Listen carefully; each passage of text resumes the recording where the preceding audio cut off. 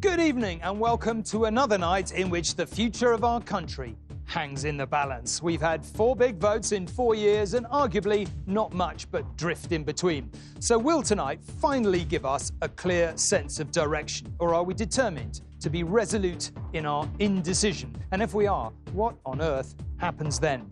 The leaders have all been out placing their votes today, dodging the rain and encouraging their supporters to get wavering voters, which, let's face it, is an awful lot of us, over the line one way or another. They are now settling in to await the results with the rest of us. This is the most important election most of us have ever voted in. I've rarely detected so much excitement about politics around the country. And who can be surprised when the future of the nation is at stake? We have correspondents in every nation and every region tonight who will bring you the results as fast as we can gauge them. In around an hour's time, we'll get the very first result, an indication perhaps of where the votes are going. But who will declare it first? Will it be here in Sunderland or Newcastle Central? Well, if the past few elections are anything to go by, this is likely to be an eventful night. And we have assembled what we really believe is the finest team of analysts and experts in the UK. We are joined again by the former Chancellor, George Osborne, and former Shadow Chancellor, Ed Balls, who between them have unrivalled political experience. Chipping in during the course of the night with their analysis will be Ruth Davidson, the Prime Minister's brother, Joe Johnson, and the former Home Secretary, Alan Johnson, amongst many others. We have our long-term political scientist, Professor Colin Rallings, who will be by my side all night, with Allegra Stratton, our battleground expert, and Professor Jane Green, who will be talking us through the target seats and analysing trends on the night and indeed over the course of this decade.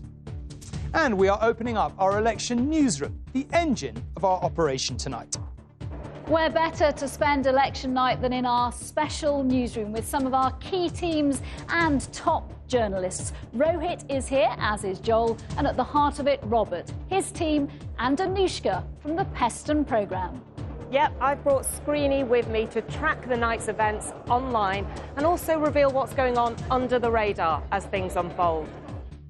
We should also mention we'll be using an unrivalled number of analytical tools which allow us to share the thinking of our political scientists behind the scenes as the night evolves. But right now, we are obviously waiting for the countdown to 10 p.m. when we can reveal the all-important exit poll conducted in conjunction with the other main UK broadcasters.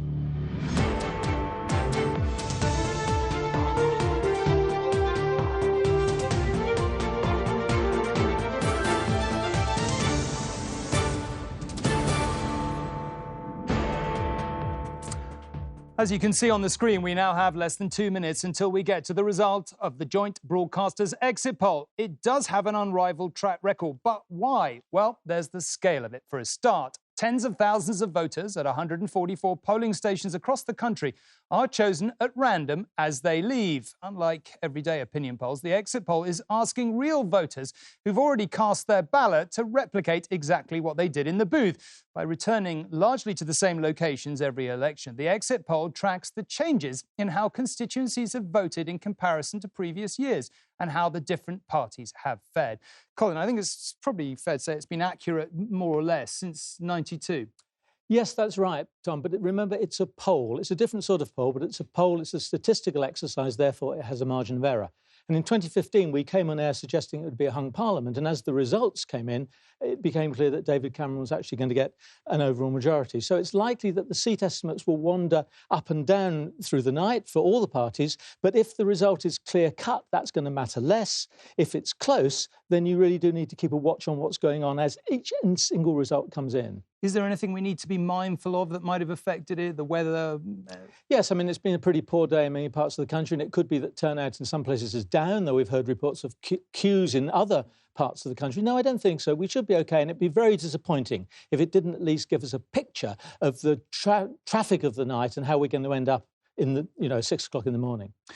OK, well, as you can see probably from your screens, we do not have very long to wait. This is an enormous moment in British politics. In 2015, all the polls were wrong. In 2017, they were wrong again. And here we are. Theresa May went to the country to try and get a majority. She failed. Boris Johnson has rolled the dice again in an attempt to do the same. Has he been more successful? It is now 10 o'clock and we can reveal the full details of the joint broadcasters' exit poll, which is predicting a large Conservative majority. The Tories are projected to win 368 seats. Labour, a dismal 191, a very large drop from last time. The Lib Dems, 13, more or less the same. The Brexit Party, none at all, and the SNP. And here may be the other big story of the night. 55. So, if the exit poll is correct, we are looking at the biggest Tory majority since Margaret Thatcher in 1987. The Tories would be up 50, Labour down 71, the Lib Dems up just 1 from 2017, but well down on the number they had when the election was called. The Greens are predicted to hold on to their 1 seat, Plaid down 1, and the SNP up 20. So what might that mean for the Union? Colin, another... I don't know, we're making another shocker, Tom, isn't it? Another slightly absolutely stunning result. But funnily enough, I mean, I think people will probably get fed up with the Prime Minister's mantra, get Brexit done, but this turned out to be the Brexit election. It's quite clear that the Conservatives have done best in the areas which voted most heavily to leave 3 years ago, and Labour has been struggling to hang on. And it probably means that much of the so-called red wall that we've been talking about for much of the election is actually going to be demolished, I think. We've said at the start the exit poll could be wrong. I mean, plus, minus. I mean, is it possible that it could be so wrong? Do you think that there'd be no Tory majority? We always take some care in choosing the headline for the exit poll. And we are confident that there will be a comfortable Conservative majority. Now, whether that will be exactly 86 is, is not certain. But it certainly looks as if this will be the largest Conservative majority since Mrs Thatcher's second landslide in 1987.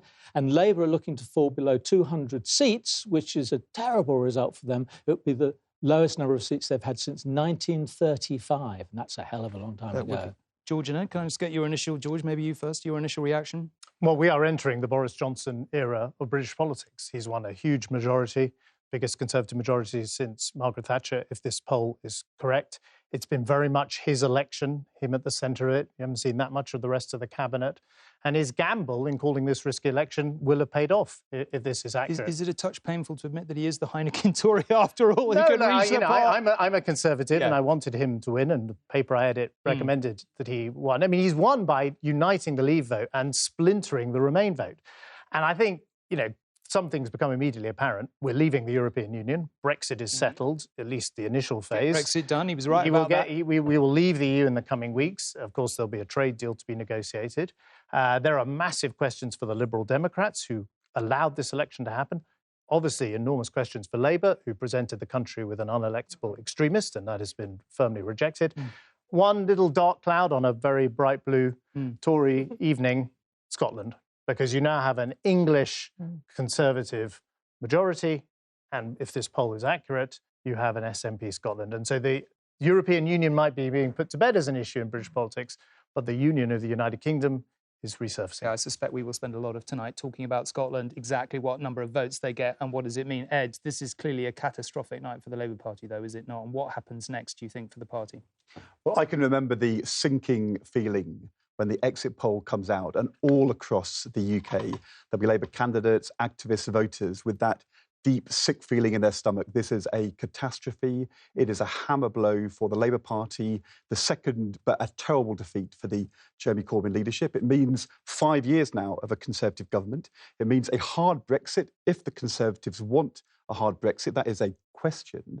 And I think for the Labour Party, look, it's not only, Colin, I think, likely to be the biggest, the lowest level of Labour seats since the 1930s. It could be the biggest fall in Labour's vote share in history since the beginning of the Labour Party, worse even than the 1930s. It's a terrible defeat. Yeah. There will be people who will say that to have an election before Brexit was a catastrophe, and that's happened, but probably it wasn't avoidable once Boris Johnson became the Prime Minister. There'll be some people who will say, well, Labour should have been stronger on Remain to unite the Remain vote, but that wouldn't have worked on the basis of these numbers. There'll be people, including people around Jeremy, who will say we should have been more Leave. But what we heard in Leave and Remain seats across the country is people saying that Jeremy Corbyn wasn't a compelling leader they could trust. And I'm afraid when the analysis is done, I think that's where it's going to start. OK. Allegra, you spent quite a lot of this election, all of this election, travelling through these battlegrounds. So two questions in one, really. you're presumably not surprised. I got a sense you saw this coming. And secondly, I mean, you know, your national editor, what does this mean for the nation? OK, on your first one, we did go to 23 constituencies. We spoke to hundreds. And I really wanted, at the end of our series, to go to the Red Wall. And we went to 13. It was the last film we did. And the end of that film, I said, will the Brexit wrecking ball smash the Red Wall? And I said that because I did wonder. I tried to speak to 15 in each of the constituencies. And there were loads and loads and loads of Conservative voters. I was pretty surprised. And they said a range of things, including, I want to get Brexit done, horrible phrase, but it was successful because it was... Hard to forget, you know what I mean? It's a horrible phrase, but it was chosen from a focus group, and it was successful because it's how people speak and how people were speaking about Brexit. They were fed up. So that's why it was successful, whereas strong and stable under Theresa May, not successful because no normal human being speaks like that, sorry. But anyway, so people were saying, we want to get Brexit done, even if it's the wrong colour. So they were prepared to vote for somebody who they hadn't voted for before, and there were other people who said we will lend the Conservatives their votes. So there's a range of reasons why Labour people have gone Conservative. I just want to go out to our newsroom to get Robert's reaction for this. Robert, we've got used to big surprises on this night, but this looks to be quite a night ahead again. It does. One of the things that I'm struck by is that right at the beginning of this campaign, it did look as though the Tories were going to get a very big majority. And then the polls narrowed. And people started to talk about either a sort of narrower win for Boris Johnson or indeed even a hung Parliament. We're back where we started. It's almost as though the campaign didn't happen. Now, in the end, what is very, very striking is that Brexiters coalesced around the Tory party. Nigel Farage's Brexit party, almost a statistical insignificance if this exit poll is correct. And the Remain vote was split between the Labour Party and the Liberal Democrats. That is what Boris Johnson gambled on when he called the election, and that gamble has paid off. Simply because the Remain vote was split, he has got what appears to be a huge working majority. Robert, look, this is a question that I suspect we will be returning to time and time again tonight. As George was just saying, you've got a largely English, possibly in terms of the union as a whole, majority here for the Conservative Party, and yet Scotland, it looks on this initial exit poll result, and it may change, and if it changes down a lot, that may alter the perspective, but it looks as if we're going to get another SNP more or less clean sweep as we did in 2015. In your view, what does that mean for the union? Well, it certainly means there'll be enormous pressure from Nicola Sturgeon for another independence referendum. It means huge instability in the union. I mean, Nicola Sturgeon, though, cannot be seen to have completely won as a result of this election. Yes, her party has got a landslide in Scotland, but everybody will remember that there probably wouldn't have been a general election if she hadn't pressed very hard for one. And, of course, that general election is delivering something that Nicola Sturgeon hates, which is Brexit at the end of January. There is no doubt on the basis of... There is literally no doubt on the basis of this result that we will be leaving the EU at the end of January. Scotland does not want to leave the EU, and some might argue that Nicola Sturgeon has accelerated that. OK, Robert, thank you very much for now. All eyes will be on those first couple of results to see how they tally up with the exit poll. And for many decades, Sunderland was the first to declare until its boss left to go to Newcastle, and a new rivalry was born, with Newcastle winning out for the first time in the referendum in 2016 and then again in 2017. They say this is not a race, but make up your own mind from these pictures from Sunderland. And as you can see, it is quite an operation in Newcastle too. We're expecting those results at around 11 p.m. Now, as I mentioned at the start of the evening, Professor Jane Green is running our wall here to explain everything that's going to happen tonight. Hello, Jane. Could we just maybe start with an overview? It's probably the easiest. Thank you, Tom. So this is the battle board. What we have here is a really big number of seats because of the uncertainty we had going into this election.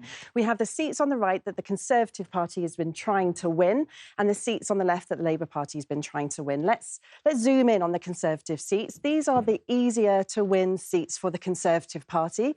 The column and the percent there tells you the swing towards the Conservative Party that would be happening if the Conservative Party wins these seats. And the coloured tab tells you the colour of the party that held the seat last time. So obviously red for Labour, yellow for the SNP and orange for the Liberal Democrats. If we go across the board, we get to those harder to win seats for the Conservative Party, all the way to the 10% swing there, all the way down to Newport East. So these are the harder to win seats for the Conservatives. Still remembering Labour on the left-hand side, if Labour to make gains, these are the easiest seats for Labour to win there in those easier columns, the 0% column up to 1%, and then all the way over to the most difficult seats for the Labour Party to win. Now, of course, with the exit poll prediction, we're not expecting to spend any time on those harder to win seats for the Labour Party. Can we put up the exit poll at this stage in the evening? Because you do have a projection for every seat. It's a projection rather than any kind of prediction, but can we put it up and see how the evening's going? So really importantly, what the exit poll does, it gives us a prediction for every single constituency as well as that headline figure. And if we put in the exit poll predictions, what we're interested in is the pattern, not individual constituencies, because they might not all be accurate, but this is the pattern that it gives us. And as you can see, consistent with that headline figure, we see the Conservative Party making gains right the way across the Conservative targets. Let's just focus in on those Conservative targets so we can see them better, because obviously you can't see that on that big wide shot. But what we have here is the Conservative Party taking seats, not uniformly, and you can see that Scotland is really the outlier there, with the SNP either taking seats predicted or holding seats. But if we go across the battle board, we see those Conservative targets, those harder to win seats for the Conservatives, all the way over to a 10% swing for Walsall South. So absolutely fascinating. But it's extraordinary to see somewhere like Hartlepool, Peter Mandelson's old seat, as Labour as one used to think any constituency was, potentially falling blue.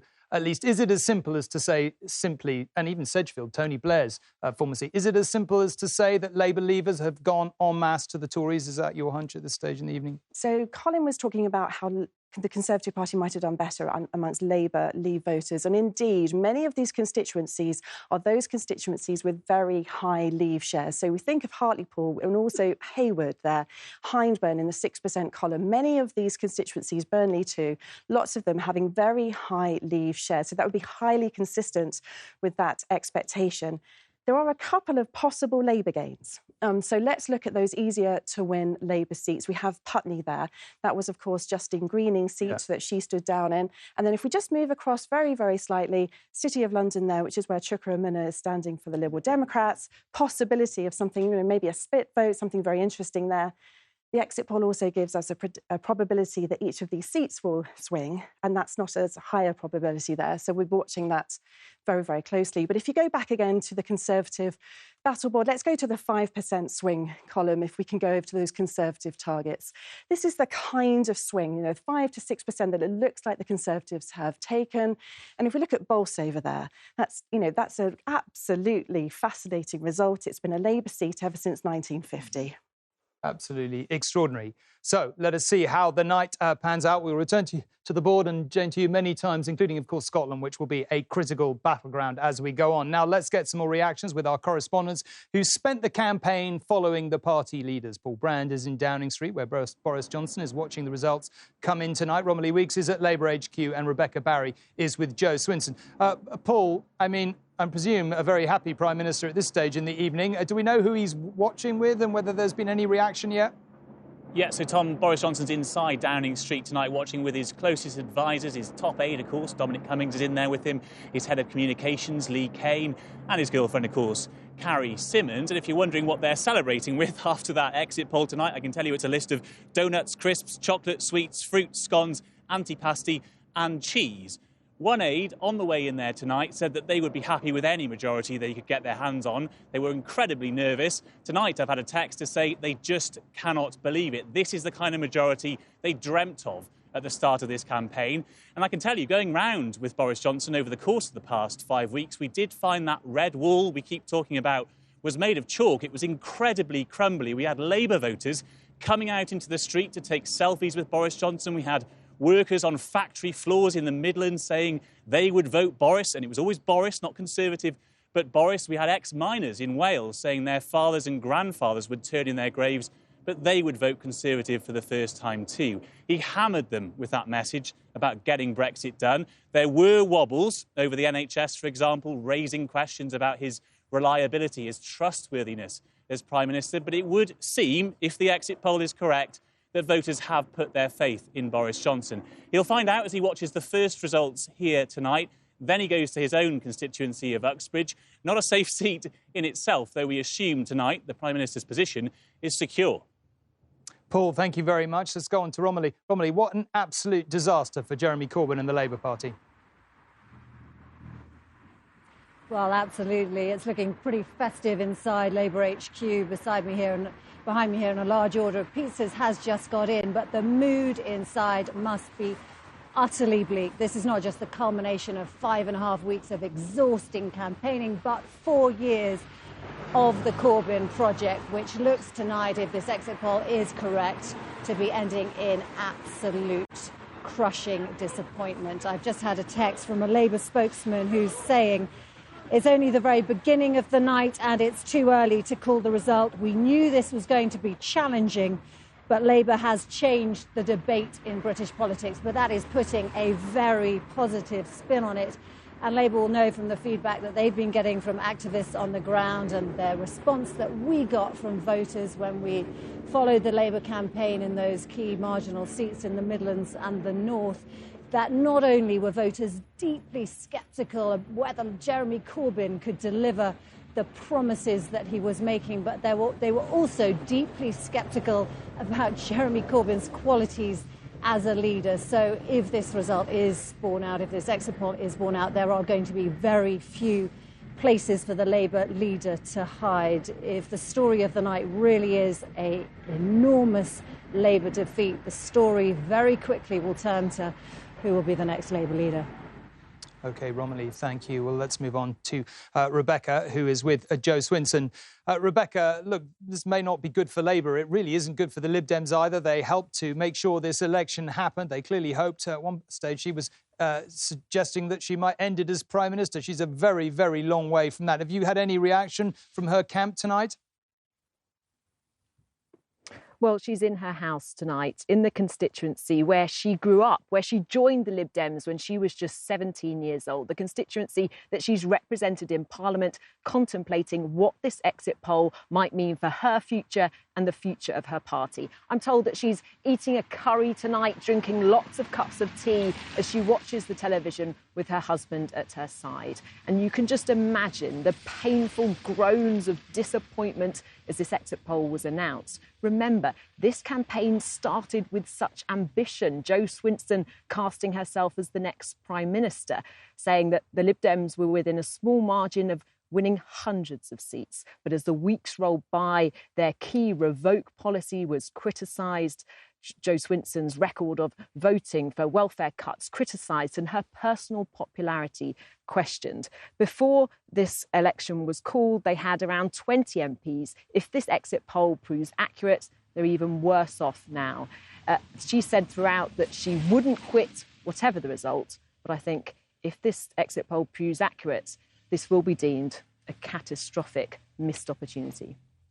Rebecca, indeed, all three of you, thank you very much indeed. We'll come back to you later on in the night. And, of course, there is a suggestion, certainly on those exit poll numbers, that Jo Swinson may have lost her own seat, making it a double disaster for her. So let's just get a reminder of what those exit poll numbers are telling us. The Conservatives are projected to win 368 seats, Labour 191, the Lib Dems 13, the Brexit Party none at all, and the SNP 55. I'm joined by Michael Gove, of course, who needs no introduction. Michael, if this is even halfway correct, this is a simply stunning result for you.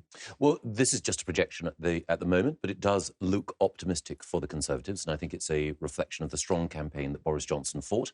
But we'll know soon enough. Those first results, as you mentioned, from the northeast of England will be in shortly, and when we have real votes in real ballot boxes, we'll be in a clearer position to know exactly what the eventual result will be. To be fair, it would have to be very, very, very wrong for you to lose the possibility of a majority. So you must be allowing yourself a moment of quiet satisfaction. I know you're very good at holding the line at this point on election night.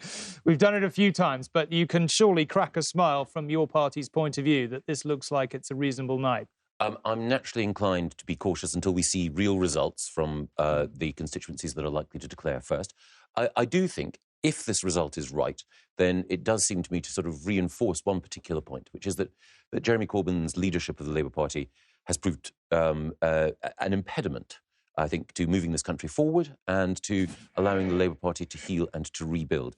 And in particular, I think one of the things that this election result, if it's anything like the opinion poll that you have shows, is that people in this country wanted to make sure that the Brexit vote was honoured, and that Jeremy Corbyn's indecision and uncertainty on that has clearly hurt the Labour Party if this exit poll is accurate.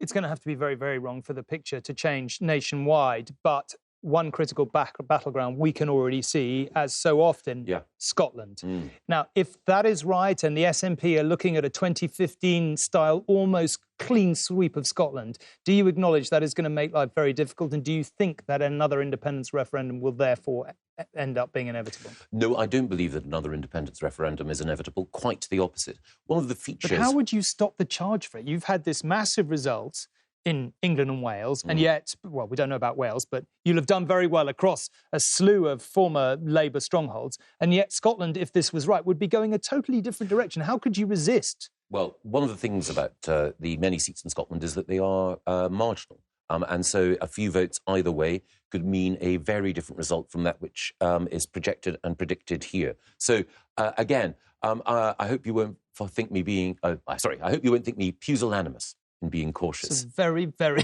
long word for so early in the evening, Mike. Well, anyway, that's very good. I hope you won't fear that I'm being... I naturally... Well, no, I'm just making the point that if Scotland goes that way and the rest of the UK goes a different way, that is an enormous political earthquake in the UK. Unavoidably so, surely. I'm naturally inclined to carcanny, to use a good Scots phrase, at a time like this. I do not want to make any assumptions, but the one thing that I do want to underline is that I don't believe that a second independence referendum would be right for Scotland or right for the United Kingdom. OK. If this is vaguely right and the SNP goes on to have a fantastic night in the next Scottish elections, surely you would acknowledge that the demand for independence to be tested again would be overwhelming, deafening. One of the things that came through in the course of this campaign is that we actually saw a shift in the polls against the idea of independence. The last opinion poll, which measured how Scots think, showed that there were more Scots, dramatically more Scots now, who were convinced that Scotland should remain part of the United Kingdom. But as I say, these are early indications of what we may see later. I think it's important to be cautious. I think the other thing is that one of the things that we owe the voters is to wait to see what the verdict is that they've issued in individual constituencies. I hope that if the Conservatives do form a majority, what we can do is that we can get the Brexit bill through, and then we can begin the process of healing and rebuilding the country and making sure that whether people voted leave or remain, they recognise that this is a government that wants to honour the democratic mandate and also wants to ensure that the need to invest particularly in those areas in the North and the Midlands that have felt overlooked and undervalued, that respect is extended. OK, Michael, thank you very much indeed.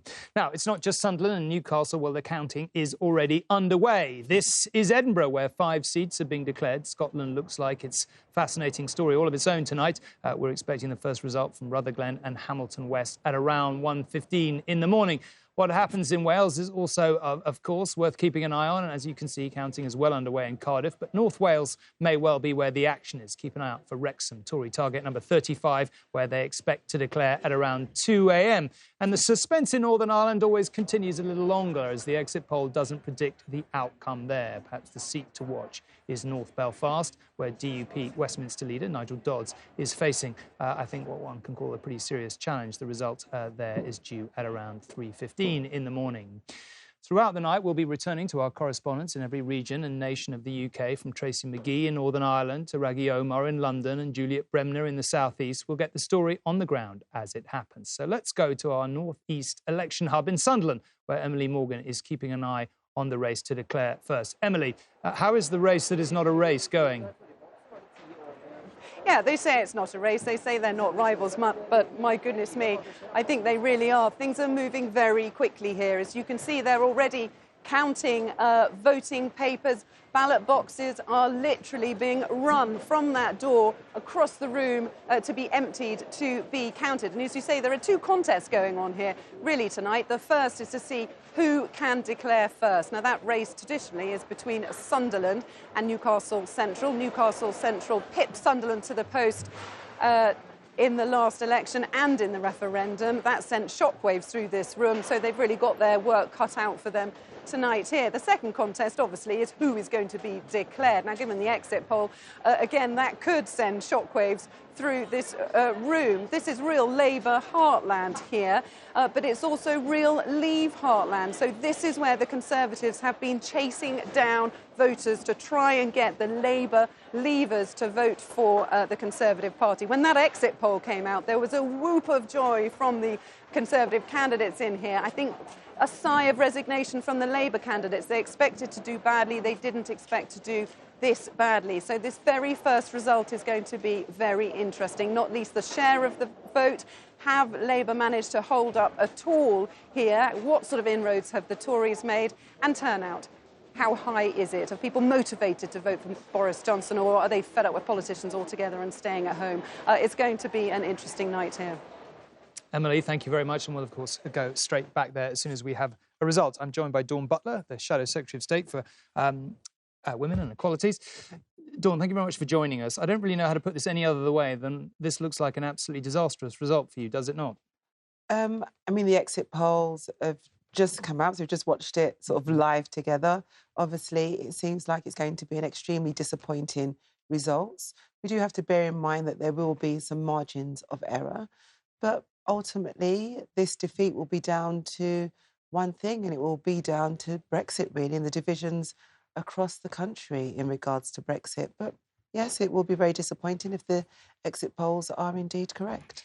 How much of the defeat, if it is a defeat, do you put down to Jeremy Corbyn? How much do you put down to Brexit? And how much do you put down to your policies as a whole? Well, I think nobody can doubt that we had the most far-reaching, enthusiastic and ambitious manifesto, and people were hopeful about our policies and our manifesto, and if we were in government, we would be able to deliver that. So it was... It's hard to think of a more comprehensive rejection than the one you look like you might have got tonight, possibly for all three.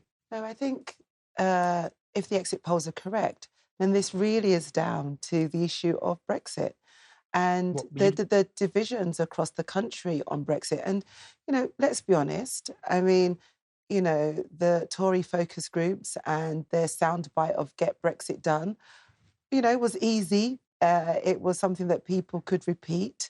And the problem is it's dishonest because, you know, Boris's Brexit is just going to lead to years and years and years of uncertainty in regards to trade with the EU and with the US. But, you know, it was a soundbite campaign, wasn't it? Would you accept that this is the end of Jeremy Corbyn's leadership of the Labour Party? I mean, I think most people with a result like this would take that as a given, probably before the morning. No, I don't think we should even be talking about that, actually, because I think the country is going to have a real... But it's a catastrophic result. I mean, you know, elections come and elections go. We very rarely see a major political party getting absolutely hammered like you have tonight. Well, it's very early in the night, though, isn't it? I get that.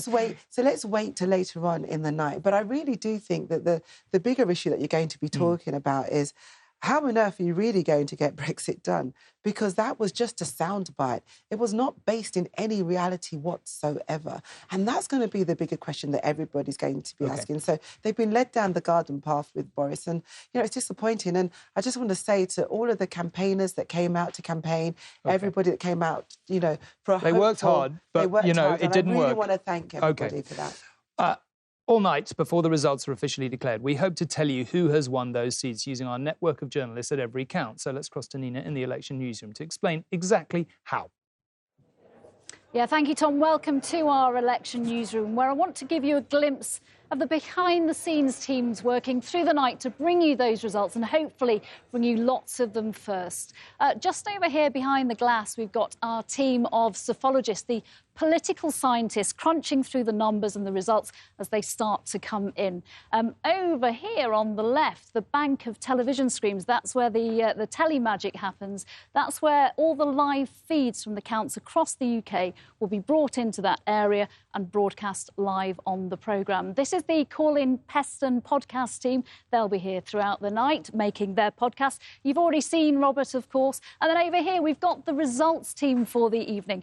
As Tom, I think, has has said we've got journalists at 650 counts, the mini-elections across the UK, and they are tasked with getting confirmation of the results from an official on the ground before that result is announced on the stage. They then call the results team. Samia, you've got a busy night ahead. What happens when somebody calls you? Well, essentially, we can get two types of call. It could be a headline news, or it could tell us the full results. When it's a headline news, it could just tell us if it's a Conservative hold or a Labour hold in a seat. If we get full results, then we kind of update each of the individuals and each of the constituency results we get. And once we declare those are essentially the results you get at the bottom of the screen. Yeah, thank you, Samia. Yeah, as Samia was saying, the results should appear on a strap at the bottom of your screen. In 2017, the last time we were all here, we called more than three-quarters the results first, which will explain why, as the night unfolds, you might see our totals are higher than elsewhere. Tom? OK, Nina, thank you very much indeed. Well, I just want to come back to Colin for a moment here, because Scotland will emerge as well. I mean, we talked a little bit earlier, and you kind of made it pretty clear that you thought the exit poll would have to be very, very wrong for the Tories not to have a majority. But Scotland looks like a much more delicate thing, perhaps. It is. It's what George was saying earlier, that 46 of the 59 seats in Scotland are marginal. And it's often actually quite close between three parties, let alone two. And so very small shifts in votes could see one party tipping over the top as opposed to another one. So although we made every effort to call the seats in Scotland and now saying, well, SNP are going to get 55 seats, which is all bar 4, almost back to where they were in 2015, I think that has to be treated with some caution. But what is clear is the SNP are going to pick up on the 35 seats they had. They'll have a clear majority of the seats in Scotland, and that will, of course, have political consequences. OK, Colin, thank you. Let's pick that up in a minute. Well, let me just come back to the panel here and pick that up, particularly perhaps the thought of how many marginal seats. Well, as you can see, Ruth, Alan and Joe are here. Ruth, can I start with you? I don't know if you took in what Colin was just saying there. We've obviously got this startling exit poll projection for Scotland, but Colin was just making the point that there are so many marginal seats that it's quite hard to be sure. What's your sense of it? Well, I mean, we knew coming into this that things like universal swing wouldn't really work for Scotland. So everyone's been treating the polls we've had before the exit poll with a bit of a health warning. Out of the 59 seats in Scotland, only 2 have 5-figure majorities. So it's really small numbers in here. And the projections that have come from the exit poll, which I know is done on a different method, it has some anomalies in there, like, for example, the Lib Dems losing Orkney and Shetland, which they've held for all but 15 of the last 150 years. And actually, all of the parties in Scotland are treating some of this with a bit of scepticism just until we see the numbers come in. Now, it may well be that Colin and his colleagues have got this right, but I think that before we start writing off half of the Scottish seats, we probably want to see just how close this is. I mean, we've got 5 seats under 150 either way the last time around. I mean, some of these seats are so tight. Would you accept that 55 seats, or even, I mean, anything that looks vaguely like this for the SNP is going to ask some pretty big questions of the union?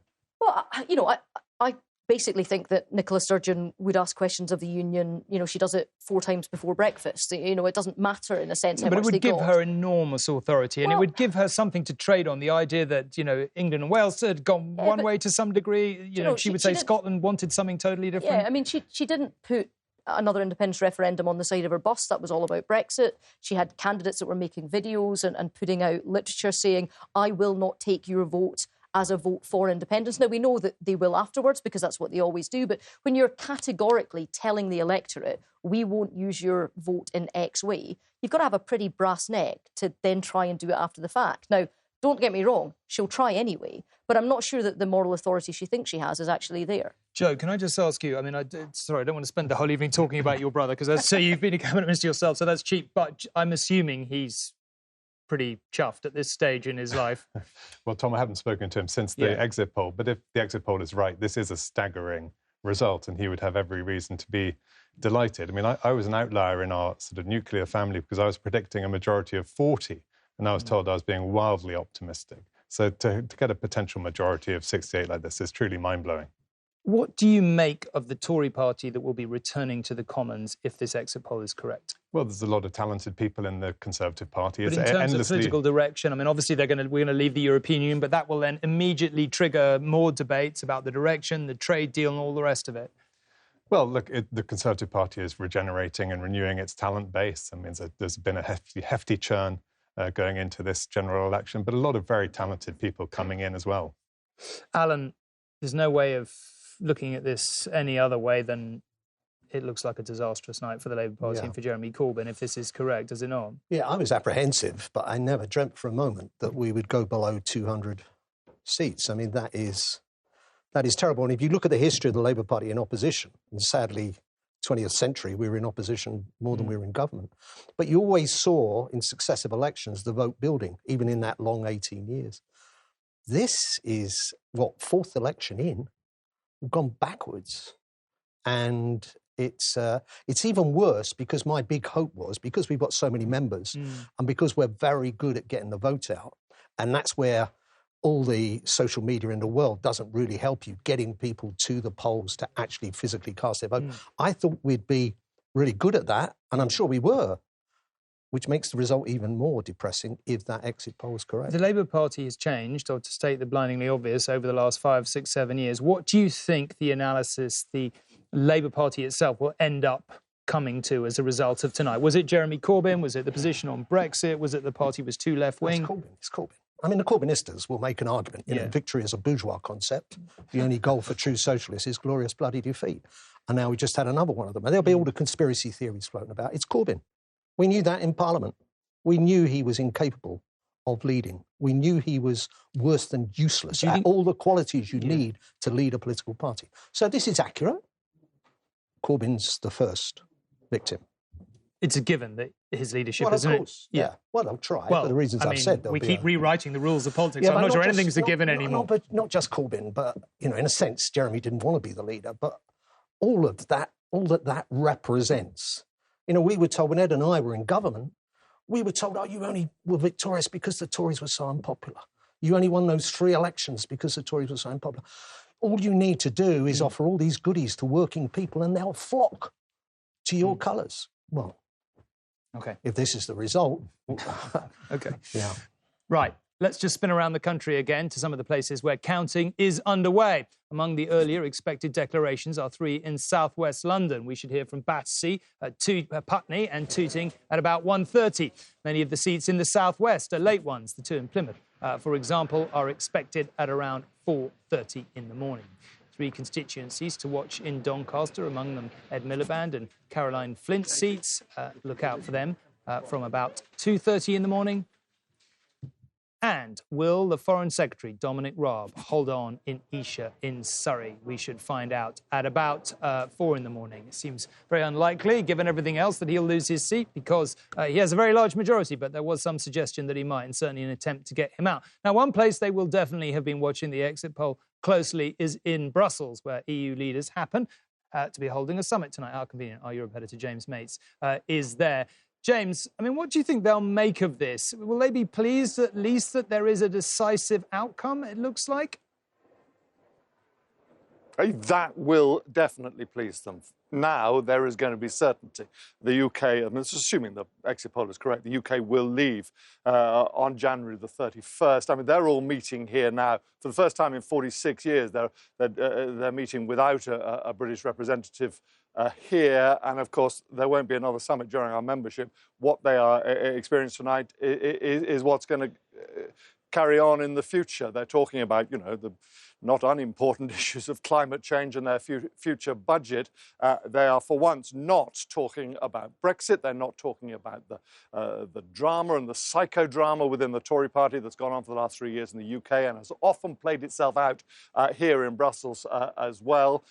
No more extensions. They know that what's going to happen is going to happen, and we move on to stage 2. Now, of course, because they're fully aware that this hasn't got Brexit done, it's just got stage 1 of Brexit done, and that these very complicated negotiations on our future relationship and what our trading relationship with the EU is going to be will start immediately. They've got a task force under, of course, Michel Barnier, all ready to do that. So the question for them is, what sort of Boris Johnson are they now going to get? Are they going to get the one who in the past has not been anything like as hard a Brexiter as he became in his pursuit of the Tory leadership and in pursuit of this election victory? Or does he carry on down the same path and refuse an extension to the transition period, go for a very hard Brexit?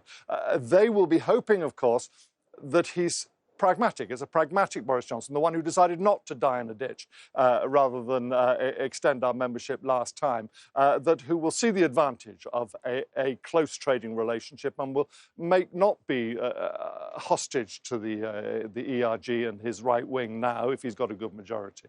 So on those things, I mean, they're looking forward already to that second stage. There will, of course, though, I do have to say, be some disappointment. They have always believed here that faced with the realities of Brexit and the realities of where we're going to be after we leave the EU, the British people would begin at least to change their mind. And this election will have confirmed absolutely for them that that hasn't happened, isn't going to happen.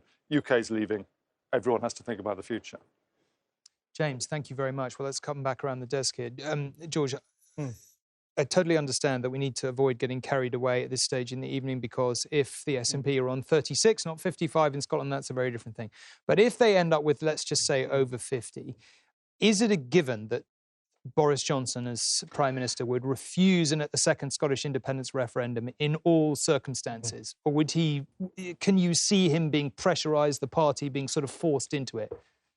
I don't think he will ever concede another referendum on independence. I don't think any Conservative leader who went through the experience of winning the 2014 referendum on Scottish independence wants to repeat that in the sense of, putting the union up for grabs. And, Michael Gove, who you were just talking to, although he represents a Surrey seat, is from Aberdeen, and, he's a passionate unionist. They're not going to risk an independence referendum, and they will withstand any amount of pressure from Holyrood and from Nicola Sturgeon and the SNP. Some kind of Scottish, I mean, I know we're jumping really ahead of ourselves here, but is some kind of Scottish UDI holding their own independence referendum, a Catalonia-style situation, maybe trying to stay in the European Union? Is that conceivable in your view or not? Well, the SNP itself has always had two factions. There are gradualists who thought, get a Scottish Parliament, build up the reputation of a Scottish government in Edinburgh, and eventually you'll get to independence. And there are fundamentalists who say, forget all that, let's just go straight for a kind of Catalonian-style plebiscite, which may be illegal or certainly we organise and the rest of the UK doesn't recognise. I think they'll have that debate inside the SNP, but Nicola Sturgeon is firmly on the gradualist side of that debate. And there are all sorts of risks with a plebiscite about whether it's frankly illegal and whether it could happen at all. So I think in the end, you'll have a growing kind of constitutional division between Scotland and the UK and England. Yeah. I think also worth noting, it won't get much airtime on election night, but the Brexit deal, which now will pass, does create this border in the Irish Sea, a regulatory border in the Irish Sea, and does push Northern Ireland in the direction of a united, federated Ireland. Something I never thought would happen in my lifetime, and you spent much time in Northern Ireland. Yeah. I think that now is another thing to watch in British politics over the next 5 to 10 years. Ed, can I just come to you about Labour politics, if I might, in a moment? But can I just ask Allegra, I just want to ask Allegra to chip in on the union question. I mean, do you, because I almost got to you with it earlier, do you agree with George? Do you think that the pressure for some kind of second independence referendum, if we do have a fantastic SNP result, would be impossible to resist?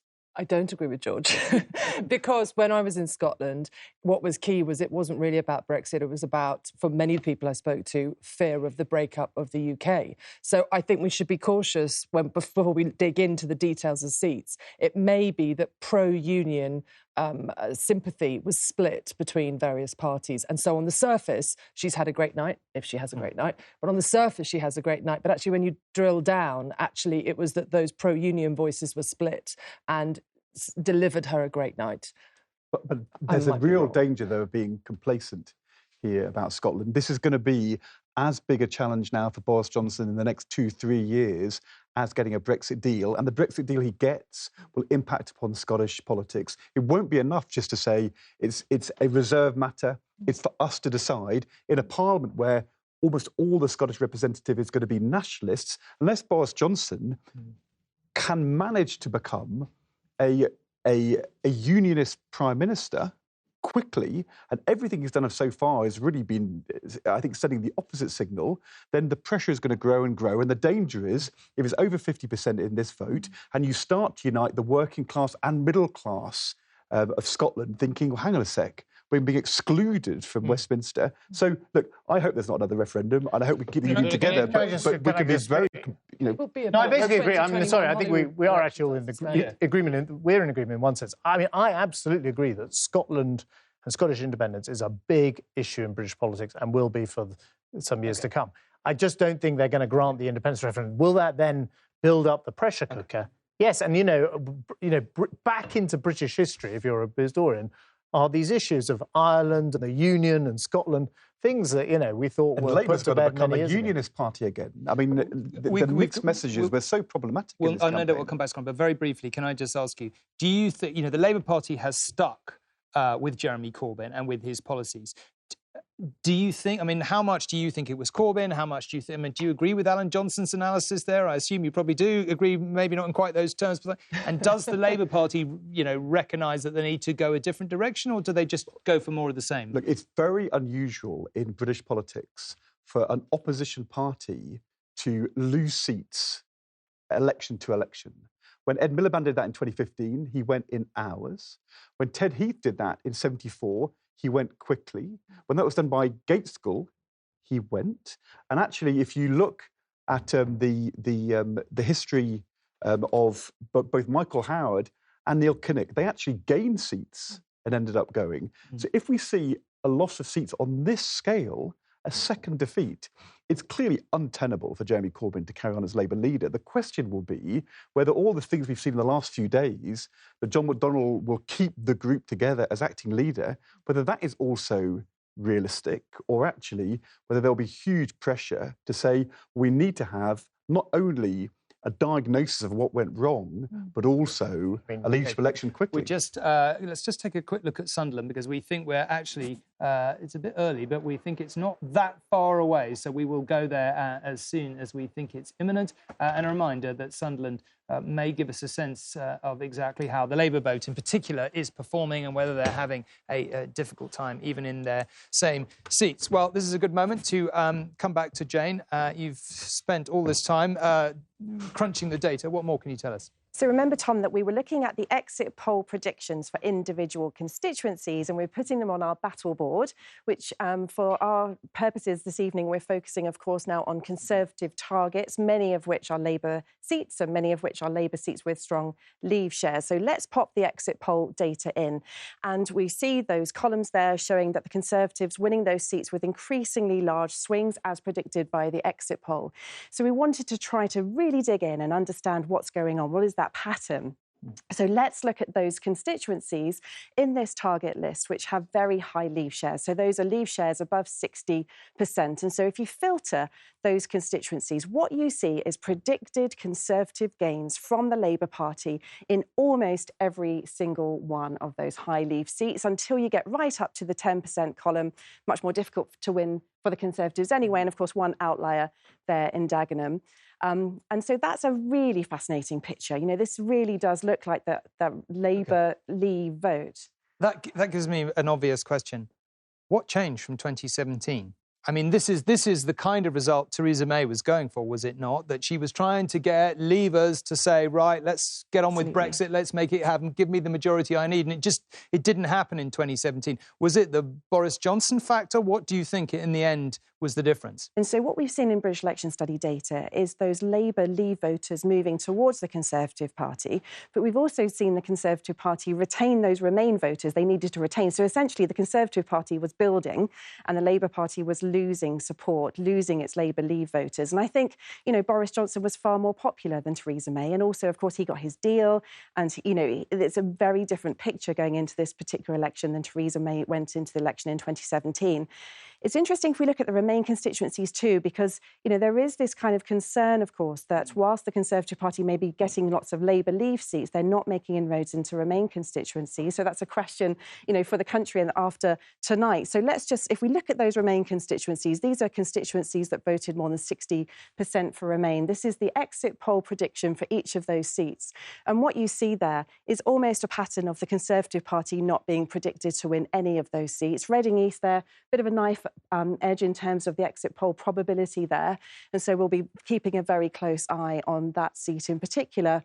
But seats predicted to be held by the SNP, by the Liberal Democrats there, Oxford, Western Abingdon in the 0% column, and Labour holding on to seats where that Remain vote is higher. Is your hunch that a recovery in the Liberal Democrat vote will have cost the Labour Party, or will we end up, do you think, seeing a lot of Labour-Tory switchers in these seats? So I think we'll see lots of Labour-Tory switchers, but I think also if the Labour Party's vote is down, those votes to the Liberal Democrats, because of course the Labour Party and the Liberal Democrats competing for Remain voters, you know, our analysis showing that revoke position was popular to those voters who really did believe that revoke was necessary. So some of those voters going over to the Liberal Democrats would have been damaging for Labour. OK, Jane, thank you very much. Let's get a reminder of those exit poll numbers. The Conservatives are projected to win 368 seats, Labour 191, the Liberal Democrats 13, the Brexit Party none at all, and the SNP 55. Let's find out how those numbers have gone down with the financial markets and on social media with Nina in the election newsroom. Well, one person who's got the answers, who's been looking at those figures, is our business and economics editor, Joel Hills. What happened to the pound the moment the exit poll was released? You can see right here from the Bloomberg live market data, Nina, the exit poll landed and the pound took off. I mean, look, the value of the pound is set by investors based on assumptions of the strength of our economy and our future prospects. And all the arrows are pointing towards, even allowing for a margin of error, a thumping Conservative victory. But context is important here. Let's look at the value of the pound so far this year. I think we can see that we're at the highest level that we've had this year, but yet we're not far off where we were back in March, back in April, when Theresa May was struggling to get her deal through the Commons. This was the point in May where Theresa May's government collapsed and the pound fell. This was the moment in July when Boris Johnson became the party leader. And you can see very clearly there that in the very recent weeks, as the polls have pointed to a Conservative victory, so the pound has strengthened. But, and there is a big but, let's also go back to the referendum data and remind ourselves that $1.35 is some way off the levels that we were seeing back in June 2016, where the pound fell very substantially on the back of the vote to leave the European Union. And this is the caution here. Be wary about interpreting this too heavily as a vote of confidence in Boris Johnson. It does give him, in theory, a majority strong enough to get the UK out of the European Union. But thereafter, he's promising extraordinary things in terms of a deep, comprehensive trade deal with the European Union. He's planning to get that negotiated, ratified, implemented by the end of the year. I think investors will tell you there is some considerable doubt that he will be able to do that in a year's time. We could be facing the prospect of hard Brexit. This is not uncertainty removed, it's uncertainty delayed. Joel, thank you. Yeah, keep your eyes on 2020 then. Look, we want to get your reaction from inside the newsroom. Of course, there was a big gasp when that exit poll was released at 10 o'clock. We also want to give you a picture, a flavour of what's happening online, how other people are reacting. Anushka has been looking at that. What's the thing that's standing out to you so far this evening? Well, just as you described it here, that shock is what we're really seeing, and you can see it in all the messages that we're getting across the political spectrum. So if I show you James Forsyth from The Spectator, an interesting start, because he says what's striking is that it looks like the Tories may have had a bad night in London, where we know Boris Johnson is an MP, and Scotland. And interestingly, when there were all those queues in London this morning, I messaged someone in the Labour Party and they said, we don't need queues in London, we need queues in the Midlands. And look at this last line here from James. This means the Tories must have swung a wrecking ball through the red wall. And of course, we are hearing from that red wall. Let me just show you one MP from Don Valley, Caroline Flint. She says we're going to hear the Corbynistas blaming it on Brexit and the Labour Uber Remainers blaming Corbyn. Both are to blame for what looks like a terrible night for Labour. Both have been taking for granted Labour's heartlands. She was one of the MPs who argued that actually they needed to be more Brexity and listen to their heartlands. Let me just show you a couple more things, because recriminations are, of course, underway about Jeremy Corbyn. Patrick Maguire from the New Statesman says Corbyn sceptics expect the MP Jess Phillips to move first against JC. Well, we have heard from her. She's not moving against him at the moment, but here's what she said. There are very few words for how heartbroken I am for the community I represent who have been through enough. OK, thank you, Anushka. Robert, if I can turn to you. Look, we've had a situation where we've had a Labour leader who's lost 2 elections in just over 2 years' time. Does it make sense that all these people are talking about what happens next, the succession plan? Is it over for Corbyn now? Look, this could be the worst result for Labour since it became one of the 2 natural parties of government. This could be worse than 1983, when Michael Foot famously wrote a manifesto described as the longest suicide note in history. So he can't survive. And I'm assuming he will announce his resignation in the morning. The issue won't be whether he survives, it's about what happens next. So lots of talk that John McDonnell, the Shadow Chancellor, would take over as interim leader to bring a bit of stability, possibly for a number of months, while the party works out who the contenders will be. However, Len McCluskey, the most powerful trade union boss, is not at the moment a great fan of John McDonnell. He's got enormous influence. He may not like that. So the debate within hours will be, do they have a leadership election almost immediately? Now, the last time they had a leadership election almost immediately, it led to the election of Jeremy Corbyn, which some Labour supporters think was a terrible mistake because it didn't actually follow on from any really long period of introspection and evaluation of what had gone wrong. Now, the left of the Labour Party probably do want a very quick election because they sort of think if they get one reasonably soon, they'll get somebody within the Corbyn mould. There will be a really passionate argument within the Labour Party, literally within hours, not about whether Jeremy Corbyn stays, but how long an interim leader will be in place for. Yeah, and the future of the Labour Party wholesale, no doubt, as well. We'll be back a little later as soon as we get the front pages to see how the media is reacting to that exit poll. But for now, Tom. Nina, thank you very much. Can I just come back around the desk here? We were just talking a moment ago about what a Boris Johnson government is going to be like. I mean, a large Tory majority. I mean, I think it's fair to say that the manifesto was a little on the thin side in terms of real intent. What do you think a Boris Johnson government for the next 5 years looks like? Well, first of all, it's very much his show.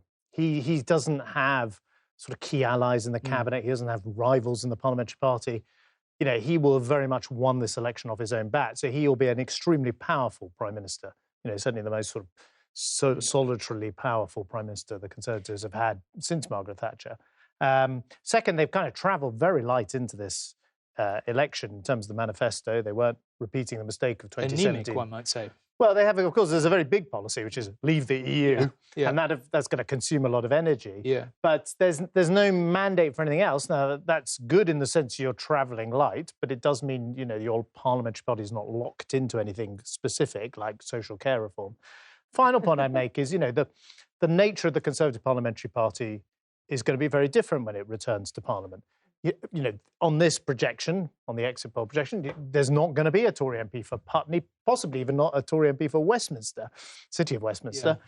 But there are going to be Tory MPs for Hartlepool and Sedgefield and so on. And so the nature of the party is going to change, and the demands on the leader, basically to serve those constituencies, are going to be strong. So I think the kind of what's going to go into the deep freeze is small state, low regulation, small tax conservatism, because that is not what those constituencies are going to need. And, immediately those MPs that return, if you're the new Tory MP, from that part of the northeast, let's say, you're going to be thinking, I've got to win this seat again in 4 or 5 years' time. Does it change, though? Does it change the approach you'll take to Brexit? There's lots of people, I think, out there hoping a large Boris Johnson majority.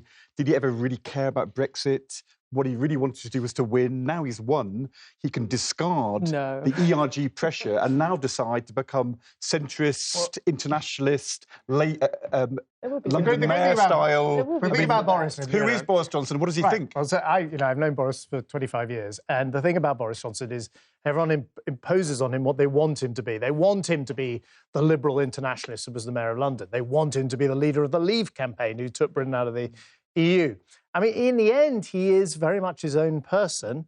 He doesn't, his closest friends are not MPs. You've known him for 25 years, what's he going to do on Brexit? My personal instinct is that about him, having dealt with him a lot, when he was London Mayor and other times, is, he does have kind of big, generous liberal instincts, but he has become the leader of the Conservative Party and now the Prime Minister with a large majority because he put himself at the head of the Leave campaign and the exit from the EU. And that will always be the contradiction, if you like, or the component parts of Boris Johnson as Prime Minister. What's your sense of the Boris Johnson government? I think that you are right, that he will know that a lot of these Labour voters that have come over to him, if he wants to keep them for a decade or build a proper legacy, he has to deliver for them. And it's not just Brexit. Go around the seats that I've been round. If he's won Grimsby, which is a harbour with the heart ripped out, there were almost every shop was boarded up. If you go to Barrow, if you go to a series of these places, he has to deliver, and it has to be obvious in the public realm. I know that there's anxiety inside Downing Street about how do you do these projects quickly enough? How do you build infrastructure that affects these communities? How do you increase... Ed wants to come in. The biggest thing is going to be what happens to the economy. And that's going to be determined by Brexit. And he's got to decide, does he want to have a Brexit deal which actually keeps our economy moving, or does he have a Brexit deal which causes dislocation, which will be incredibly unpopular, particularly in those northern manufacturing areas? So he's got to decide. But he has some flexibility to make that decision. What's he going to do? OK, we're going to be talking about this for a while. Let me come over here and talk to Ruth Davidson again and to Fiona Hill, who was Theresa May's Chief of Staff. Fiona, maybe I can start with you. Welcome. Thank you for joining us. Thank you very much. What do you make of this? Was Boris Johnson the personality simply? I don't know if you were listening when I was talking to Jane earlier about what really changed, from 2017. An awful lot of Labour Leave voters decided this time to come across. I mean, it's correct, presumably, to say that these are exactly the kind of people and constituencies you were hoping would come across to you last time and didn't. Absolutely. I mean, the template was there in 2017. Those were exactly the people that we wanted. A lot's happened in 2 years. We've had a number of different votes go through Parliament that were blocked, and so I think the context is slightly different this year. And I think that Boris ran a fairly sombre campaign, but a steady campaign. There weren't too many surprises, give or take. The manifesto came and went. If you compare that to 2017, that didn't happen for us. And all in all, he's got what he's wanted because, he's worked hard, he's kept his head down, and he's worked out very, very finessed lines like, let's get Brexit done. And dropping a line like that into an environment with people scratching their heads watching Newsnight or whichever political programme every week saying, for the love of goodness, can we get something happening here? He's managed to galvanise that. And if these figures are right, he's won out. Is it that people, as you say, are just more frustrated since 2017? That hasn't happened? Or is there an aspect to... I mean, Theresa May, let's say kindly, was not a natural campaigner. I mean... The Boris Johnson in this campaign was not the Boris Johnson we all probably remember. He was very sort of, as you say, very disciplined, which isn't necessarily come easy to him. But was it just that he was a more outgoing, easier personality in terms of retail politics, or was it just the pent-up Brexit frustration, do you think? I think with any campaign, there's a multitude of reasons why a campaign works and why a campaign doesn't work. Often you get a very strong sense, it's almost mystical really at the start of a campaign in terms of, is it likely to go your way? And I really felt really at the start of 2017 that although the polls showed that we should be winning and everything looked like it was shiny and lovely and it should all work perfectly well, there was just something that just didn't quite feel right, that intangible thing. And so therefore I can only suspect, because I wasn't part of this campaign, that intangible thing was there this time round. helped by the fact that he has got a reputation for being able to, even if you don't like him, people still want a selfie with him. Ruth, you haven't always been Boris Johnson's biggest fan, but what do you, I mean, people will be looking at this campaign for a long time, assessing it. You know, why was he successful? Was it Brexit? Was it his personality? Was it message discipline? What do you think in the end? Well, Fiona's right, that a campaign has many different strands to it. I think some of the things that weren't in Theresa May's gift, for example, was where the country was, its frustration level with Brexit. You know, we hadn't got to the point where we're at now, where the country had seen night after night on the television news the shouting that was going on in the House of Commons, the MPs voting against every option, against revoke, against another referendum, against a withdrawal agreement, against everything, and not voting for anything. So there was that frustration level of, right, we just have to hammer our way through this, and that's what Boris had identified rightly and framed the debate on those levels. And you know, you've got to give him credit for that. But I think also, you know, there were other things that worked in his favour too. Jeremy Corbyn of 2019 is not the Jeremy Corbyn of 2017. He's not got that idea of hope that's unrealised yet. You know, we didn't see the people singing "Oh, Jeremy Corbyn" to the White Stripes. We didn't see the kind of organic material that was being shared in 2017 of people taking their phone along to some rally that he was doing outdoors, giving out hooray, and everyone in the crowd's going wild, and then they're sharing it among their peers, and that peer-to-peer stuff hasn't changed. So lots of different things happened, and also they learned some things from the campaign. So, for example, the manifesto that was raised there, you know, it was really clear that the Conservatives launched their UK-wide manifesto on a Sunday when there's reduced news bulletins and tried to leave as much out of it as possible. There was nothing about older people having to pay for heating, nothing about older people having to pay for social care. We know older people vote, you know what I mean? That sort of thing. Can I just follow up on that, though? What was the response to him personally on the doorstep in Scotland when you were out campaigning? I mean, was it easier? Did he go down well? I mean, a lot of people say, a lot of people in Scotland hate Boris Johnson. You know, he's seen as far away, posh and everything else. Well, very split. So a lot of middle-class Remainers in Scotland, in the same way as in other parts of the country, don't particularly take to him, and they see him as still the leader of the Leave campaign that's done this thing to them they didn't want. However, and this, you know, surprised me to a degree, I was around sort of 15, 16 seats. I've knocked on thousands of doors in this campaign. If you look at sort of aspirational working class, particularly men, think he's great. You know, he's going to get stuff done. Just get out of his way. Just let him do it. And that was a strain of opinion that isn't always articulated in Scottish news, and perhaps people hadn't picked up on.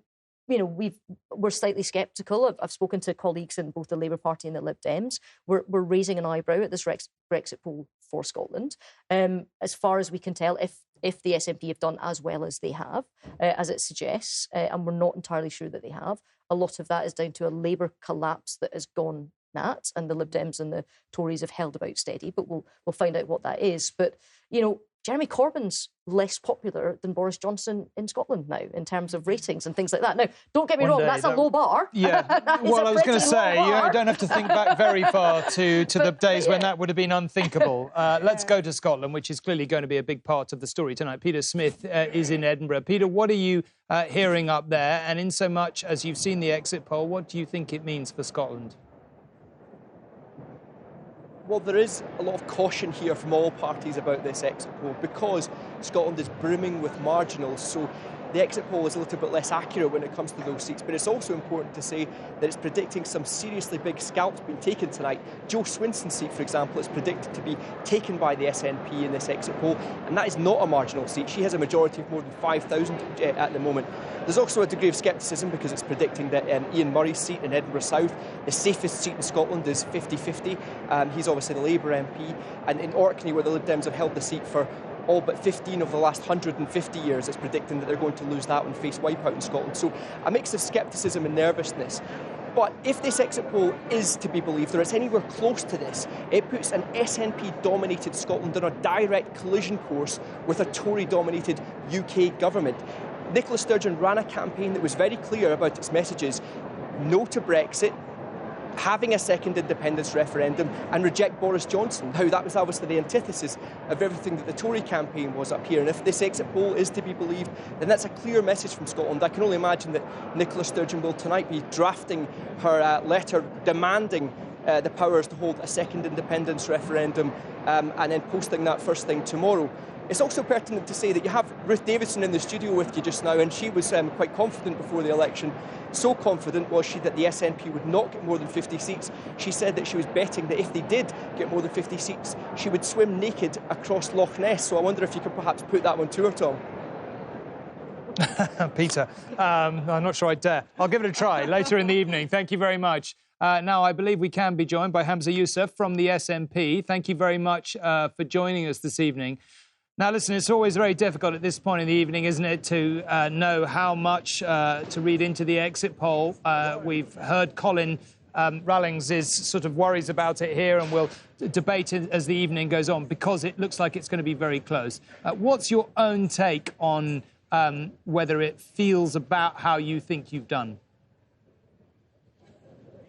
Well, I suppose first and foremost, the usual caveat, this is an exit poll, not a result. And very clearly, as Peter was saying in his package, in his report just there are so many marginals in Scotland and local factors at play that we would, of course, urge caution to any exit poll. Some seats in Scotland in 2017 were won by literally just a couple of votes, some by tens of votes, some by 100 or a couple of hundred. So lots of marginal seats in play. What it does point to, of course, though, is a good night for the SNP, another election victory for the SNP in Scotland. But what it also points to is, of course, a very disheartening night for progressives and I would say other political parties, Labour and other political parties in England. Labour clearly failing to cut through in England, their message not penetrating in England. And, of course, as I say, disheartening to see potentially a Conservative majority in England. I don't know if you were listening earlier in the programme when George Osborne was talking about the prospect of another independence referendum, and he was saying he's known Boris Johnson a very long time. He didn't think there was any possibility at all of Boris Johnson granting it in any circumstances. If that turns out to be the case, and yet you do very well tonight, how do you think that plays out?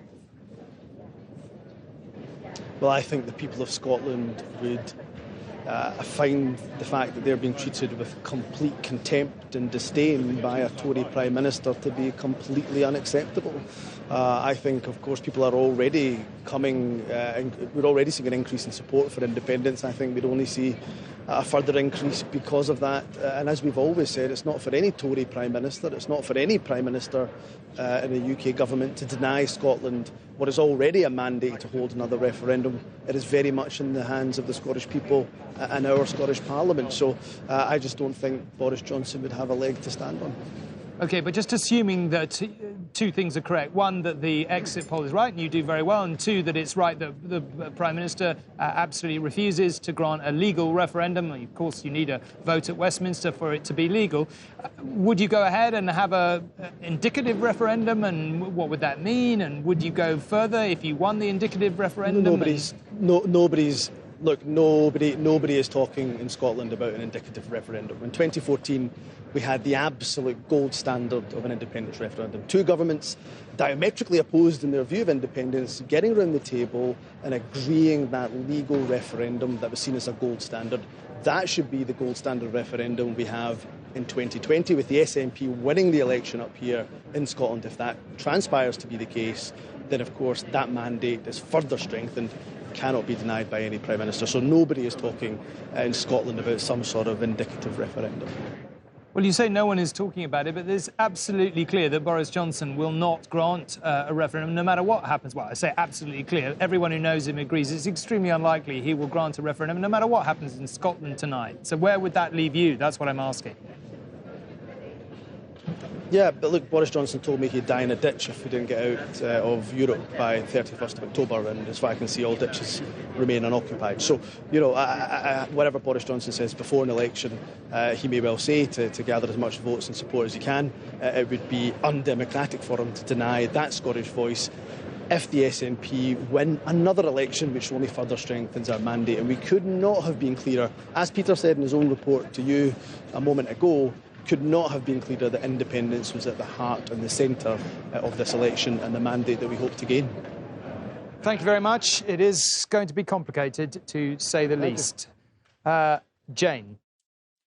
Tom, one of the things that we wanted to do tonight was really understand what it is that's going on. And at the individual level, at the British Election Study, what we've been doing is following tens of thousands of voters, interviewing them. And we've looked at that data to see what the relationship of people's Brexit vote is with their vote intention in this particular election. And we can show you the results now. So what we found with Conservative voters is that we had 84% of our people that said they wanted to vote Conservative also having voted for Leave. And that's a stronger relationship between referendum vote choice and general election vote choice than happened in 2017. And so that really gives you that picture of the Conservative Party coalescing the Leave vote behind them and, you know, potentially losing Remain voters, but really gaining Leave voters. If we look at the Labour Party, that's almost the reverse. And so Labour had the support of around 79% Remain voters, but only 21% Leave voters. So that shows you that, you know, a proportion of Labour's Leave voters had left them because there were more Leave voters in 2017 that supported Labour. Now, if we look at the SNP and the Liberal Democrats, those are parties that are very, very, very strongly getting their support from Remain voters. So we have 89% of Remain voters, or of Liberal Democrat voters, rather, who voted Remain in the referendum, and the SNP, 82% of their voters voted Remain. Now, if we put all those pictures together, those graphs together, what that really shows us is that the Conservative Party is the party of the Leave vote, but that Remain vote has been split between Labour, the Liberal Democrats and the SNP, and of course somewhat to the Greens implied. But, you know, that real story of the divided Remain vote, but the coalesced Leave vote behind the Conservative Party, and that really possibly being the story for why we have the result that we have. OK, well, let's just go and take another look at Sunderland and see what's happening there. We're still waiting for the result. They're still racing. And as you can see, things are still not happening there. So we will wait until we do get some indication that the result is imminent. And we will go straight back there. Robert is in the newsroom. Robert, there's an awful lot going on. Robert, what's your take on everything you've heard so far? Well, this is a transformational general election. Boris Johnson can more or less do what he likes.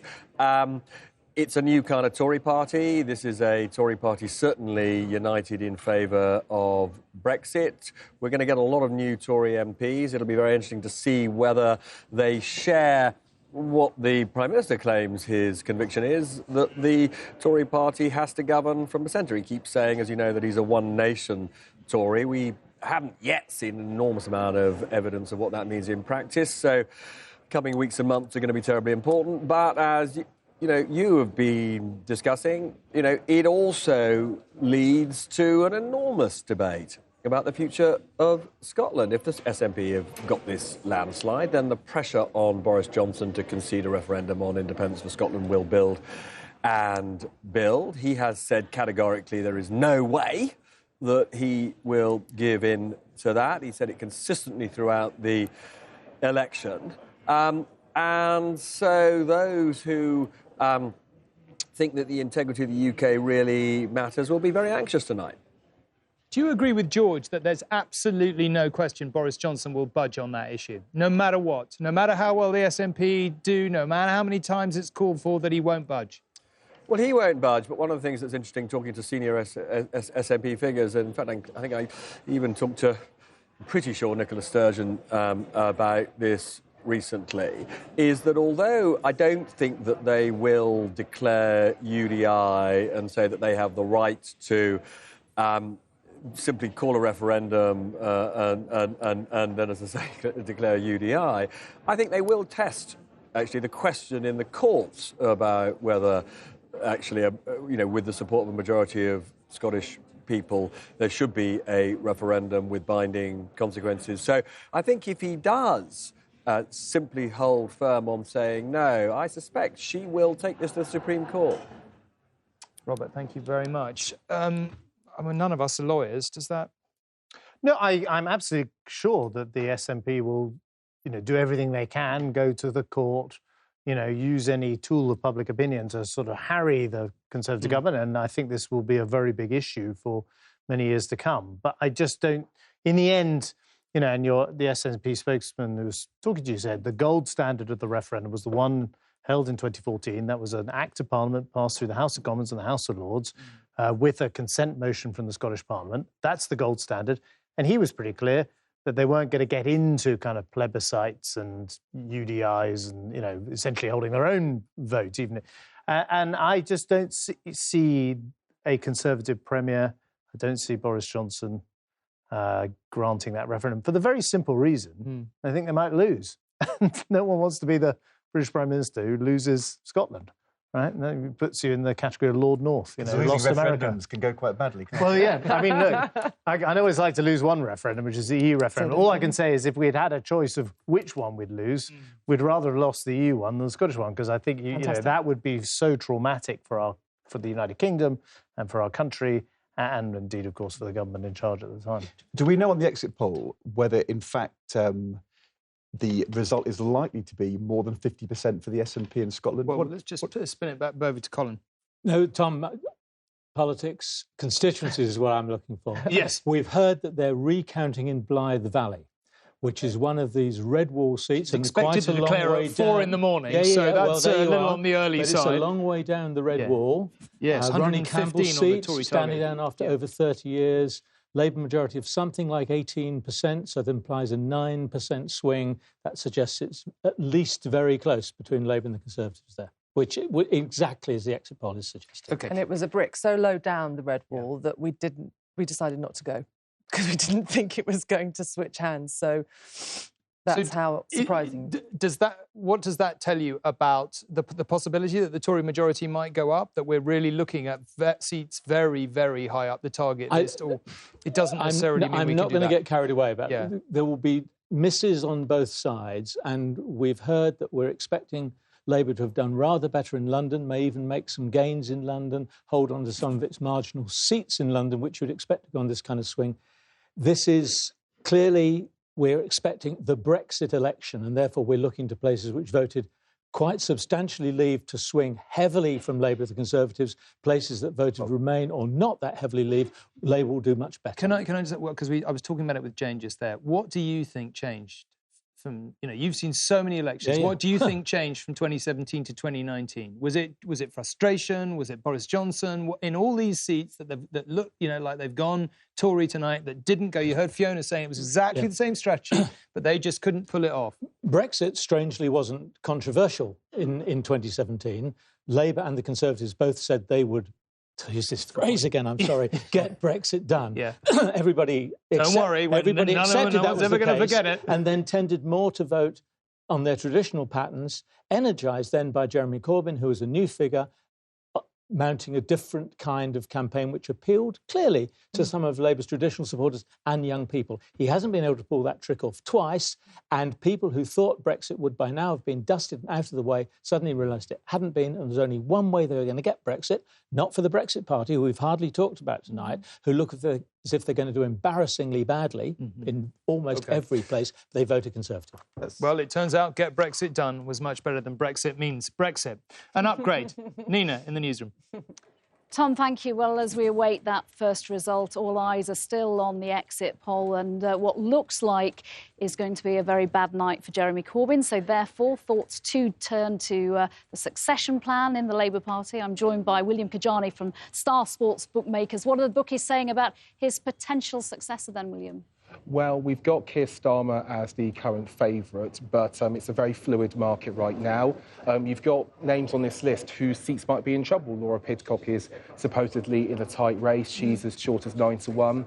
The general thinking from most people who I talk to in Labour has been that they want a woman as the next leader. Rebecca Long-Bailey was high on that list, but again, this exit poll puts her in trouble. It's a really fluid market with a lot of opportunities because many of these names might not be in the Parliamentary Labour Party by the time we come to the morning. Yeah, we'll wait as the results come in. Rebecca Long-Bailey, of course, said to be John McDonnell's favourite to succeed Jeremy Corbyn if indeed Jeremy Corbyn leaves and John McDonnell takes over as an interim leader of the Labour Party. Well, I'd like to hear also tonight from some leading campaigners, some voices, some activists as this campaign, the 5 week campaign has been going on. I'm joined, as you can see, by Owen Jones, the Guardian columnist, and Ash Sarkar from the contributing editor of Novara Media. Welcome both. Your faces have both been on screen throughout this campaign. It is not the result you were wanting. Is it Brexit or was it Jeremy Corbyn, or is it too easy to blame one thing or the other? Labour's blaming Brexit tonight. Well, firstly, it's a catastrophic result for the country and for everything that the Labour Party exists to fight for, the people it was founded to champion, to represent. And I'm so sorry to people watching this who are full of dismay and horror and who are scared. And what I would say is this: was it about people thinking the top 5% shouldn't pay more tax? Was it about people objecting to public ownership? Was it about people thinking tuition fees were a good thing? Was it about people thinking genuine living wage was a bad thing? No. It was a culture war which has ripped this country apart, Brexit being the kind of the lightning rod of that culture war. And in terms of, I know people are saying you're just coming up with excuses here. It's about Jeremy Corbyn, the man. The reason people will say, well, why would you back him? You know, look at the ratings and all the rest of it. In 2017, it was just 2.5 years ago, Labour had the biggest increase in its share of the vote since 1945 because of those policies which he was associated with. But Owen, he went into this campaign as the most unpopular leader for decades. But this is the point I'm making. I don't think Brexit and Jeremy Corbyn, in terms of the collapse in his popularity, can be separated. Because Labour, unlike the Conservatives, who just have assembled their Leave coalition, they became the Brexit Party. Labour is a party which represents passionate Remainers and passionate Leavers. It is the party which was supposed to be of Hackney and of Hull. And the problem is that they try to have a compromise which worked in 2017 before society polarised very severely over Brexit. Yeah, and seems to have backfired tonight. Course, I want to bring Ash in. Look, we're discussing the future of Jeremy Corbyn. Should we also be discussing the future of the Labour Party wholesale and Momentum's influence? Is this project Momentum starting to be over now if the exit poll results ring true? Let's have a look at the final result and the tally of seats, because there's still 65 seats in which it's too close to call. The thing that I would say about Momentum is that they were less about having this really hardline ideology, which is how they've been presented in the press, and much more effective at mobilising their supporters and turning a sort of young person who likes Jeremy Corbyn on Facebook into a campaigner. And that simply doesn't go away with an election result. You've seen an influx of young people into the Labour OK, I'm afraid I'm very, very sorry to interrupt, but we're going to break in there because Newcastle Central is about to declare. As follows. Syed Ali Avey, also known as Ali Avey, 2,709. Mark Frederick Glenn Griffin, Brexit Party, 2,542. Chinyelo Susan Unwura, also known as Chi Unwura, 21,568. Emily Victoria Payne, the Conservative candidate, 9,290. Tamar Jem Pittman, also known as Tay Pittman, 1,365. And that Chi Unwura has been duly elected to serve as member for said constituency. OK, well, the big news there is that Newcastle upon Tyne Central has won the race to be the first to declare again, third time in a row, and no surprise that she is back. Safe Labour seat, and she has got back. But, Colin, can I bring you in? Let's just maybe take a quick look at the change in the share of the vote while I do. Absolutely, Tom. We have here a result that's on the way to what we've said we have been expecting, but this is not entirely a typical seat in the North East. It's in Newcastle, which voted, of course, Remain. This seat itself voted Remain. There are quite a few young people here. It certainly trended Labour in 2017, while many of the constituencies in this part of the world trended Conservative in 2017. So Labour is down, and down a chunky bit, but Chi Unwura has held on, as we have expected. OK, I think Sunderland is only half a pace behind. They're on the stage, so let's go and see what has happened there. And Sunderland South. I, Patrick Melia, Acting Returning Officer, hereby give notice that the total number of votes for each candidate for the Horton and Sunderland South constituency is as follows. Richard Peter Bradley, Green Party, 1,125. Paul Edgeworth, Liberal Democrat, 2,319. Richard Elvin, UKIP, 897. Christopher John Charles Howarth, the Conservative Party, 13,095. Richard Maeve Phillipson, Labour Party, 16,210.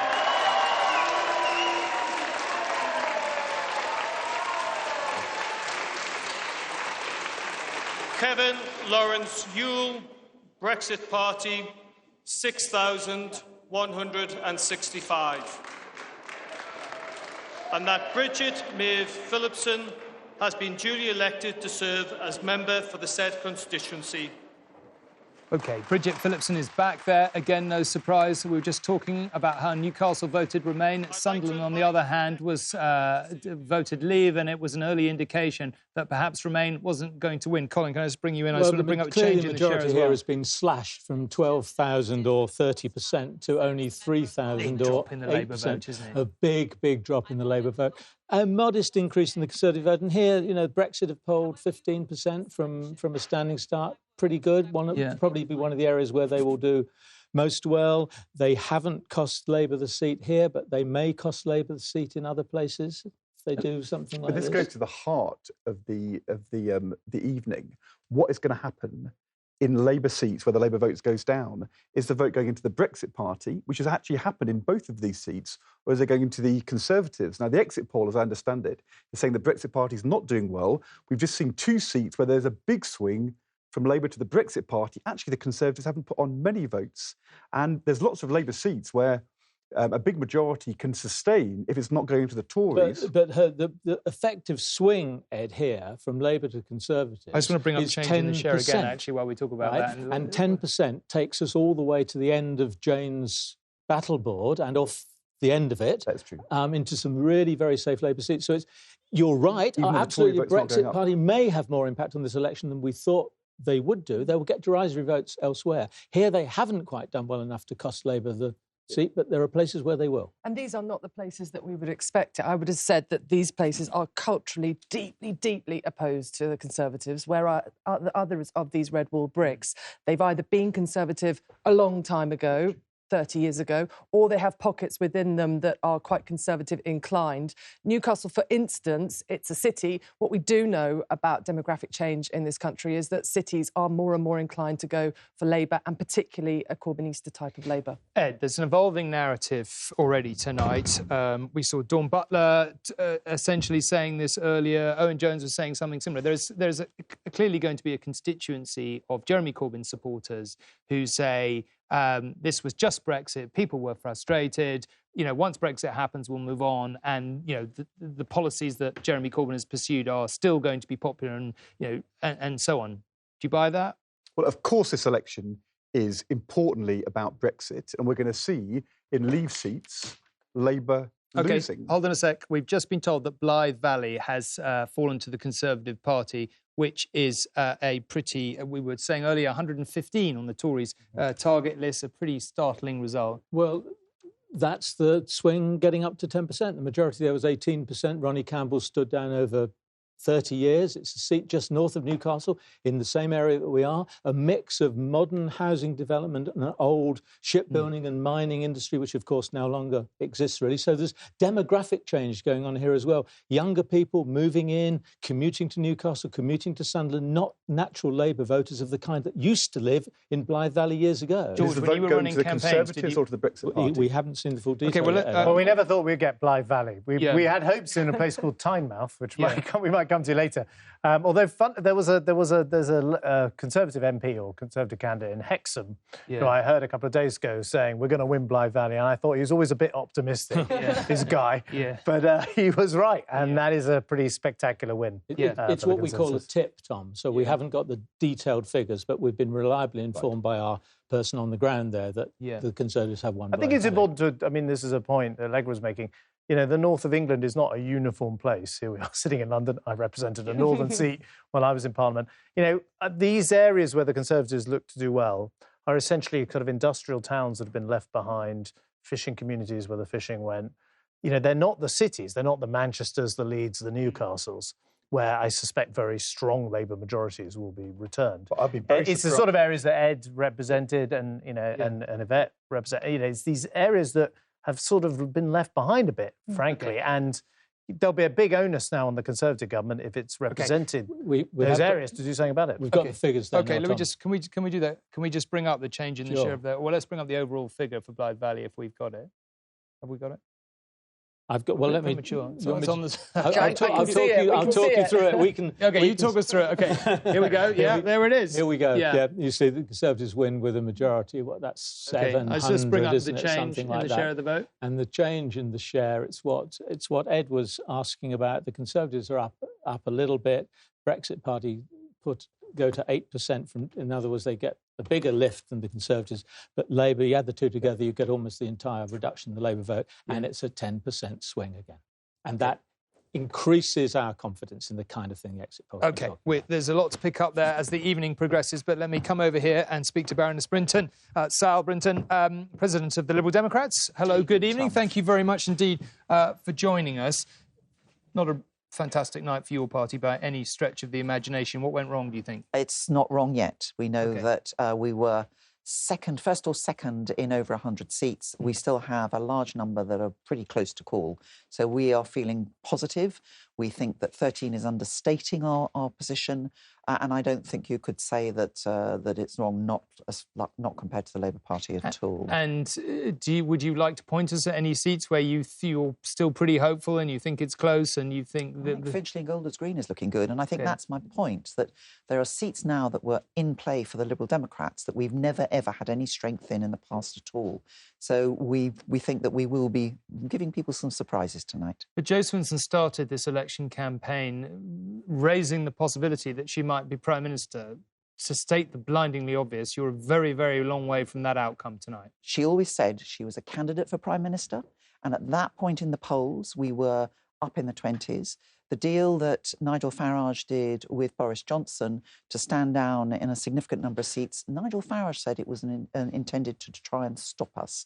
So what we have done since then is to focus on our absolute manifesto promise on page 12 of our manifesto that what we want is a people's vote. If Jo had become Prime Minister, then we would have moved to revoke. But we're not in a position to do that. But didn't you get the main issue of our time absolutely catastrophically wrong? I mean, Boris Johnson and Dominic Cummings, his chief aide, had one laser-like kind of view of this election, which was that people were frustrated with Brexit. They wanted to get Brexit done. It was the slogan that, you know, drove us all practically demented because he never said anything else at any point. But they were right, were they not? People were frustrated. We did vote to leave the European Union, like it or not, in that referendum. And you've done everything you possibly can to obstruct it. But in the end, you know, was that not a big mistake to pitch your whole campaign around that? So we know that Remainers really like the message of stop Brexit. There's no doubt about that. This is where first past the post harms us and other smaller parties, because it ended up as a battle between Labour and the Conservatives, and Labour's equivocal position on whether they were Remain or not Remain, or Jeremy Corbyn was actually for a soft Brexit, hasn't helped. But we do know that there are some seats, certainly in the southeast, which we would expect. We know that we're very, very close. We'll see what happens. Was there a Jo Swinson factor? I mean, I was saying that, you know, she raised the possibility of being Prime Minister. She wasn't actually totally alone in that. There were some very big figures in politics who genuinely thought maybe there was going to be a big realignment if the choice was only between Jeremy Corbyn and Boris Johnson, that somebody else would come through. We'd get the equivalent of Cleggmania back in 2010. It just went in the opposite direction, did it not? Jo is offering a different style of politics to that of Boris Johnson and Jeremy Corbyn, and people do like that. But I do think that there have been a number of problems. First of all, she has been on the receiving end of an enormous amount of, I even go as far as to say misogynist comments, which male politicians don't face. In the spotlight as leader with that has frankly been difficult. But I do think the other main point is that we've ended up with the main debate being between where Labour stand, and we've seen tonight that that's not worked well. I think that we are close enough in large numbers, second places, that you will see that our results are better than those predicted in the polls. And that's also because we need every MP we've got to make sure that Boris Johnson doesn't get a really harsh Brexit deal, let alone a no deal if everything isn't done and dusted next year. This fantasy that people seem to have bought from Boris Johnson that it will all be over by the end of January is so far from the truth. Liberal Democrat MPs in the next Parliament will continue to fight for the best position for our country in its relationship with Europe. Well, thank you very much indeed for coming in to join us. We've talked about Scotland, but what about the other nations? Adrian Masters is in Wales and Tracy McGee in Northern Ireland. Let's go to Adrian first. Adrian, what do you make of the picture as it is emerging there?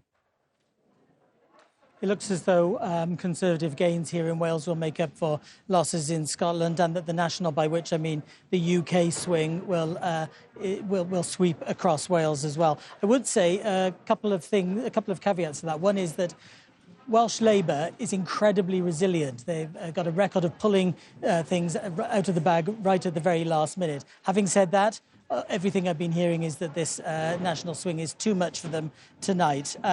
I'd also point out that the Conservative campaign here in Wales has been pretty rubbish at different points during the election period. It started with the sacking of the Welsh Secretary, Alan Cairns, and saw resignations and problems over selections of candidates.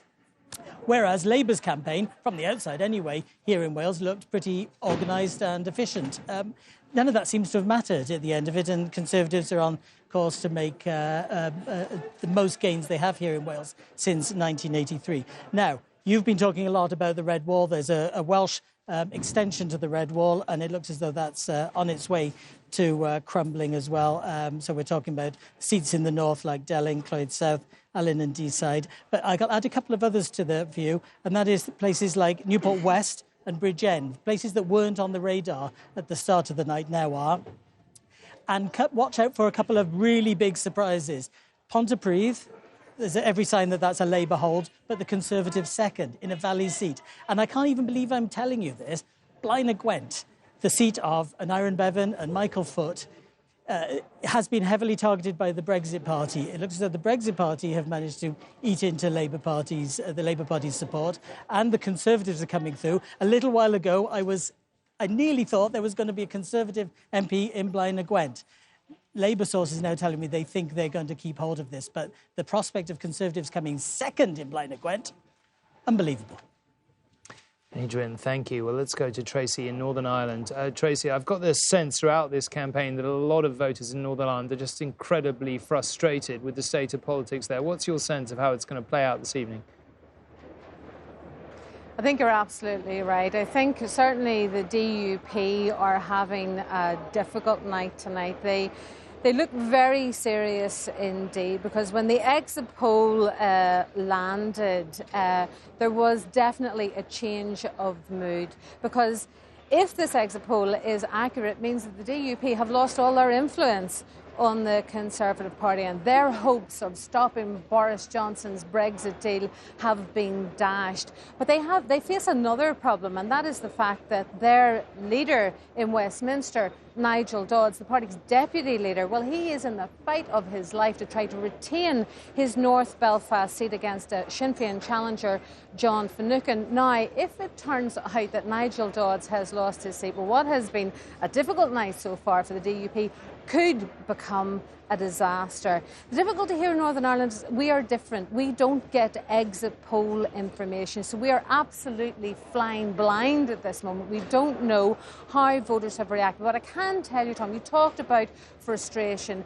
The mood on the doors, the politicians have told us, is that the voters are angry. They're angry about Brexit. They're particularly angry about the health crisis, which will see nurses strike next week if something isn't done. And they're also very, very angry that Stormont hasn't been in place for 3 years. What we don't know is whether or not that anger will translate into the voters turning away from the big two, the DUP and Sinn Féin, and embracing the smaller parties like the UUP, the SDLP, and of course Alliance.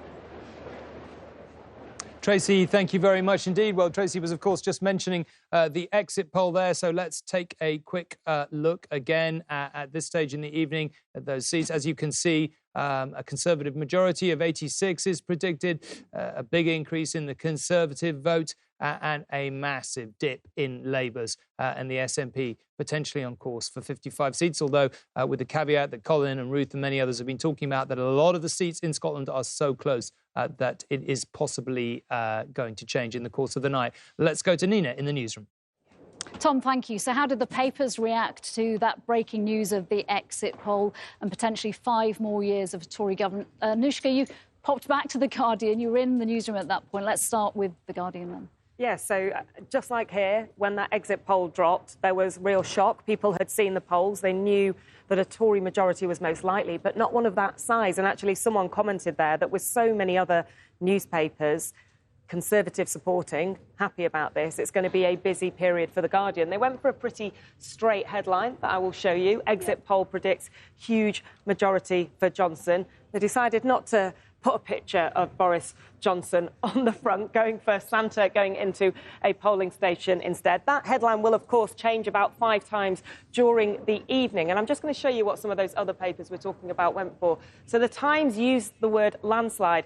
And have a look at that picture. The reason you're seeing a lot of that picture is there wasn't that many pictures of Boris Johnson today. And so a lot of papers and websites picking up on this picture of him with his dog. Bear that in mind when I come to another front page. Okay. I'm going to show you what clever things can be done with that. The Daily Mail absolutely overjoyed. Rejoiced Boris set for a thumping win. They have been fighting for him throughout this campaign, and they've got that 86 figure there at the top. Because it seems quite clear, the exit poll, that's why the papers are able to go for these pretty bold headlines. The Mirror in the opposite direction, nightmare before Christmas. Johnson heading for a huge majority, as exit poll predicts the worst Labour results since 1935. And remember, lots of people in the country, he's a divisive figure, are not a huge fan of him. So that's kind of representing the other side of it. And you remember I told you about the picture with the dog? The dog is back.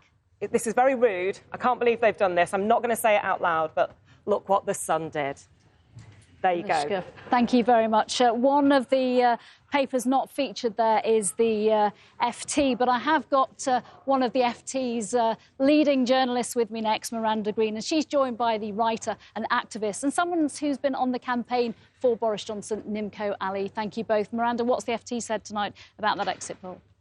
Well, it's obviously a much more comprehensive win than anybody was expecting, and that obviously calms the markets, as you've already discussed. It's a boost for sterling, and also the fact that it's actually a clear result means we will be leaving at the end of January. And then, as has been said by others already, it actually gives Boris Johnson quite a lot of wiggle room potentially on the next stage of the Brexit negotiations. Yeah. So we could be heading to actually quite a potentially soft Brexit, which would be very good news for a lot of British business who want to keep those close ties with the rest of the EU. And also this phenomenon of the Tory party now starting to represent other bits of the UK, particularly other bits of England, I should say. Those are places with a lot of working class voters.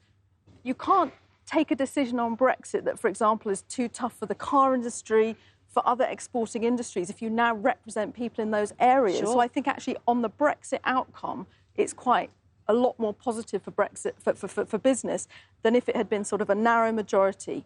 if the exit poll is if it's correct. Is correct. Yeah. Nimco, you were out on the campaign trail with Boris's dog as well as campaigning for him. On the doorstep, what were you hearing? What's done this for Boris Johnson? Is it Boris Johnson himself? Is it Dominic Cummings and the clear messaging? Is it Nigel Farage in terms of him pulling out those seats early on in the campaign?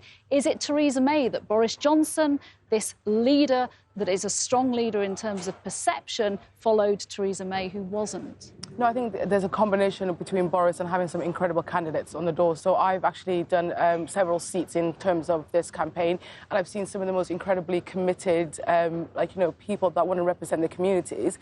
I spent most of the time in Richmond campaigning for Zach Goldsmith, and that's a man that cares. So I think the whole thing was the fact that not only there's passion within the party, but there's also passion behind the leader. And I think that is something that everybody wanted to get behind.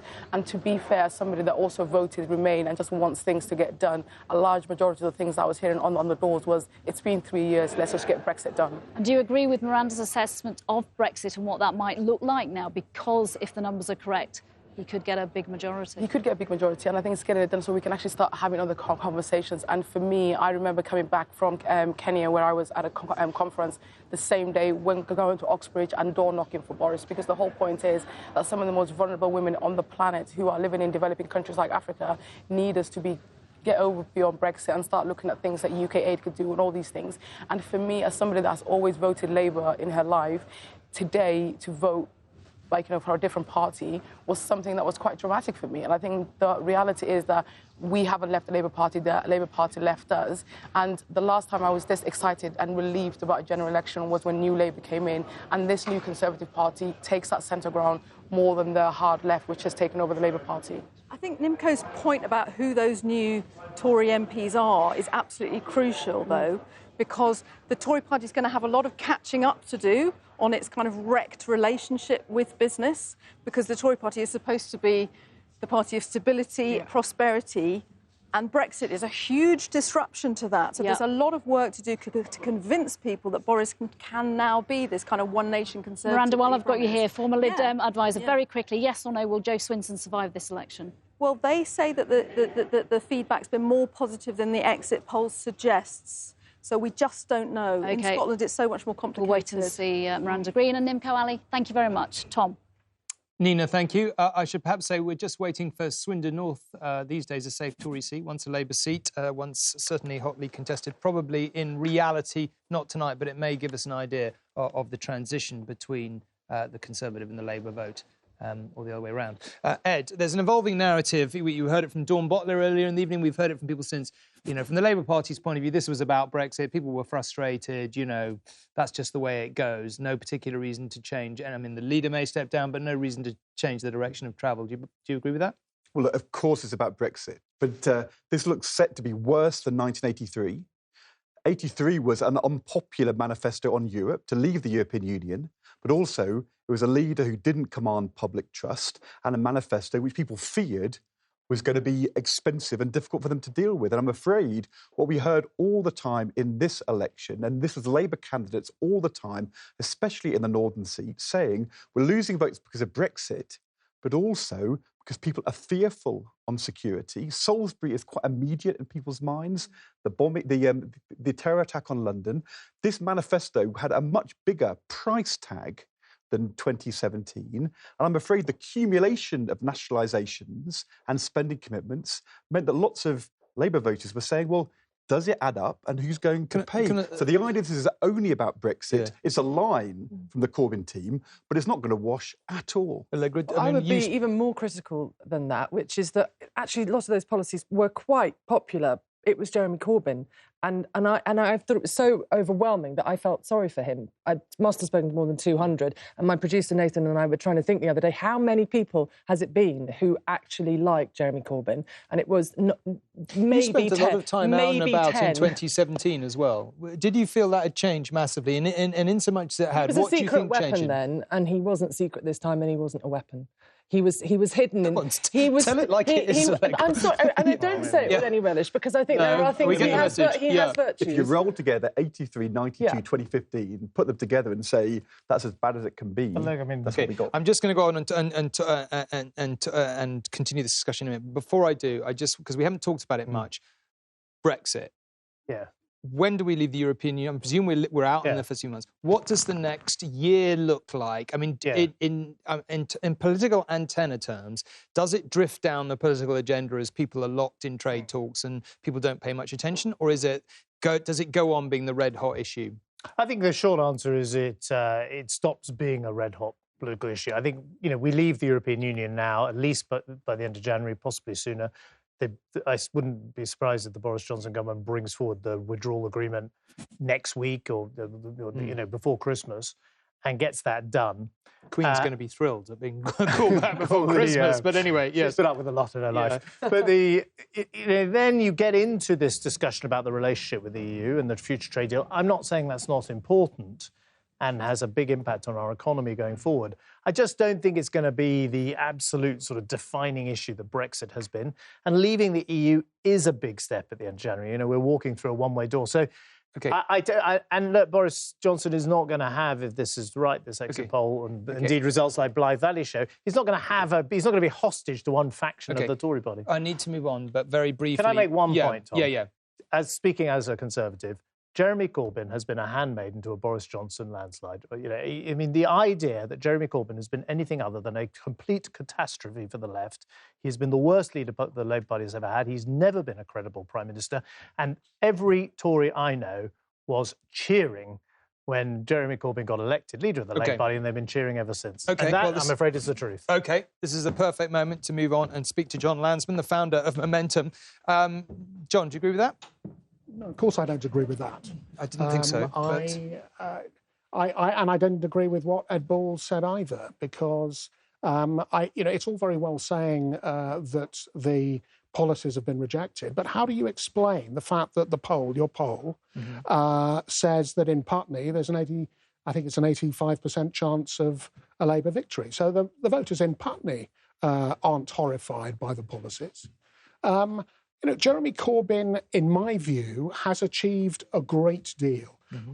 On austerity, he has completely changed the narrative which Ed Balls in 2010 tried to change with his Bloomberg speech, but then failed to deliver on when he replaced Alan Heer as Shadow Chancellor. Jeremy Corbyn, even before he became leader, destroyed the universal assumption that there was no choice but to pursue austerity, such that the Tories are no longer pursuing that narrative of austerity. Of course, you can't trust Boris Johnson to deliver any alternative to austerity, but he's not going to talk about it as a good thing. Do you want to chip in with that? I mean, you obviously don't agree. We don't have to... I'm afraid, John, that we've just seen, if the exit poll is right, the lowest number of Labour MPs in our history, the biggest fall in our voting share in our history, and the lowest number of MPs since the 1930s. And Jeremy Corbyn has now lost 2 elections, which he went into hugely unpopular, and has failed to persuade people to trust him to run the country. So don't we just have to kind of reach a conclusion from that? Well, I think we do have to reach a conclusion from that. But what we've seen in this election is an election that is incredibly polarised because of Brexit. We've seen large numbers of working-class voters in parts of the country that were worst affected by the decimation, by Thatcher's decimation of British industry, and appallingly affected by the austerity of the last 9 years. Can I just close in on this? Voting for a government, the most right-wing government since Chamberlain. Is it your contention, John, that if this election had taken place post-Brexit, with everything else, I mean, I know it's difficult to do this, but let's say it was Jeremy Corbyn on this manifesto with Brexit, 6 months behind us, as in us leaving the European Union, would it have had a totally different result in your view? Well, I mean, that's, I think, speculation too far. We're not in those circumstances. But yes, I think the policies in that manifesto are basically popular. I think they were. This is an extension of the policies that were very popular in 2017. I think maybe the manifesto was too long and too detailed. It's a programme actually not for a government but for 10 years. I think it's a good programme, but maybe we need to have shorter, snappier manifestos, perhaps. Alan? I don't live in London. I live in Yorkshire. I live in a working class community. And I've known John for many years. John's been around, from the Bennite days. And I'm afraid the working classes have always been a big disappointment for John and his cult. Corbyn was a disaster on the doorstep. Everyone knew that he couldn't lead the working class out of a paper bag. Now John's developed this momentum group, this party within a party, aiming to keep the purity. The culture of betrayal goes on. You'll hear it now more and more over the next couple of days as this little cult get their act together. I want them out of the party. I want momentum gone. Go back to your student politics and your little, left-wing... But that isn't realistically going to happen, is it? Well, I'm just saying, I don't know. I'm saying what I want. Yeah. Saying what I want after, if that exit poll's wrong, the most disastrous result for the Labour Party, the worst result since 1935. People like John and his pals will never admit this, but they have messed up completely. And it's our communities that are going to pay for that. I feel really angry about this, that we persevered with Corbyn for this kind of experiment of Back to the Future. John, is there not some truth in the idea that this was a rejection of Jeremy Corbyn and a policy programme that was too grand, too big, too expensive, and in the view of many people on the doorstep, just not realistic? No, I don't think that. I think it was a Brexit election. Brexit was incredibly hard for us to navigate. I think the policy we had on Brexit was the policy that maximised our vote. It's early in the evening. We haven't yet seen the differential effects sufficiently to be able to be sure about that. But it does. It's maximised our vote. Our vote would have been worse then without. I think it would have been under any other policy. But John, we would have alienated you can sense Alan's anger here. I know you can sense Alan's anger here, and that there is no doubt that for a lot of people who've devoted their lives to the Labour Party, this is a really painful night. I think Alan's anger is clearly anger that he's always had about me and people like me. But actually, momentum has captured the energy and enthusiasm of the hundreds of thousands of people who've joined the Labour Party in support of precisely these you are seeing working class communities. But unfortunately, we have to win millions of people to vote for us if we're going to win an election. And it looks like thousands of activists and hundreds of thousands of members has not delivered the millions of votes we need. Well, it hasn't on this occasion. But do How you many more want to times kick do we them try? out like Alan wants to kick them out? I think that would be a disaster for the Labour Party and a disaster for the politics of this country. This result is a disastrous result because millions of people in this country who are suffering from the effects of austerity, are going to suffer badly, and the planet is going to suffer from the failure. I have no confidence that Boris Johnson will rise to the challenge of. And as you know, John, when I lost my seat in 2015, there were close colleagues of Jeremy who were proud to say that was something to celebrate because they weren't voting for Labour in 2015. And I'm afraid that kind of politics, you reap what you sow. The culture of betrayal. I do not think that is the approach of most people in Momentum. I actually welcomed your Bloomberg speech. I welcomed your appointment as Shadow Chancellor. I was very sorry you weren't appointed as Shadow Chancellor instead of Alan here. Okay. After your Bloomberg. So John, I feel different. That's two of us. John, do you accept that Jeremy Corbyn's leadership is finished? I think Jeremy has to make those decisions himself. Jeremy has always been a reluctant leader. I don't think he'll overstay his welcome, but I think he should be able to make decisions. And I don't think we should rush into these things. You know, Christmas is not far away. I don't think decisions really need to be taken about this until the new year. I think we made a mistake in 2010 and 2015 to rush into those things. I don't think we should. I should warn you, we're about to go to Sunderland Central in a minute, so if we crash to it, just to explain, that's what's happening. There will be many people who already have said, this was the Labour Party too far to the left. When the Labour Party moves to the centre or slightly more to the centre, then it stands a chance of being elected. Do you accept that there is any truth in that contention? Well, there's a polarised election because the economy and society are in an extreme state, and there is a climate emergency. That's why there's a polarised election. Look at the party of the centre.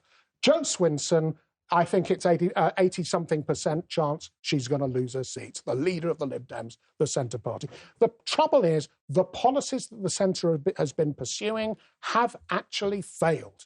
You know, they delivered austerity. Austerity clearly doesn't work. But if you look at the history of this country, every time the Labour Party goes to the left, it fails to get elected. When the Labour Party moves to the centre, it gets elected. Do you remember Attlee? No. Well, I do, but Attlee was... Well, I wasn't alive with Attlee, but that was a very extraordinary situation post-war. In the modern era, that is the basic truth. I think we are in as close an emergency to the crisis that Britain faced in 1945 as we have been since 1945. OK, let's go to Robert. Robert, I don't know whether you were able to listen in on all of that debate, but we've had a reasonably feisty discussion in here about the future of the Labour Party. Yeah, I absolutely have been listening, and, plainly a debate that now has to happen about what position the Labour Party will take, how it will position itself in British politics, has started. Now, the thing to bear in mind is that because of Ed Miliband's reforms, when he was leader of the Labour Party, this is a party whose future is largely determined by its members, and its members up to now have been phenomenally loyal to Jeremy Corbyn and to the direction that he has taken the party in, which has been very much in a leftward direction. Now, the interesting question is how many of those members will look at this humiliation and actually decide that the positioning of the Labour Party by Gordon Brown and Tony Blair, as you know, the most successful Labour leader in history with a succession of victories, whether it wasn't as bad as they have recently characterised Blair. So a big debate starting. In the end, my own view is that much of this will be determined by the big trade unions. The big trade union leaders recognise that there's very little point to a Labour Party if it's not in government. So it'll be very, very interesting to see now whether the likes of Len McCluskey and the other big trade union leaders look at this and recognise that what Jeremy Corbyn appears to have done is to turn the Labour Party into a very influential pressure group, but not into a party of government. Robert, you may have seen, we've just put up there that Labour have held Newcastle upon Tyne. Again, not a surprise, but as we get the result, we may be able to get a sense of how that result has moved. But we are going to Sunderland Central. Do you want to be behind you or should I go over there? I would kind of, go. Ready to declare, yes, so we may... have your attention, well, they're please. Close. Yes, they are. Here I'm ready to declare the result for Sunderland Central. I, Patrick Melia, Acting Returning Officer, hereby give notice that the total number of votes for each candidate for the Sunderland Central constituency is as follows. Tom De Silva, the Conservative Party, 15,372.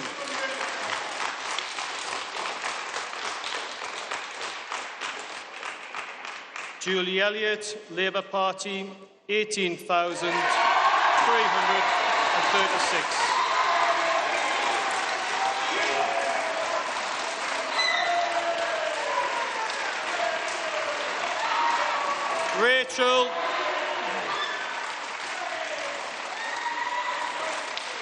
Okay, thank you. Rachel Sarah Featherstone, Green Party, 1,212. Niall Dane Hodson, Liberal Democrat, 3,025.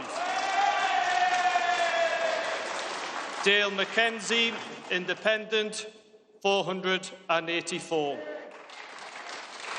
Viral Kashakuma Parikh, 5,047. And that Julie Elliott has been duly elected to serve as member for the said constituency.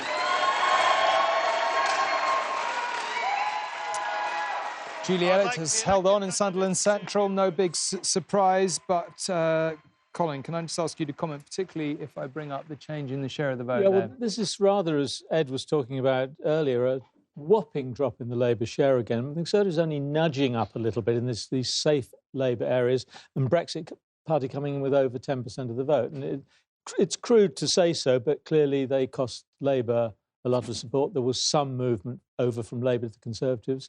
But again, the Brexit Party not doing quite well enough to deliver that seat to the Conservatives. But in these more marginal Labour seats, they will. Presumably this is just traditional Labour voters not wanting to go anywhere near the Conservative Party, but willing to go to the Brexit Party. Well, people, I think, in the last week, 2-3 weeks, have been worried about the NHS.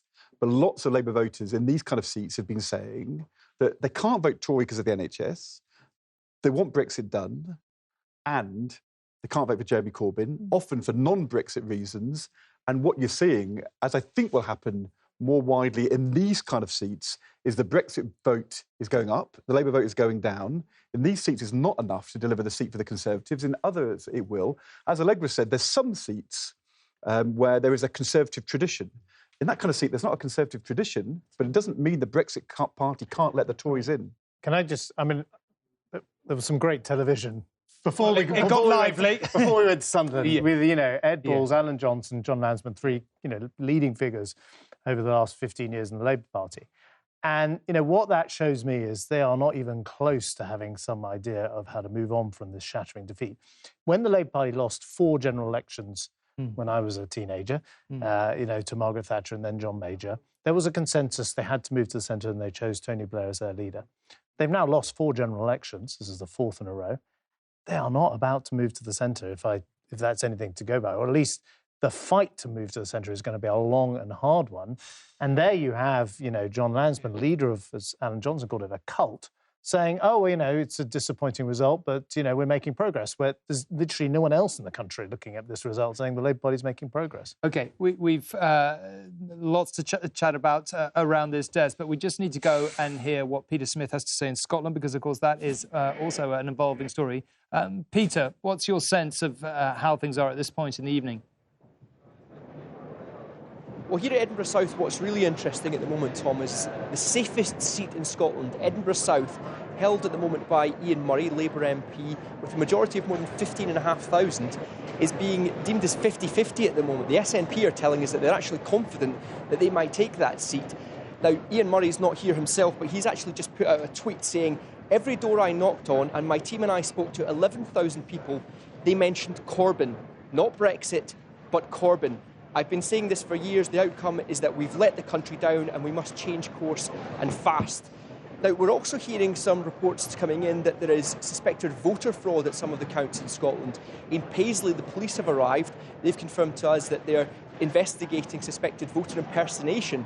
The council reported this to the police, apparently after somebody turned up to vote, or a few people turned up to vote, only to find out that people had voted in their name already. Now, the 2 seats in Paisley North and Paisley South, are both safe SNP seats, so it would be unlikely to tip the balance. But we're also hearing that police are investigating suspected voter fraud in Glasgow and also in Stirling. Now, there are some seriously marginal seats there, so obviously allegations of voter fraud will be taken very seriously. The police are telling us, though, that they won't comment on an ongoing investigation. But we're still waiting for the first results to come in here. The counting is still ongoing, but it's obviously on a knife edge. And with the exit polls predicting the SNP almost sweeping the board, it's going to put Scotland in direct a collision course with England over this. SNP-dominated Scotland in collision course with Tory-dominated England. Of course, Nicola Sturgeon's demands stop Brexit, IndyRef 2 and stop Boris. Boris Johnson's already said that he's going to say no to IndyRef 2. He's going to proceed with Brexit. Scotland, in Nicola Sturgeon's word, would then be dragged out of the EU against its will. And what's been really interesting, Tom, is that the main driving force behind increasing support for independence has been Brexit in Scotland. So if we now have a hard Brexit, a Boris Johnson Brexit that's unpopular in Scotland, that'll be one to watch. Certainly there could be trouble ahead. OK, Peter, thank you very much indeed. Well, speaking of Scotland, we have both Jane and Ruth here who's going to help talk us through the war. But Jane, maybe I can pick up with you. Thank you very much, Tom. So obviously we've got that prediction of a really, really staggering result for the SNP, according to the exit poll, which would suggest that the SNP is picking up not just votes on the basis of independence, where they did really well in 2015, but also potentially on Remain and potentially, as we were just hearing, losses from Labour in terms of Jeremy Corbyn's popularity. So, you know, we have a very, very, very striking prediction for the SNP. It would be a very amazing result for them. And we're just cautious about that prediction because of all the marginal seats and also all those four-way contests and all the complexities in Scotland. And, you know, we've got predictions there of gains of Orkney and Shetland, which, you know, high Remain share as well as being anti-independence. And so, you know, it's a very striking kind of picture. Well, Ruth, I was just going to ask you perhaps to give us a view on some of these seats and which ones in particular you're less certain have gone SNP and so on. Well, since we've been on air, obviously there's people that are counting in boxes and in constituencies right across the country, and each of the campaigns and each of the parties have people that are frantically tallying down what they're seeing and seeing how big the piles are and all the rest of it. From the best information that I'm able to gain from colleagues that are in different counts around the country, yes, it looks like it's been a very good night for the SNP. That's at the expense of Labour. The Labour vote has collapsed. So while the Tory vote and the Liberal vote has stayed broadly similar, I think you'll see at the end of the night, the collapsing Labour vote has raised the SNP up. But there are some striking issues. And the issue with Scotland is there's so many tight seats, but there's also a lot of tactical voting. People have the taste for it and they've got the hang of it now in Scotland. So what happens in one seat doesn't necessarily translate to the other. So in terms of Edinburgh West, the Lib Dems have been looking at what's been coming out, what's been being counted so far. They think that they're ahead there. That's one that would go, SNP by a country mile. Similarly, in Orkney and Shetland, most of the Orkney boxes have been counted. We're still waiting on information from Shetland. That's quite a small constituency in terms of numbers. It's one of the smallest that we have. So that is usually, you can tell quite quickly, even though the official announcement doesn't come, you can tell quite quickly. They're quite a long way ahead. For ourselves, one of the seats that you see there that goes is Alistair Jack's seat. He's the Secretary of State for Scotland, Dumfries and Galloway. Again, from the postal votes that were counted, because the postal boxes are opened first, the tallies that are coming out of there, we look like we were well ahead of the SNP. So there may have been a late surge in terms of the on-the-day voting, but at the moment it looks as if we're ahead there. That's something that doesn't fit the prediction. And in North East Fife, that was the most marginal constituency in the whole of the UK, only 2 votes in it last time. There are some boxes that were SNP last time that have gone Lib Dem, and some boxes that were Lib Dem last time that have gone SNP, so we're not really sure. Jane, we think whatever happened that the SNP's had a good night. Yes. From your study of the voters and the underlying trends, what do you think that will be down to? Is it down to Brexit and want to make another clear statement that Scotland does not want to leave the EU? Is it other factors? So, we've just talked about, Scotland being very complex. Of course, what you have in Scotland is left-right competition. You also have independence competition for Scotland and also Brexit competition in terms of Leave and Remain. And that's, without talking about leader popularity and all of the rest of it. So I think, to the absolute honest truth is that we'll have to dig into the British election study data to look at why are those people switching. One thing just to point out, East Dunbartonshire does look very confidently an SNP gain from Jo Swinson. Jo Swinson losing her seat. Yeah. Not for the first time. We'll remember as well, the Labour Party, when Boris Johnson was saying we need to have an election, the Labour Party was holding firm, saying, no, actually, you can't have it. They voted it down twice. It was Jo Swinson switching, the Lib Dem switching, that bounced Labour into this election in the first place. Do you agree with a lot of the narrative in this studio this evening that it was Jeremy Corbyn that lost it for the Labour Party? Like I say, I've been around 15, 16 seats. I've been on thousands of doors over this period. Jeremy Corbyn is toxic, absolutely toxic. Nobody thinks he's up to the job. People don't think he even wants the job. That's the thing. He's not enthusiastic about it. They don't think he ever wanted to be leader. They certainly don't think he wanted to be PM. If you've got a house, you're worried about your mortgage. If you've, free broadband, you don't want the government in charge of that. Can't do anything else right either. So, he really is absolutely toxic. But in terms of what you said about Brexit in Scotland, there's a couple of seats. All of the local authority areas will remain, but a couple of seats weren't. So places like Banff and Buchan, this model has the Tories losing losing. It's very pro-union. It's very pro-Brexit. That's one that we'll see. It was quite close last time. We shouldn't be losing that by... We shouldn't be losing it at all. We shouldn't be losing it by a lot. So I'd watch stuff like that coming in. OK. That's fantastic. Thank you very much. We talked about Brexit, so let's move on and have a discussion about that. You'll probably recognise everyone on this panel after three years. Nigel Farage, welcome. Thanks. We recognise you. Raoul Ruparel, who worked for Theresa May, negotiating the Brexit deal, and Gina Miller, of course, who took the government to court several times and generally won. Nigel, can I ask you first, I mean, what do you make of this result? It's a very bad night for your party. On the other hand, it's a very good night for Brexit. We are going to leave the European Union for sure. Yeah, I mean, look, I face a very difficult decision. If I'd stood in every seat in the country, the Liberal Democrats would probably have won a lot of seats in the south and the southwest. That would have taken us closer to a second referendum. I viewed that as a disaster. That's why I stood down in those seats. I think, look, we're going to get Brexit, or something called Brexit, which I'm pleased about. It's far better than the alternative. Does it get Brexit done? No.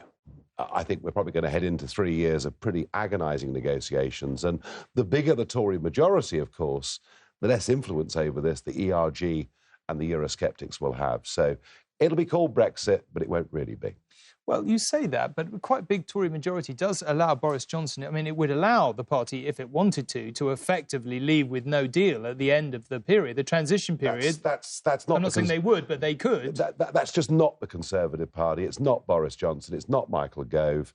I think the real battle here is going to be, do we stay in regulatory alignment on everything from financial services to fisheries, or are we able to break free? And for me as a Brexiteer, that's the one thing I'm hoping and praying for. But I have a feeling Monsieur Barnier will not concede that lightly. OK, well, Raoul, can I just jog that onto you? I mean, that's the obvious point to pick up. What do you think happens? What do you think Boris Johnson really wants? Well, we're going to leave the European Union. We then have to begin the business, as Nigel was saying, of negotiating the trade deal.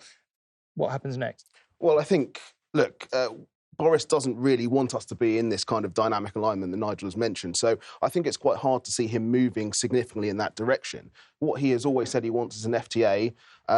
He ruled out the Chequers-style approach, which involves some of this alignment. So there's a lot of talk with this large majority of there being a softening of the Brexit position, but I'm not sure I see that, and we shouldn't assume that, because I think if you look at what Boris has wanted the whole way through, it is something that gives the freedom to negotiate these free trade deals with other countries, gives regulatory freedom, and so it's not obvious that he's going to get into that space. And what the EU will want in exchange for a softer deal is this kind of regulatory alignment, not just on goods regulation, not just on services, but on the level playing field stuff, so environment, workers' rights. And I think that would really be out of bounds for a lot of the Conservative Party now. So I think it's hard to see exactly where it goes in terms of softening. But the other thing to say is the UK has a lot of work to do to get ready for this next phase. Is it conceivable that it can be ready by the end of next year when it's supposed to be ready? I mean, I really hope you're right in what you say. I really do hope you're right. But here's the problem.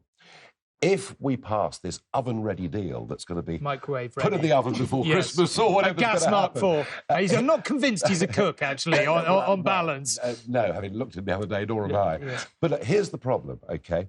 If you actually read what it says in the new EU treaty and the attached political declaration, we are effectively committing ourselves to that kind of alignment. So it's just not true. Okay. Can I come back to that? I want to bring Gina in here. I've read it. Yeah, okay, we'll come back to that in a minute.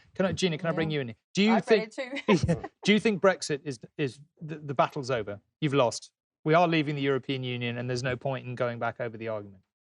Well, there's several phases in that. This majority, if it plays out, means that the withdrawal agreement will go through, the bill will go through.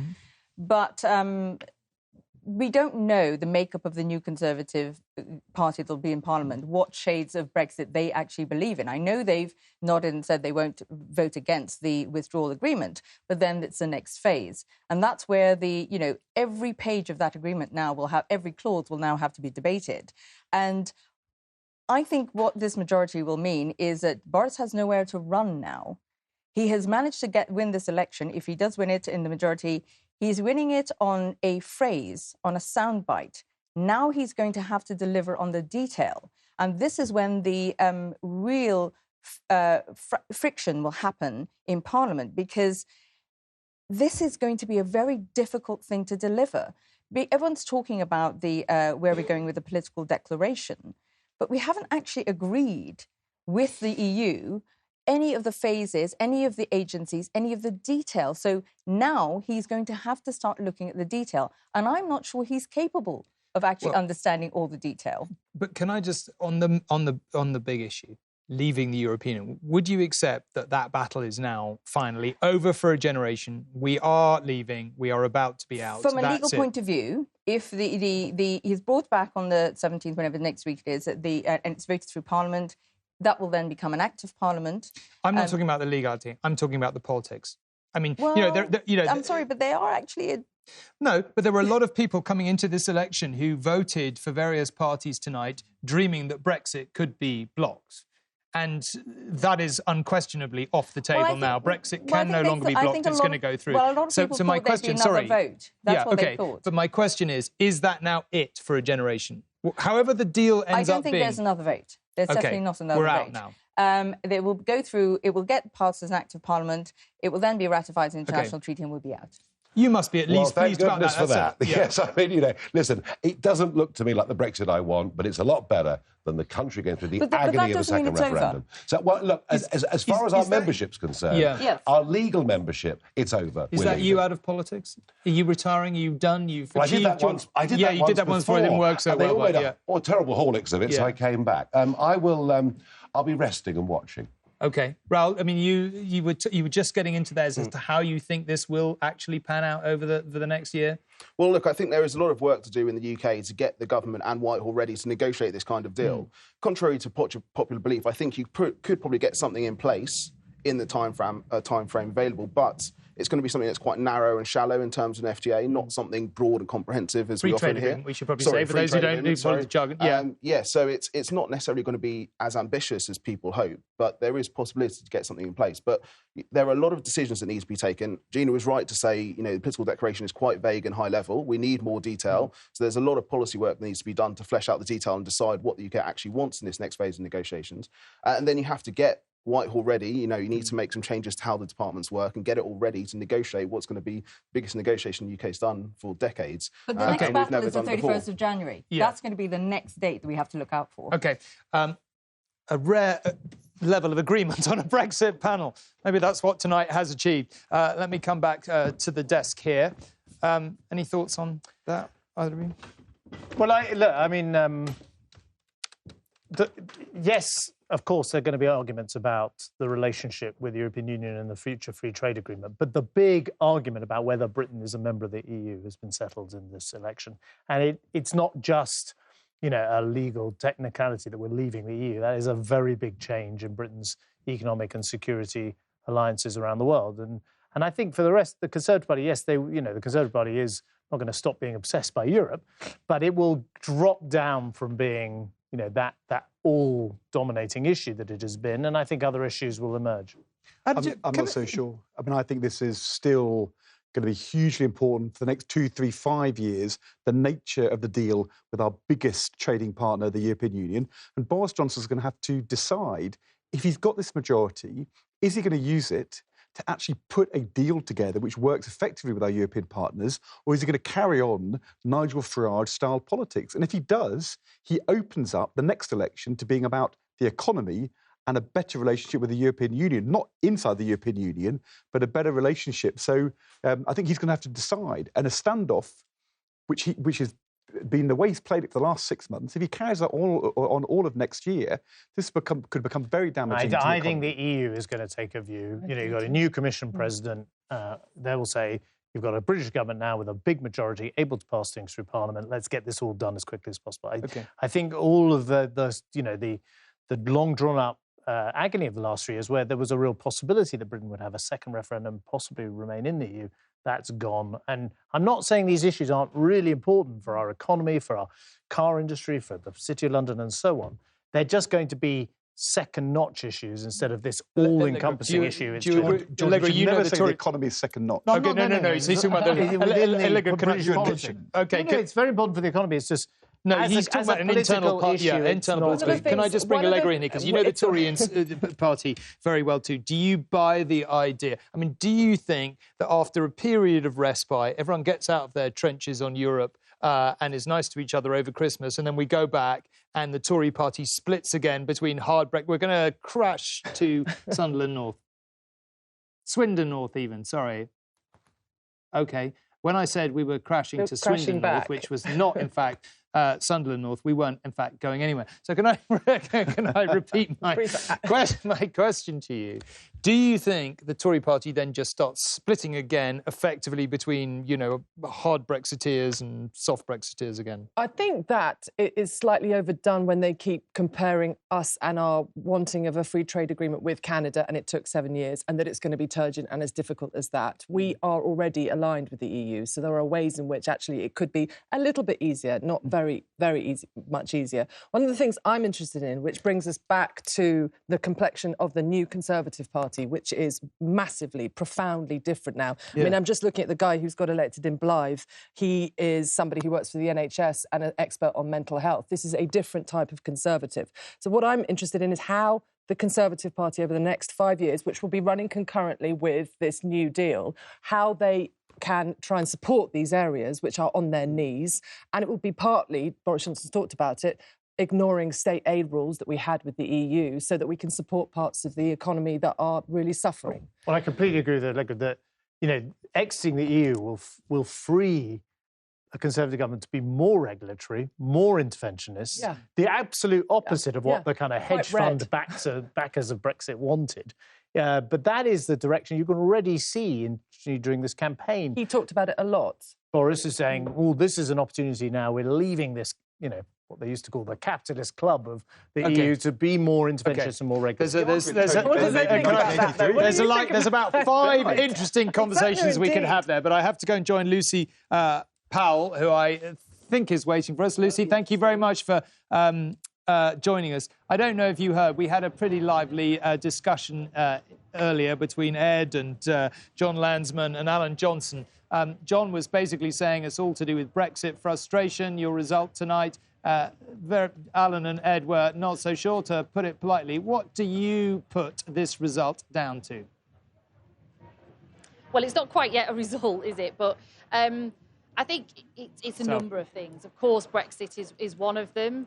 I think it's obviously, you know, our offer to the public and all of that in the round looks like be rejected this evening. And I think probably, you know, if it's on this sort of scale that the exit poll and some of the early results suggest, I think the worst thing actually we could do is to just have a knee-jerk reaction and say, oh, I know why it was, oh no, I know why it was, and we all come up with our own conclusions based on our own preconceptions. I actually think that such a scale result like that means that we really collectively need to take a long, hard look at what has happened, not just in this election, but over a number of years, and why it's happened, and start to chart a course back to making us electable and appealing to the public. And I don't think that just blaming it just on Jeremy or just on Brexit or just on something else, I don't think that will serve us well at all in the long run. I think, you know, now is the time for some serious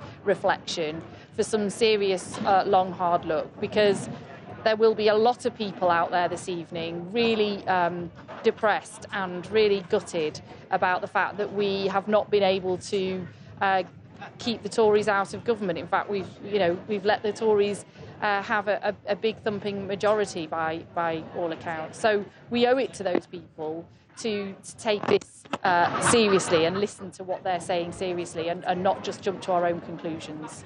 I should just say that we're calling Swindon North as a Tory hold, no surprise, and we'll go to, when we've got the full result, we'll go and look at just how the Tory vote performed there. But Lucy, to be blunt about this, Alan Johnson basically said to John Landsman that Jeremy Corbyn and his cult had done deep damage to the Labour Party, and it was as simple as that. True or false?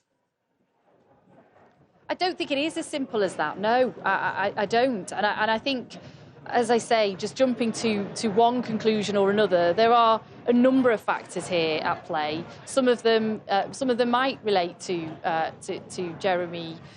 Jeremy's leadership and aspects of that. Others of them are to do with Brexit. Others are to do with deeper long-term issues. You know, we've got a very middle-class membership in the Labour Party, yet the kind of votes that we seem to be losing the most this evening are our so-called heartland, sort of working-class support. And, you know, we need to reconcile that. So I think it's really too soon for us to... If we all had the answers to this question, we'd have won any one of the last 4 elections, and we haven't. So let's just be honest with ourselves. None of us know all the answers as to why this has happened tonight. And that's why we do need to collectively come together and try and reconcile some of that, reflect on some of that, so that we can start to move forward. And if someone has got all the answers, can they please, you know, let the rest of us know? Because, you know, that if that were the case, we would have won one of the last 4 elections, and now we seem to be losing the 4th one in a row by a significant majority. So yes, we all collectively need to take responsibility for that, the leadership and every single one of us.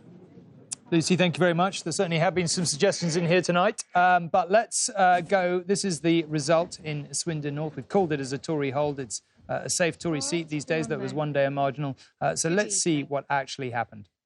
This is for the election of a Member of Parliament for North Swindon.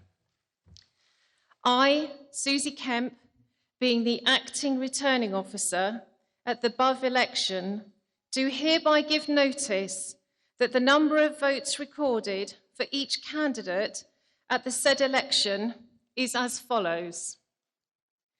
Bentley, Andrew Headley John, commonly known as Andy Bentley, Green Party, 1,710.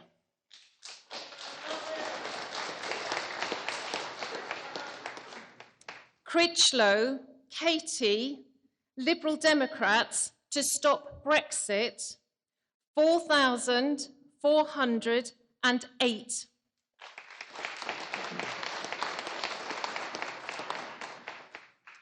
Linegar, Catherine Sarah, commonly known as Kate Linegar, Labour Party, 16,413.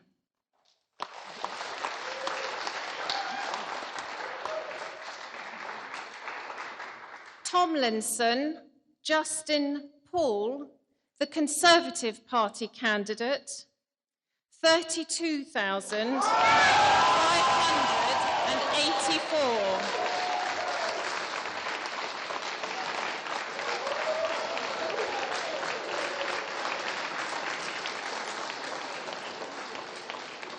The turnout was 67.15%, and I do hereby declare that Justin Paul Tomlinson is duly elected. OK, so that's a very substantial Tory win there in a seat that might once, so fairly long time ago now, be considered a marginal. Colin?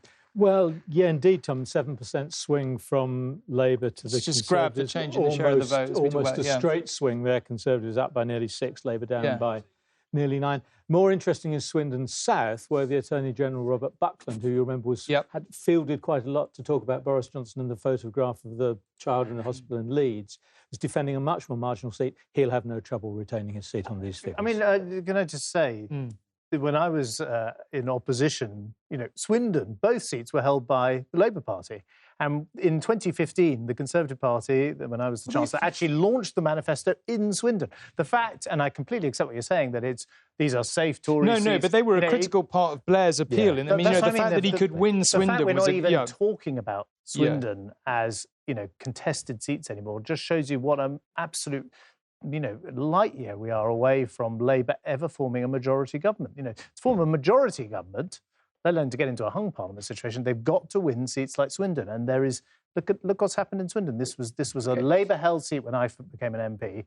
And now it's a massive Conservative majority. Well, I don't want to lose sight tonight of Scotland, which, of course, is one of the most contested stories, not least because we're less certain than elsewhere about the exit poll and how accurate it will prove to be. I'm joined by Ian Blackford, the SNP leader at Westminster. Ian, thank you very much for joining us this evening. The exit poll obviously shows a stunning... morning, sorry, yes. Getting carried away with myself. Time is flying by. The exit poll gives you a startlingly fantastic result. There are various people in the studio much less certain that you've done quite that well. What's your own sense of how this night will pan out for you? Well, we haven't seen any results north of the border yet. We know we've had a good election. Certainly the reports from up and down Scotland had been that we'd done well. We're defending 35 seats. We're looking to win this election in Scotland. Look, let's wait and see as the night unfolds. But certainly we know that people across Scotland have rallied to the message of the SNP of protecting our interests, making sure that we protect ourselves from Boris Johnson taking us out of Europe. So we're going to do well. Whether we do as well as the exit poll, well, time will tell. But certainly it will be a very good night for the SNP. What will it mean if you do this well, or as well as the exit poll suggests, or anything like it? What will be the political reality beyond it? Well, the reality is that we were told in our own independence referendum in 2014 that if we stayed in the UK, then our rights as EU citizens would be respected. So we're simply not going to sit back and allow Boris Johnson to tear us out of Europe against our will. And Boris Johnson has to respect that the Scottish Government in Edinburgh already has a mandate for a referendum on Scottish independence and a change in circumstances. We've now won every election in Scotland since then. So if Boris Johnson respects democracy, then he has to respect the right of the people of Scotland to determine their own future. And we've got no desire to be taken out of Europe. We see ourselves as a European country, and we want that opportunity to have an independence referendum, and one where we can debate whether or not Scotland should become a member of the European Union in its own right. Boris Johnson himself has repeatedly ruled out any possibility of another independence referendum. Everyone who knows him well insists that he's absolutely adamant about it, and it will never happen, no matter how well the SNP does tonight. If he sticks to that line throughout the next 4 to 5 years as a majority leader in number 10 Downing Street, what do you do? Well, you know, Boris Johnson has to respect democracy, and I'm not sure I believe a single word that Boris Johnson ever says anyway. But we were told that we're supposed to be in a union of equals, that Scotland was to lead the United Kingdom. If Scotland votes for the SNP, Boris Johnson or any other Prime Minister has to respect the views, the votes and the wishes of the Scottish people. To do otherwise is an affront to democracy, and all he will do is push people into the arms of the SNP. We've won this election tonight for Scotland. That should be respected. The Scottish Government is pushing through legislation for a referendum. It should be recognised. We should be having that referendum on independence in 2020. Ian, thank you very much indeed for joining us. We're going to Washington and Sunderland West.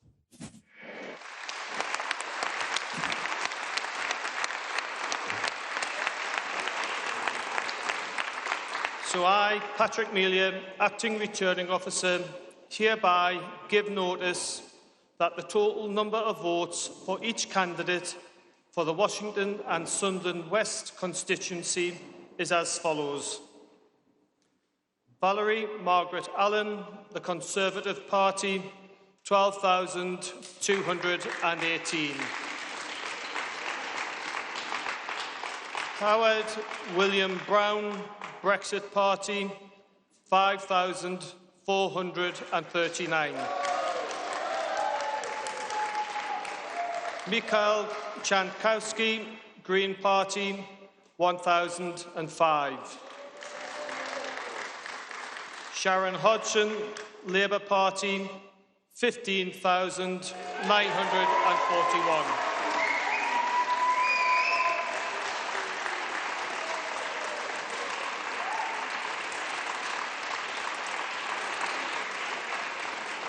Keith Jenkins, UKIP, 839. Carlton Lee West, Liberal Democrat, 2,071. and that Sharon Hodgson has been duly elected to serve as member for the said constituency.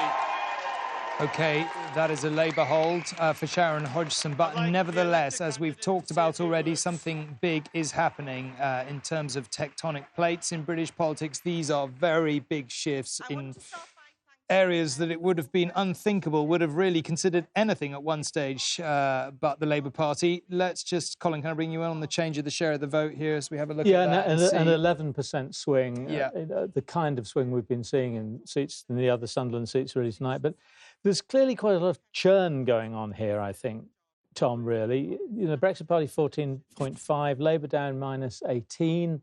But you can't necessarily assume that all the Labour voters have simply gone to vote for the Brexit Party. Some will vote Conservative. Some Conservative voters will have gone to Brexit. There's sort of, and the other factor here, which we've been noticing and haven't actually mentioned at all tonight, is that in some of these northern seats, turnout is down. Not down massively, but down out a few percentage points from what it was in 2017, suggesting, again, to me, don't know if Ed would agree, that some Labour voters have simply stayed at home this time. Not enough to have made a big material change to the result, not something you can say, if only we can get them back to vote, then we'll win government at the next attempt. But clearly that's been the reaction of some of them. Some have voted Conservative, some have voted Brexit, some have simply stayed at home, but all look pretty fed up.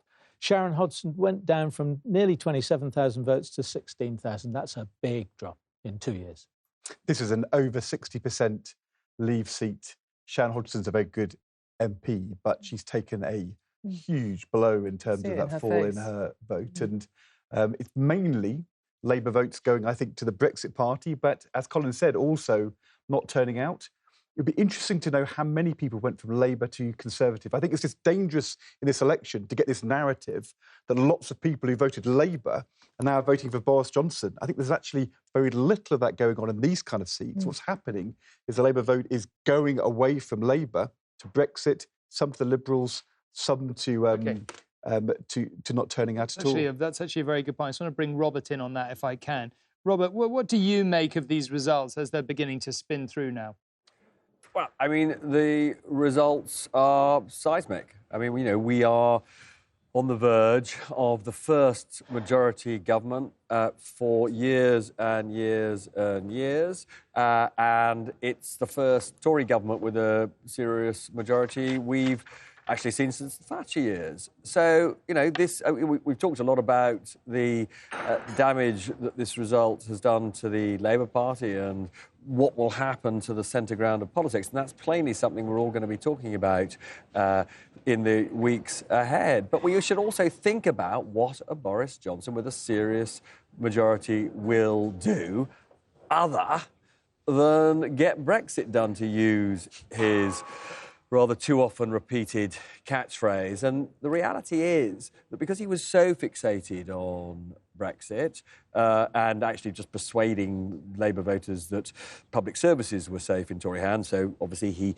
did talk about, in fact, has promised more money for the NHS, for the police and for schools. We know, despite all that, we know very little else about his vision for Britain. And there is something, in a way, extraordinary about seeing a party leader, Boris Johnson, and a party achieving what looks like possibly a landslide, but certainly a very decisive victory. But, the voters, apart from Brexit, not really having a very clear sense of where they will be in terms of what they want to do to this country. What do you think Boris Johnson's, conclusion about the direction of travel will be after this? We've had quite a lot of discussion around the panel this evening about how the Tory party may be in the business of trading some of its traditional seats in London and the South East and gaining seats it never could have, dreamed in a generation of winning, but with, very different demands and desires and everything else. What conclusions do you think he would reach from that? So he will be facing twin pressures. On the one hand, there's been a purge of some of the one nation-y, more centre-ground Tory MPs, like I suppose personified by Amber Rudd, and undoubtedly there will be more ideologically right-wing MPs in Parliament than there were before. On the other hand, if he picks up as many seats Robert, as we think he will I'm very sorry, I'm pick just going to have to stop you there because we're going to crash to Newcastle upon Tyne North. OK. Nicholas Martin Cott, Liberal Democrats, 4,357. Alistair Christian Ford, Green Party candidate, 1,368. Mark Guy Lehane, the Conservative Party candidate, 15,589. Catherine McKinnell, Labour Party, 21,354. Richard Mark Ogden, Brexit Party, 4,331. And that Catherine McKinnell has been duly elected to serve as the member for said constituency. OK, Labour hold. Colin, as we just take a look at the change in the share. Yeah, Labour vote down by 10 points, Tom. The Conservative vote hardly shifted at all, and actually polling fewer votes than they did in 2017. And again, we see the turnout down a little bit. This is the one Newcastle constituency that did vote leave in the referendum, but the Brexit Party there is at 9, less than 10%. Newcastle is one of these sort of cities that does tend to, it seems, retain its Labour support a bit more solidly than some of the more out-of-the-way places, if I can put it like that. OK, Colin, thank you. Well, I'm joined by the panel, as you can see, Fiona, Joe and John.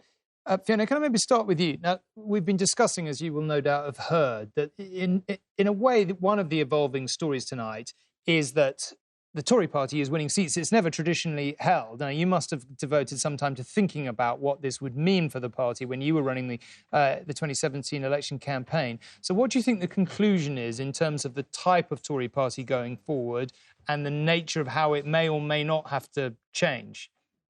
Well, I think the first, I guess, question is, how is the country changing? Mm-hmm. If you look at the way debates go nowadays in relation to things like climate change, which is so big at the moment, you know, parties have to contort and conform around what voters ultimately really, really want. And I think that there is a changing trend towards that. Corbyn was clearly unpopular, but I do think that some of the arguments he made resonated with younger people. And if we don't... Which ones, out of interest, in particular? Well, you know, he spoke about climate, he spoke about equality and injustice. These are things that seem to make younger people seem quite motivated. Mm-hmm. And so I think we have to embrace all of these arguments and look to what you want the Conservative Party to be in 5 and 10 years hence. I think Boris actually, oddly enough, already started that actually during the campaign with talk around additional funding for the NHS and putting... And he himself, as Joe knows, actually is and always has been someone who has worried about the climate and conservation and so forth. So I think he's already there. Mm. In terms of what Allegra was talking around... a pool, I guess, between these new MPs in seats where their voters will be looking for something different. You can see how that might become a bit of a tussle. Not an insurmountable one, but nevertheless, it will need some thinking.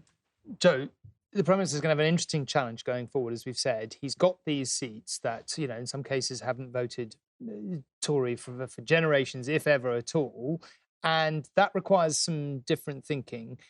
What do you think his conclusions will be? And those MPs, as George said, who'll be coming in and be worried about looking to the next time. Some of the more traditional Tory policies may not be, you know, in the slightest bit appealing in those seats. What do you think the answer is? Well, I think it's a great opportunity for the country because he hasn't traded off seats in London and the South in order to win seats which the Conservatives haven't traditionally won. He's retained those seats and gained extra ones. So he has actually established himself as that sort of Heineken politician, which he was once held out to be, and able to reach out to groups who haven't previously voted Conservative. So I think that is a towering achievement. He hasn't sacrificed the core support base that the Conservatives have had in London and the South. So great opportunity for him, great opportunity for the country, because it means that you'll have the Conservatives as a genuinely one-nation party, able to govern in the entire Does he national become interest. a public spender or a tax cutter or both?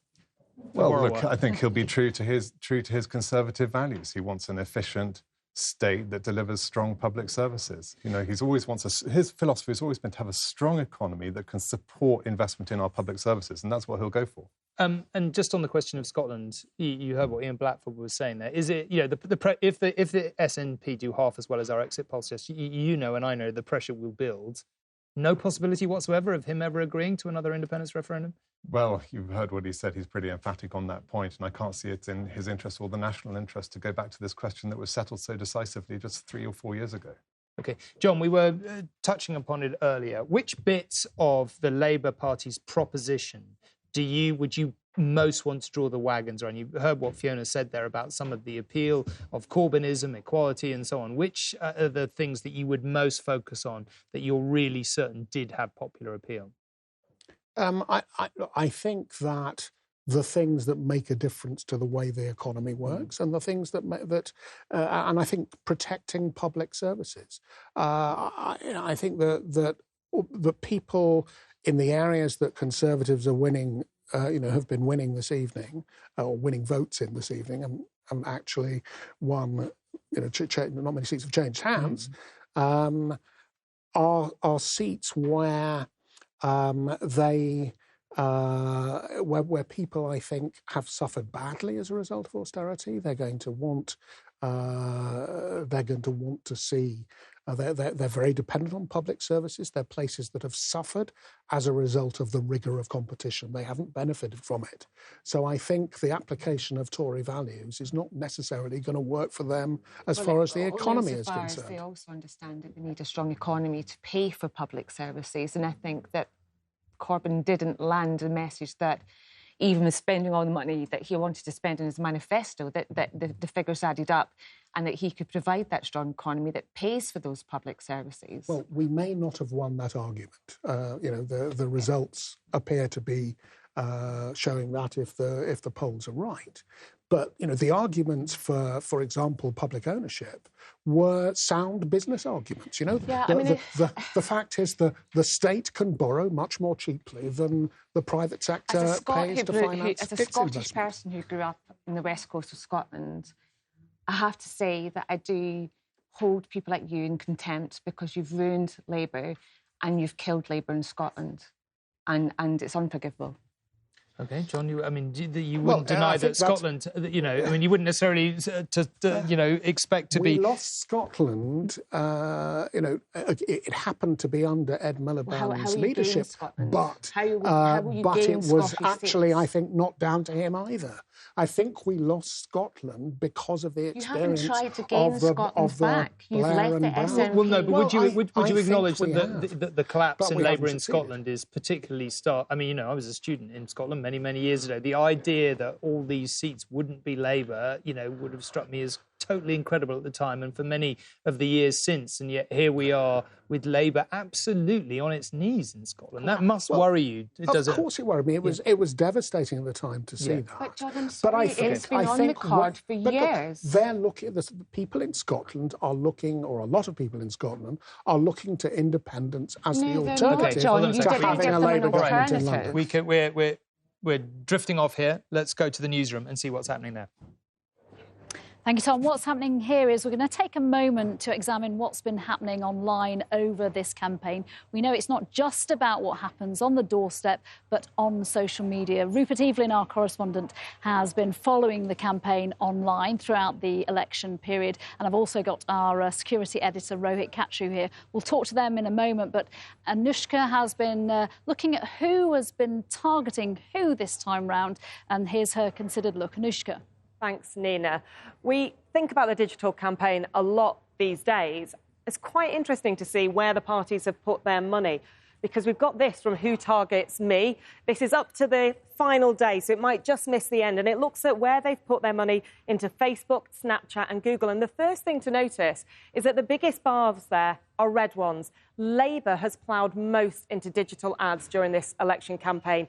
1.3 million, most of it into Facebook, and they say that that has led to them having over 86 million eyeballs on their Facebook videos. Now, that's not to say that the Tories have not spent money. They are second on this with £775,000, and this doesn't have the final day, so it could be even more than that, because one thing we know is that the Conservatives ploughed money into seats in the last few days when they know that people make up their minds. Interestingly, unlike Labour, they leaned a bit harder towards Google. And those are ads like when you type the Labour Party into Google, for example, and you get a Tory ad entitled The Cost of Corbyn. Now, we can actually see what's happened in a few particular seats. Let me just show you Chingford. There was that fierce fight between Ian Duncan-Smith and Faizia Shaheen. And Labour ploughed more money into that than the Tories. Although, interestingly, look at this big grey bit here. That's third parties, among which we have parties like the Green New Deal, who are actually basically pushing for her as well. So overall, much more money. But if we look at one of the seats that Labour wants to defend, Great Grimsby, you can see that both the Brexit Party and the Conservative Party have put more money into that seat than Labour. Now, that is the story of paid advertising. But alongside that, we also know that people are constantly fighting on social media. And Sheffield University have had a look at that. And I'm afraid to say it's been very, very nasty in this campaign. Let me just show you this from Sheffield University. In the first 4 weeks of the campaign, candidates received over 88,000 abusive replies to their tweets. And that was rising week by week from nearly 18,000 in the first week to nearly 28,000 in the fourth week. And I can show you who was particularly targeted. Top of the list, Boris Johnson and Jeremy Corbyn. But here are some of the other figures: Matt Hancock, Jacob Rees-Mogg, James Cleverly and Michael Gove from the Conservative Party, the Lib Dem leader Joe Swinson, David Lammy from the Labour Party. They do actually tell us what words they've used for people on social media, but the list is so rude that I'm not even going to think about putting it up here. Nina. Anushka, thank you. Rupert, let's pick up on this point about the spending and the transparency of that. We've seen what the political parties have spent this time around, but it's not quite as simple as that, is it? It really isn't. There are degrees of transparency. And on some levels, you feel like you're able to see who is spending what and where relatively easy. It's when you drill down into that, it starts to become very murky. The growth area from this election is the non-party campaigners. Some of them are registered with the Electoral Commission, some of them aren't, but they are undoubtedly the standout spend area. They're spending huge amounts of money. We don't always know what their motivation is. We don't always know where their money is coming from. And if you go to the Electoral Commission and say, well, what are you going to do about this? Their argument is almost, we need to change the law. And that is arguably a fair one. We are living with electoral law designed for an analogue era. Yeah. We're a long way from that. This is all digital now, and we're way behind the times. Would the Conservative Party want to change that? Questionable whether it will be a priority for them. Yeah, and with 2 elections in as many years, there hasn't been much time, has there, to fix that. Rohit, if I can come to you, one of the conversations in this election has been about the potential of Russian interference. What's the reality? What have you been told? Well, it's really too early to say. If you look at an example like the US election in 2015, it took so much time for the authorities there to work out the role of Russian interference there. You know, this has been a 36-day campaign at which government, across government, have been, you know, really trying to keep this electoral process safe.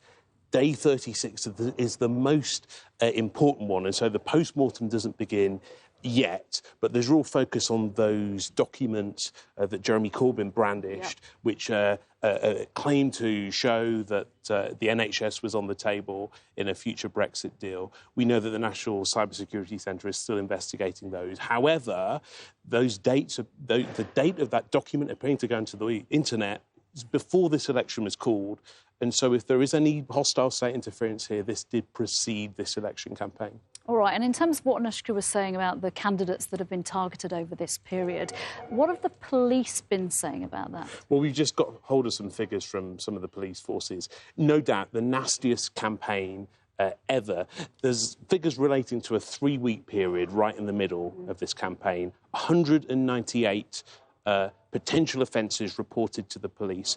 Around half of those were considered to have reached the threshold to be reported as a crime. Now, the majority of those were malicious communication, things that were going on social media, but there were some reports of criminal damage, for example, as well. This is undoubtedly the nastiest campaign on record. However, 198 offences, 3,500 candidates, so very few candidates affected by this. However, 70% of all of those candidates have had a direct conversation with their local police force about this sort of thing. That is a record figure. 70%. And the question is, I guess, where we go from here next time we have an election and trying to fix this, as you call it, a nasty campaign. Tom.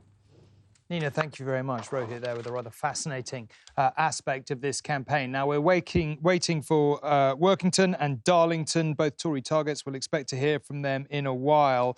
And we just heard that Wansbeck, which is 142, believe it or not, on the Tory list, is actually having a recount. And the MP there is a former president of the National Union of Miners. So that would be quite extraordinary if that were to fall. Now, before we go on, we've had more than 10 results in. Let me draw your attention to a small but important change to the strap that runs across the bottom of the screen. Until now, it has shown the exit poll and seats won so far. But as the results come in, we're going to feed them into the exit poll to create what we're calling the Exit Poll Plus results, which should give us a better idea both where the story is going and how accurate the exit poll is. As you'll see, it's barely moved. If the exit poll is correct, as it seems from these early results, the numbers on the screen might not change too much. But if it's off target, we'll see those numbers moving as the declarations happen. Colin, perhaps I could ask you to explain in a little more detail. Yes, and the eagle-eyed will have noticed the Conservative predictions come down one and Labour's gone up one. And the reason for that is because we get a late drop from the exit poll at 11:15 and we then feed it through the computers. And the reason why we get a late drop is, of course, when we go on the air at 10 o'clock, there are still people casting the very final ballots. And we need to take into account everybody's vote in our various exit poll polling stations. So it's the late drop and it's changed the exit poll forecast, but only very marginally. Now, it so happens that of all the constituencies we've had in so far, they have gone in exactly the right way the exit poll has predicted. If, however, Wansbeck were to come in after this recount and be a Labour loss, a Conservative gain, the exit poll was only giving a 25% chance that the Conservatives would win Wansbeck. If they do win, that would probably put an extra seat in the Conservative column and reduce the Labour column again. And as the results like that come in, we would expect the exit poll plus prediction to wobble about a bit, but give a better idea of the direction of travel. And of course, if the Conservatives were to do rather better than is being expected, we'd expect that 3, 6, 7, 8, 9 to begin to move up. But I would note of caution, Tom, I'm afraid, always notes of caution from me tonight. Yes. The results have been very heavily concentrated in the northeast of England so far. And we're hearing from London, for example, that turnout is very high in some of the inner London areas where the idea may be that lots of angry Remainers who are getting out there to get their view heard as well. OK. Ed, can I ask you about Wansbeck? I mean, the idea that the Labour Party could fall there is a bit off the charts, even for tonight, isn't it? Well, we were quite shocked 2 years ago when Canterbury elected a Labour MP. And I guess Wansbeck going Tory is kind of in the same category. It tells you that what we've seen in our society post the Brexit referendum has really destabilised things. I don't believe in the next 25 years Wansbeck is likely to have a Conservative MP most of the time. But if it happens, it's a huge change and very unexpected. I mean, Wansbeck.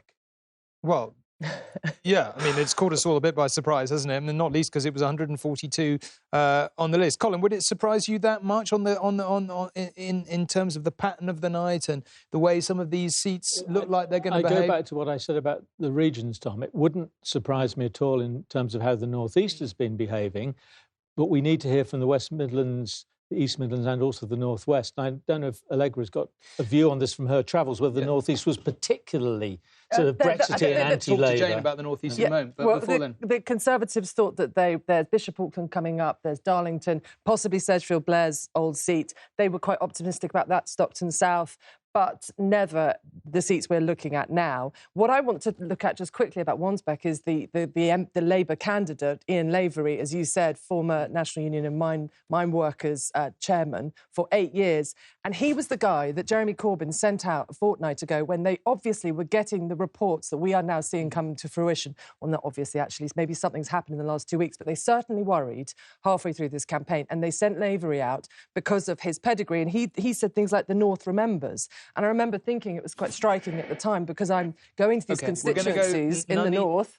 I'm going to have to interrupt you just for a moment because Nuneaton is declaring. Candidate at the said election is as follows. Brighton Knight, Richard Adrian, Liberal Democrats, 1,862.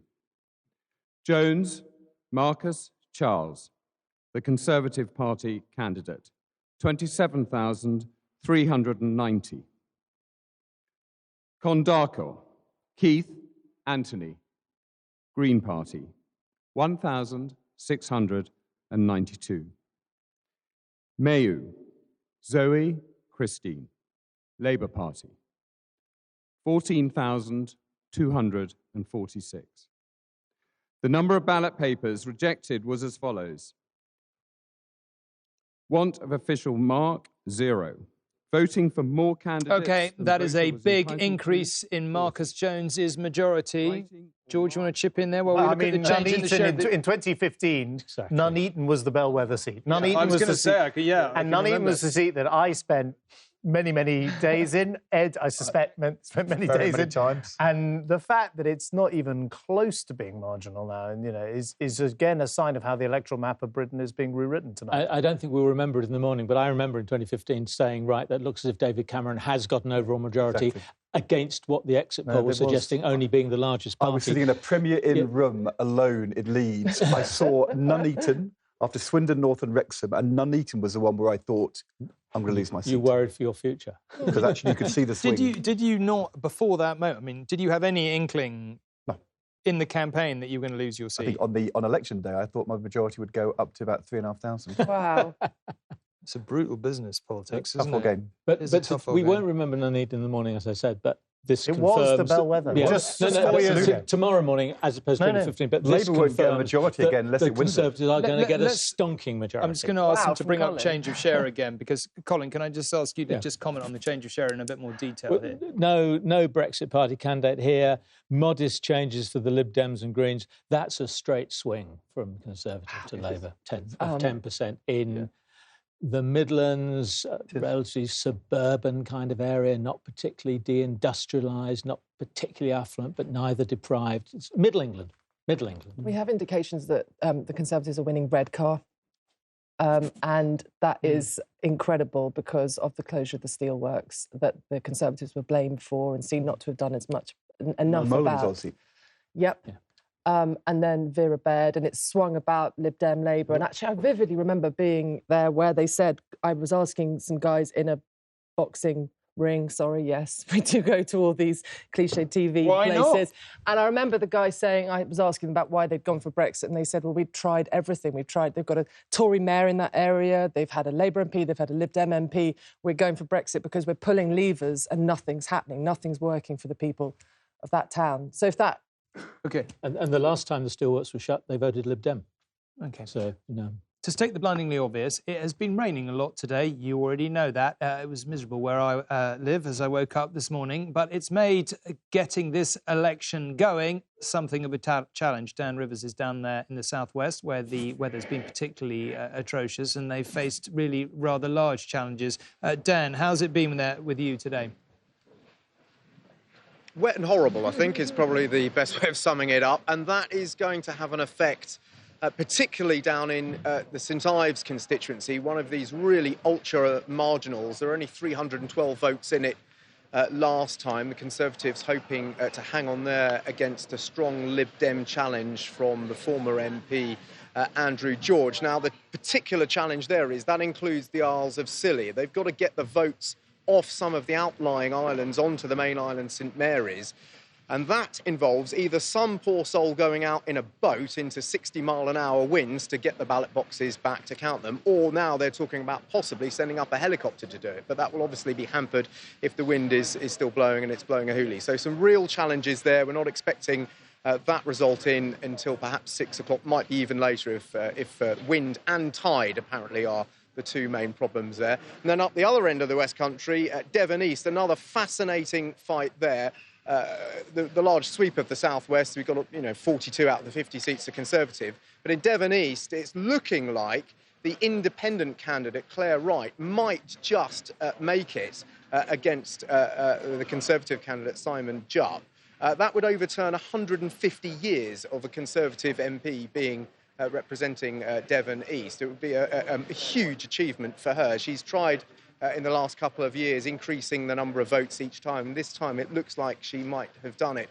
Running really on a sort of anti-austerity, pro-NHS ticket, really, but as an independent with none of the party machinery. She's had Hugh Grant down there campaigning for her, which may have helped, but she's also a long-time local councillor and someone who's very well known and respected. So that's going to be a very interesting one to watch as well. OK, Dan, thank you very much. Claire Wright, you were saying, possibly making it. We haven't talked at all about the many independents standing tonight. Do you think Dominic Grieve and David Galt, your old colleagues, are going to win in the battle against the party? Well, I was as my newspaper and me personally, I was recommending a Conservative victory, but I made an exception for these Conservative independents, who are some of them are friends of mine and who I've had a lot of respect for. I don't know. I mean, we haven't had yet seats in the South. We haven't had, very middle-class seats like Beaconsfield or Hertfordshire South West, and so I think we have to wait and see what will happen. And I think they will be somewhat unique results that I'm not sure. I'm not sure how the exit poll projects them. I mean, both of them, let's be honest, are long shots. As someone who became the MP for Tatton, I came after Martin Bell. He was an independent. It's extremely difficult to get elected as an independent. If you stayed in Parliament, do you think you might have been one of them? I don't know, good question. That's a very good question. Yeah. Go on then, answer it. I don't know. I had a lot of sympathy with their position, put it that way. We'll take that as a yes. But I don't know. I did want to ask you one thing. You were always, your brain and David Cameron's brain were always said to be melded, but I always thought you did probably more strategy than he did. If you were sitting by Boris Johnson's right or left hand tomorrow, we've talked quite a lot this evening about tectonic plate shifting. This is you're going to have a whole bunch of MPs representing seats that, when you were running campaigns, you wouldn't have dreamed of winning. If you were to have a meeting tomorrow and say, right, how do we shift strategy to make sure that in 5 years' time we've solidified our support in these seats rather than leached it away? How do you do that? Well, you obviously have to get Brexit done, but I think you look at the budget now, right? That budget, which Sajid Javid, almost certainly will still be the Chancellor, and Boris has said so. That budget he's, I think, penciled in for February is now a very big early sign of whether the Tory party is going to deliver for these new areas. Yeah. Now, look, I mean, I should say, and having been Chancellor, you're always trying to deliver for all the areas. I had a Northern Powerhouse strategy, which was designed to reach areas like this. But I think, he will be, top of his mind will be not like, let's cut capital gains tax to help the entrepreneurs. It'll be, what can I do to get money into these towns so that in 4 or 5 years' time, they can see tangible results from a Conservative government. I'm not saying it's as naked as that. When you're the Chancellor, you feel a national responsibility. But the party strategists feeding into the budget will be saying, what are you going to be doing it's for interesting, Blythe though, Valley? But if you take the ERG, a lot of ERG, right Conservatives, are anti-Europe, but they're also quite small states at lower taxes. But are they Is there going to be a new split in the Conservative Party over budget policy? Calling Rutherglen as an SNP, the first definitive SNP gain. Obviously, the exit polls suggest they're going to make many gains in the course of the evening, but that we're calling that as the first one. Let's go and get a reaction from Robert in the newsroom. Robert, have you heard about Rutherglen, and do you get a sense from your sources that the SNP are going to have as good a night as we predicted in Scotland, or it's not? Yeah, I mean, yet? look, certainly all the way through, actually, the SNP have been telling me that they felt that the Labour vote was melting away, and in fact, I think they're going to end up doing better even than they thought. I just thought, actually, I would just sort of pick up on some of what George and Ed were talking about, in particular, what we can expect over the next few weeks. So I think the budget actually is now going to be in March. We are hearing there will be a minor reshuffle of the cabinet, within the next day or so, but that Boris Johnson is planning, a very big reshuffle for February. And it's at that point, of course, we'll get more of a sense of how he intends to govern. And, to go to the really important questions you've been posing, hang on to these traditional Labour seats. Many people would argue that vote for Brexit in 2016 was a vote of protest by many people in the North and the Midlands, feeling that their communities had been ignored by government for far too long, that the gap between their incomes and the incomes of those in London and the South had simply become too great. So if the Tories want to keep those seats beyond this very Brexity election, they are going to have to deliver policies to those parts of the Midlands and the North which make the former Labour voters there feel that the Tories are serving their interests and they're getting better off. If that's what you were hearing, sorry, just to backtrack a moment there, if that's what you were hearing on the reshuffle strategy, what's the sort of logic of it? Why wouldn't you do a big reshuffle immediately and then wait a while? Oh, I think quite straightforwardly, because he's going to use that awful bloody phrase he kept using. He wants to get Brexit done. I mean, we're going to get the second reading of his Brexit withdrawal bill, when Parliament's going to come back early next week. We will get the second reading before Christmas, probably at the end of next week. The Queen's speech we're expecting, I think, next Thursday. January will be devoted to, getting all the legislation through Parliament. And then at that point, he can concentrate on other things, including a major reshuffle, which could indeed also involve actually reconstruction of departments, because there's no secret that, in particular, his chief aide, Dominic Cummings, doesn't believe that the structure of Whitehall is, in his words, it would be Cummings' words, fit for purpose. OK, we're looking at Darlington there, and now we're looking at Rutherglen, which are the two counts we're just waiting for the declarations from. But in terms of any reshuffle, whenever it does happen, or what a new government's going to look, I mean, if the exit poll's right, he's going to have a lot of new MPs. How does he reflect that? I mean, we're going to see a lot of familiar faces being booted out? Does Jacob Rees-Mogg stay? So here's an interesting question. As you have pointed out, one of the big own goals for the Tory party were Jacob Rees-Mogg's remarks about the inhabitants of the Grenfell Tower, which outraged so many people. It'll be very interesting to see whether, Rees-Mogg may well be kept immediately. Whether he will be kept on beyond February, I don't know. One of the things that has been striking to me has been the Boris Johnson's ministers who he's favoured in the campaign. I would expect, for example, Rishi Sunak, currently relatively junior as Chief Secretary of the Treasury, to be promoted to a big job because, Johnson and his colleagues have been saying to me how much they think he's done a very good job during the campaign and how much they rate him. OK, Robert, thank you very much indeed. Well, we're still waiting for Darlington and indeed Workington. We have now called Wansbeck as a Labour hold, notwithstanding the discussion we had about it earlier. Labour has managed to hold on there, so Labour has at least staved off that particular disaster, if possibly not many others. George, if you were advising Boris Johnson, would you keep on Jacob Rees-Mogg? Well, Jacob Rees-Mogg has a big problem, which is he has caused enormous offence in London. And bluntly, if I was Boris Johnson and I was thinking about tomorrow and the day after it, I've won a massive victory. I'm my own boss.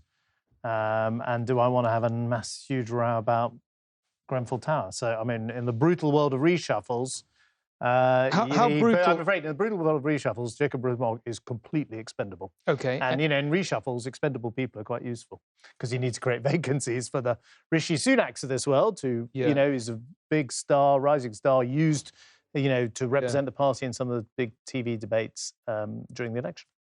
Who does he, is it a drastic reshuffle? Does he get rid of a whole bunch does he get rid of Dominic Raab? Is there a whole-scale shuffling of people who are... Look, I don't think, I don't think there's some, plan necessarily drawn up at the moment. And remember, these people have only been in post for a few months because Boris Johnson only got in the summer. But I think there were some performers in the campaign, like Rishi Sunak, like Robert Jenrick, who was also used. Matt Hancock went around all those constituencies representing the health service. Sajid Javid did well. Others were basically absent from the battlefront, like Rees-Mogg. And, that will tell a story a bit about who...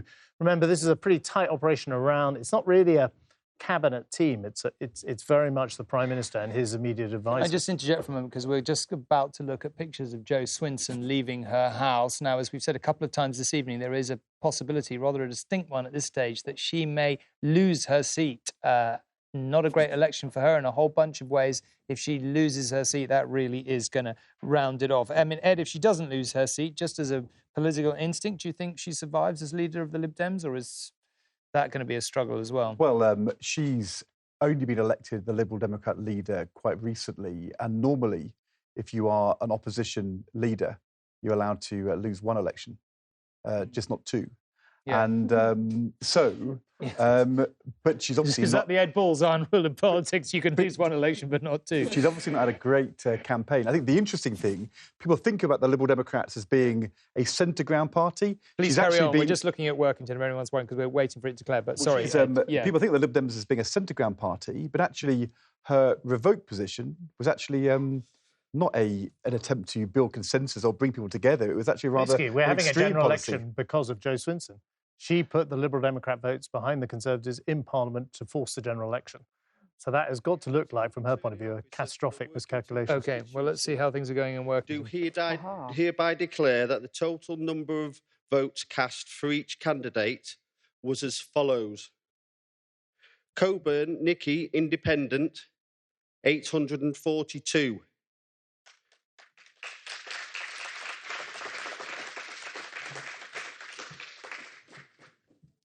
Heyman, Sue, Labour Party, 16,312.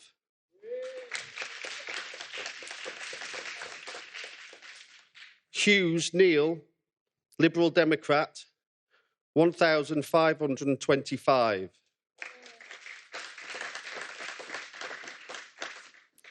Ivinson, Roy Allen, 87. Jenkinson, Mark, the Conservative Party, 20,000.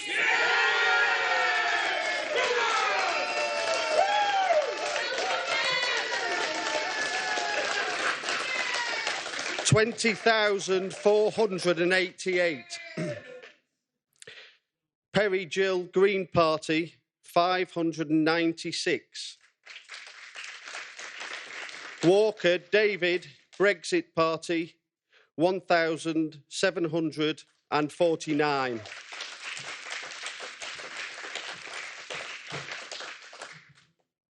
Therefore, Mark Ian Jenkinson is duly elected as the Member of Parliament for the Workington constituency.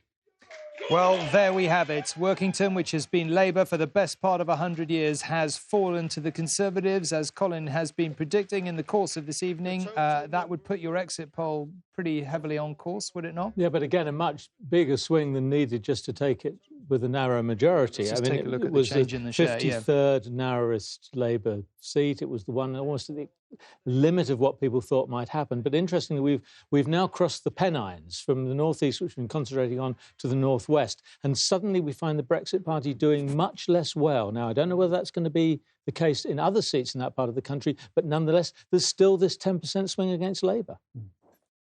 Oh, I mean, just going on stage in Rutherglen, actually, we've already called that as an SNP gain, but, well, we'll go as soon as they're actually beginning the declaration When I say we'll go now.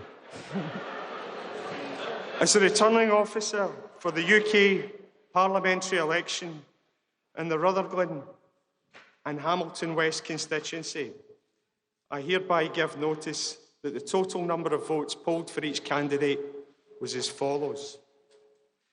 Margaret Ferrier, Scottish National Party, 23,775.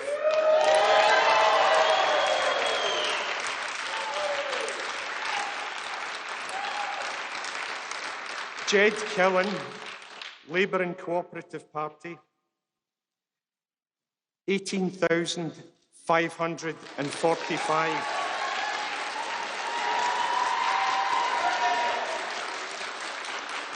Janice Elizabeth Mackay, UKIP, 629. Mark McGeever,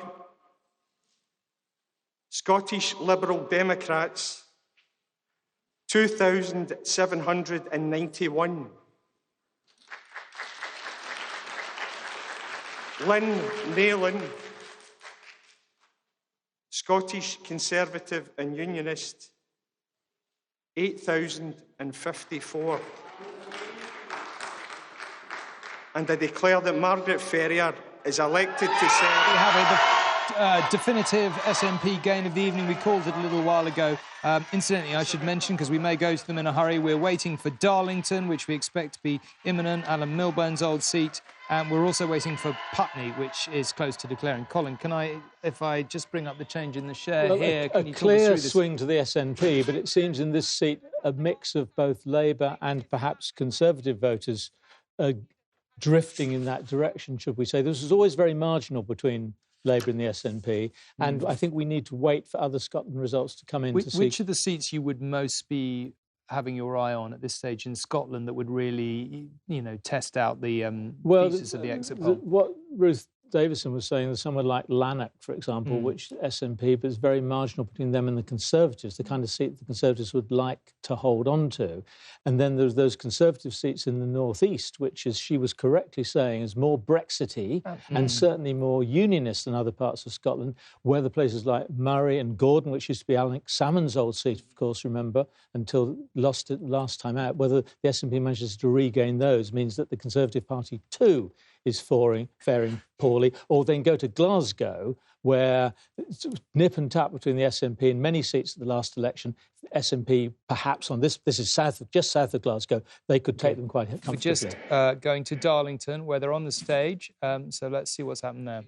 Officer for the election of a Member of Parliament for the constituency of Darlington do hereby give notice that the number of votes recorded for each candidate at the said election is as follows. Brack Kevin John, Independent, 292. Chapman Jennifer, Labour Party, 17,607. Curry Anne-Marie, Liberal Democrats, 2,097. Gibson Peter Alexander, the Conservative Party candidate, 20,901.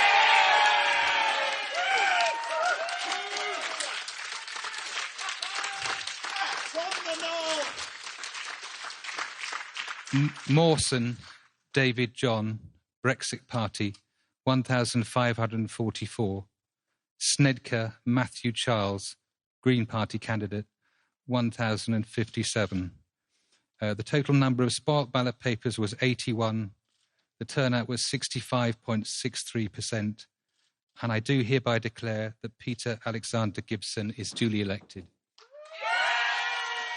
Well, we are witnessing something of a political earthquake tonight. Darlington, too, has fallen to the Conservative Party. And let's just take a quick look at the change in the share of the vote here to see whether it fits the pattern in the evening. And a pretty similar looking change. You know, the Labour Party falling heavily and quite a bit of it apparently going to the Conservative Party, or at least a very substantial degree of churn. Now, let's come back to Jane and maybe we can talk about the North East. Exactly, Tom. So thank you. So Darlington is one of those seats in the North East, and many of the results that we've had so far are in the North East. And we have to remember that the North East was Labour's heartland. I mean, it's so difficult to overstate that. These are the North East seats. These are the seats that we're watching. And we were talking about Wansbeck, wondering if Wansbeck would go to the Conservatives. Now, it would have been striking because Wansbeck was actually off our Conservative target list. It was off the battle board. And, you know, we're actually working on a list right now of possible seats that are further, you know, require further swings to the Conservative Party. So that would be absolutely extraordinary. But nevertheless, you know, what we have there is Blythe Valley going to the Conservatives and Darlington. And we can look at the change in share across all of those North East seats which we've had results. And it is just extraordinary. You really see that picture there with those North East seats that have declared, the ones the Conservatives have taken, of course, included, and those that Labour have held. But that Labour share absolutely dropping so significantly. Conservatives just up a little. And as Colin was saying, whilst you've got that Brexit Party share, we can't just assume that all of that Labour share has gone to the Brexit Party. The Conservatives could be taking some of that Labour share. The Brexit Party could be taking some of the Conservative share. But what it essentially means is that you've got Conservative gains, and they're not just narrow Conservative gains. These are safe Conservative gains. And you've got Labour holds that are now marginal Labour holds in the North East, Labour's heartland region. You spend your time between elections doing lots of things, but one of them is studying all the underlying trends of this. Did you see this coming in roughly this way? Was it just total frustration about Brexit in the end that you think's done this? So using British election study data, what we're able to do is look at people switching. And we've seen that more people are switching their votes between elections than ever before. So that context really sets the possibilities for these kinds of upset elections, you know, these really big changes. And we've also seen those Labour Leave voters moving towards the Conservatives. I was talking earlier about that happening, but also the Conservatives retaining Remain voters. And we have to remember that, you know, lots of Labour's voters Remain voters. So if those Remain voters, you know, don't stay with Labour Party, and if the Conservatives take their Leave voters, then this is the kind of result that you can get. OK, Jane, thank you very much indeed. Well, let me take this as a chance to come to the panel here with Ruth and Alan and Gisela Stewart, chair of the Vote Leave campaign. You must be thrilled, at least in this. You wanted Boris Johnson to win. You suggested people should vote for him. There's no doubt now that we are about to leave the European Union. Well, I mean, I said, look, a vote for Boris Johnson on Thursday does not make you a Tory any more than, you know, I've turned into a Tory. But what it does is you end up with a government that has a majority which is sufficiently big to negotiate a deal and take us out. Because I think if we'd had in hung Parliament territory, it wouldn't have happened, and we wouldn't have started to address the grievances which led to this. You may have heard Alan's discussion with John Landsman earlier in the slightly feisty discussion with John Landsman earlier in the evening. I mean, do you agree with Alan in his assessment of why the Labour Party is doing so badly tonight? Oh, I think he was absolutely spot on. And I think if the Labour Party goes on in being this state of denial and sort of think the answer is Marxism made in 1983 and we just weren't left-wing enough, then we just lose even more. And the big thing is, what this has shown so far is that actually Labour Party voters aren't extremists. They don't go for ideology. They want decent public services. You know, what a surprise. And they voted tonight also in terms of the kind of anti-Semitism which was in the Labour Party, being in denial over that. That actually hit people by far more. And I think if Labour wants to get back to be a party of government, it needs to stop getting out of this pocket of denial, realise that it is the centre ground with decent public services, stop sneering at the North, you know. It is not North Islington which is going to win you a general election, and look at itself hard and thoroughly for a little bit. What's your personal reaction when you see someone like Darlington? Jenny Chapman, I'm really sad for Jenny. Great talent. And in a sense, you know, this argument that it's all about Brexit, which you're hearing, you know, from John Landsman and others. If it's all about Brexit, then it was a terrible, terrible handling of the whole issue. In my view, Labour should have supported that first Theresa May's deal, as amended by the Keir Starmer negotiations that brought in all kinds of stuff like workers' rights. They should have gone for that, got that out of the way, and this debate would be all about the trade deal that comes afterwards. Not only did they not do that, and in a sense there were, good friends of mine still holding out for a second referendum, which was a mistake. But then this idea that we can have another referendum, negotiate another deal, and our leader will not take a position on it, but will be neutral on it. It's utter madness. The view is already that Jeremy Corbyn is no kind of leader.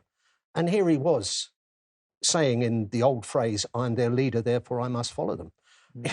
You couldn't have illustrated his lack of leadership skills better. So, in a sense, it was Brexit, but it still comes back to Corbyn. OK, we just got some pictures of the celebrations in Rutherglen, I think, SNP celebrations, that is. They're very happy, no surprises, with their result there, the first clear SNP gain of the evening. Ruth, we were talking at the wall just now. What would you be most looking at as the next couple of seats that will give you a sense of whether your initial instinct was right, that the Tories were going to do a little bit better than we were suggesting in Scotland? Well, I think what you saw in that, and it's really, really hard to take one seat and extrapolate from it, but what you saw was the strongest pro-union challenger to the SNP went up a bit because there are a small but significant number of people in the other two parties who are willing to put their rosette aside to try and do that tactical voting. But what you're also seeing is that the actual SNP vote is rising. Now, we're going to find out from different counts what the actual turnout is. It doesn't look like it's up massively on 2017. So that means that those votes are coming from somewhere else. I suspect as the night goes on, you'll see a huge amount of churn in Scotland. You'll find a lot of Labour voters going SNP. We've seen that in previous elections. And in seats where Labour are the main challenger, you'll see that buttressed somewhat by Tory and Liberal votes. Where the Tory party where the Conservatives are the main challenger, you'll see their vote be buttressed by Labour and Lib Dem votes. And where the Lib Dems are, they're the same. So there's going to be a lot of churn in Scotland. But it does look like that the SNP have had a good night. It really does. You probably heard George talking about earlier about the way that we're going to see a different kind of Tory party in one sense, in that a lot of Tory MPs are going to come back to the House of Commons representing constituencies that we wouldn't have imagined seeing Tories. How do you think that might change the party, and does that help the party in Scotland appeal to a different demographic, or make no difference? Well, I think if the exit poll is right and there's going to be a large Conservative majority in the House of Commons, what it allows Boris Johnson to do, should he choose to take that route, is to go back to being Mayor Boris, who is very broad, very open, speaks to lots of people, broadcast rather than narrowcast, should he choose to take that. What having all these MPs does, it really focuses the party outside of that London and South East corridor.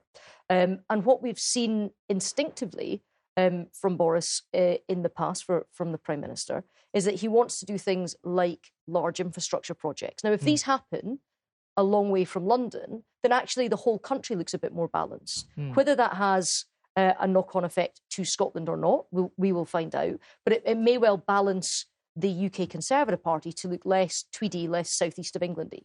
OK, we just got, this is Theresa May at her account, which is why, obviously, we're looking at, hardly seen her in the course of the campaign. Gisela Anand, can I just ask Gisela, maybe you first, can I just ask you, just objectively speaking, do you think Brexit does, we are going to leave the European Union, that much no one can be in any doubt any longer. Do you see Brexit sliding down the British political agenda slowly now? As we get into the trade deal, does it remain a red-hot issue, or does it gradually fade as it all becomes a bit too detailed and people don't follow it? What this election has done, I think, within the Conservative Party, it has removed that inattention which it had for a very long time. I think Labour will have to come to terms with it, and I think it will slide down as it gets into the technical ones. And we have to look at our relationship, and it will become a technical discussion. But I think the really big challenge for Labour is that the Conservative Party, as if these projections are right, and they will have seats in the North East, the North West, the Tories will have to become, as a governing party, a one-nation Tories, broadly speaking. That makes it even more of a challenge for Labour to respond to that if they want to get back into government.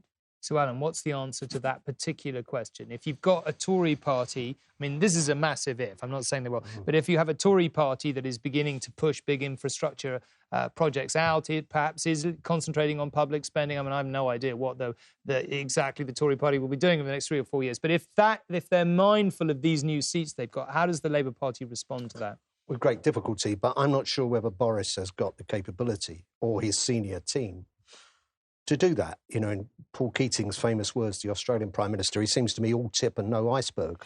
You know, there's nothing underneath there. If he had that... Never heard that applied to Boris Johnson before, but there's a first time for everything. Speak to people in the Foreign Office. Right. Who endured his time as Foreign Secretary. No, I'm not commenting on it either way. I'm just saying I've never heard that applied to British politics before. Great box office and all of that. You know, you have to admire... I mean, I wouldn't mind being locked in a lift with Boris, fellow Johnson and all that. Really? You heard it here Has first. he got the depth? Has he got the depth to kind of think that through and to rein in? I think the ERG are safely, put back in their box. But he's still got people like Dominic Raab and Priti Patel and some, I think, pretty unattractive politicians in his senior team. And he's lost a whole swathe of people who would have been supporters of his one nation Toryism. So we don't know what this new intake will be like. We don't know yet the kind of cut of their jib. If he's clever, he'll do what we did when we had a stonking majority in 97. And we ensured that we held on to seats like Hastings and Shipley that we'd never won before, and Edgbaston, thanks to the... OK, thanks let's go back to the desk and say, Ruth, all tip, no iceberg, is that your sense well, of Boris Johnson? Well, my other favourite, John Howard, is has he got the ticker for it? And I think calling the it was election... Paul Keating, Paul not Keating, John sorry, was that. But, I mean, I think the Tory party and the Tory party members, what they will give him now that he's won a mandate, that he's won an election, he will have almost carte blanche now to choose to shape the Tory party that he wants. Now, how does he want to do that? Who does he have around him? What does he listen to? Because there will be people who want to be led and who will have pressure from their constituency associations to be led. So if he wants to take that broad appeal that he showed when he was Mayor of London, he has every opportunity to do it and to have people fall in behind him. OK, thank you very much for now. Let me come back to the desk here. George, can I ask you as I come, do you think Dominic Cummings, not everyone watching this programme will know Dominic Cummings necessarily, but, the Prime Minister's chief aide, there's a suggestion that he was going to move on once Brexit goes. Do you think that's right? Or do you think he'll think, well, helped you win a victory, I'm going to stay on here? He might well be tempted to move on because he did, he'll have had He's got this sort of Svengali, he'll have had his big victory, and then, and I think actually, genuinely, he postponed a medical operation he needed to have. But, he put together the Leave coalition, or helped put together the Leave coalition in the referendum, and he's put it together again for the Tories tonight, and the thing about, we were talking about it earlier, Boris Johnson doesn't have like a large number of cabinet allies. He's not particularly kind of best mates with lots of MPs. He's quite a loner in a way, isn't he? It's sort of, for somebody who comes across as such a people person, that's always what, the closer you get to him, the more of a bit of a loner he strikes you as. Yes, I think that is true. I don't mean loner in a bad sense. I think he's just sort of very self-sufficient. And the Vote Leave operation attached themselves to him, or and of course he made the decisions to hire them to be into Downing Street, and they have delivered for him again. And bear in mind, Dom Cummings is from Durham, so he will be watching these and feeling deep connection. His family live there, and he retreats but also, up there. He's been proved right. He said that if Boris Johnson ran this campaign, these are the kind of voters he would win over. He's brutal, he's disciplined, he's insanely clever. He will be, I don't know whether, he may well move on, but he will still have input. He will still have input. And the thing that it will be huge. When we talk about infrastructure spending, he'll want to spend loads and loads of money on science, for instance. He writes a very, very long blog occasionally. Yes, and you read it, right? I haven't read them recently, but but when I did read them, he's a purist, isn't he, George? You know him. He deeply believes in infrastructure spending. He deeply believes in science spending. He thinks we should be... this is critical as well, because we haven't talked about Michael Gove. We saw him earlier, who has many, many ideas about how to run the country. Of course, Michael Gove and Boris Johnson were enemies at one point, quite recently.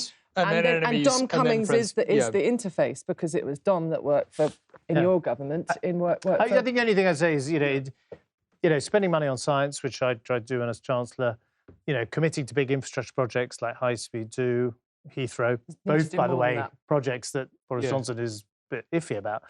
Those are okay, but to really upgrade the economic performance of some of these places now, you know, is a generational effort, and it's not going to it's more than one railway line. It's going to take a really sustained effort, and frankly, no government has found a solution to it. I can't really kind of join in with this love-in to Dominic Cummings. No, it's not a love-in. With Michael Gove, the insanely clever guy, caused carnage and chaos in our education system. In recent weeks, we've seen Boris Johnson egged on, I'm sure by Dominic Cummings, talking about declaring war on the BBC, wanting to change, to look again at the relationship between Parliament and the judges. I think, you know, it's dangerous to have a majority on this scale with Boris Johnson as Prime Minister if we're going to see some of these things carry on. Can I just focus in on that then a bit? Do you think that we're going to see, both of you, all of you, do you think we're going to see effectively a revolutionary government now? A big majority? And, you know, are they going to double down on everything, or do they go the one nation? Well, sorry, Ed first. The thing which worries me is that we're hearing from George that there was this loner Boris Johnson, and he doesn't really know what he wants or what he's going to do. And that is worrying. We know he wants to get Brexit done, to be fair. We know that, although we don't know what kind of Brexit he wants. He had a very thin manifesto. What is going to happen in terms of the relationship with the judges, for example? I don't think he doesn't know what he wants to do. I think he's got a very clear view of, you know, there is a sort of Johnson policy, which is quite liberal on things like immigration. He's actually relaxed student visa controls as Prime Minister. For example, he's in favour of big infrastructure. What he is not is he's not a small state conservative. No. Right? He is not a kind of shrink the state, cut public spending, cut taxes as a result because you can afford it. You know, he's more of a borrow a bit more, spend a bit more. We'll solve this problem. He's quite a deregulator, though, isn't he? Yes, although, again, in practice, you know, if you look at the announcements they've made, it's all about potential future intervention in the economy and regulation in the economy. So, you know, I think you'll find it moving in terms of radical. I don't think it's going to be radical in a kind of Thatcherite sense on the size of government or, you know, on public service reform like the sort of Michael Gove education reform. It may well be quite radical on the Constitution, which is where they did create some space in the manifesto. Let's pick up for a moment. We've got Ian Murray in Edinburgh. Ian, this does not look like it's going to be a good night for the Labour Party, particularly not in Scotland. What is your response to that? Well, I think this is the fourth time in general elections since 2010 that it hasn't been a good night for the Labour Party, and I think in all four corners of these islands we have to reflect on the fact that the Labour Party has let people down. We've ended up in a situation now where we've look as if there's going to be a majority for the hardest right Conservative government in some time, and a Prime Minister who can't start a sentence and get to the end of that same sentence without some kind of disingenuous comment in the middle. That's let people down tonight without having a Labour government, and that's incredibly disappointing for every single person that lives in these islands. What do you think is the reason? Reasons, plural, perhaps I should say. Well, I think the analysis of the economy that the Labour leadership put forward was the correct one, that it doesn't work for the many, but the prescription wasn't something that people were saying on the doorsteps was credible, and they didn't see Jeremy Corbyn as being the person who could walk through the doors of number 10 Downing Street. That's what people said to me time and time again on the doorsteps, and we're seeing that reflected in constituencies tonight, that the Labour Party should be holding on with comfortable 5-figure majorities. We're letting the public down. We don't have a credible opposition, let alone a credible alternative government. And I do just say to the Labour Party tonight, of which I am a very proud member and have been since I was old enough to join, if we don't reflect on this result and do something about it, then the Labour Party is going to be in a very, very bad place. And the only result of that is that we let every single person in this country down. OK, Ian, thank you very much indeed.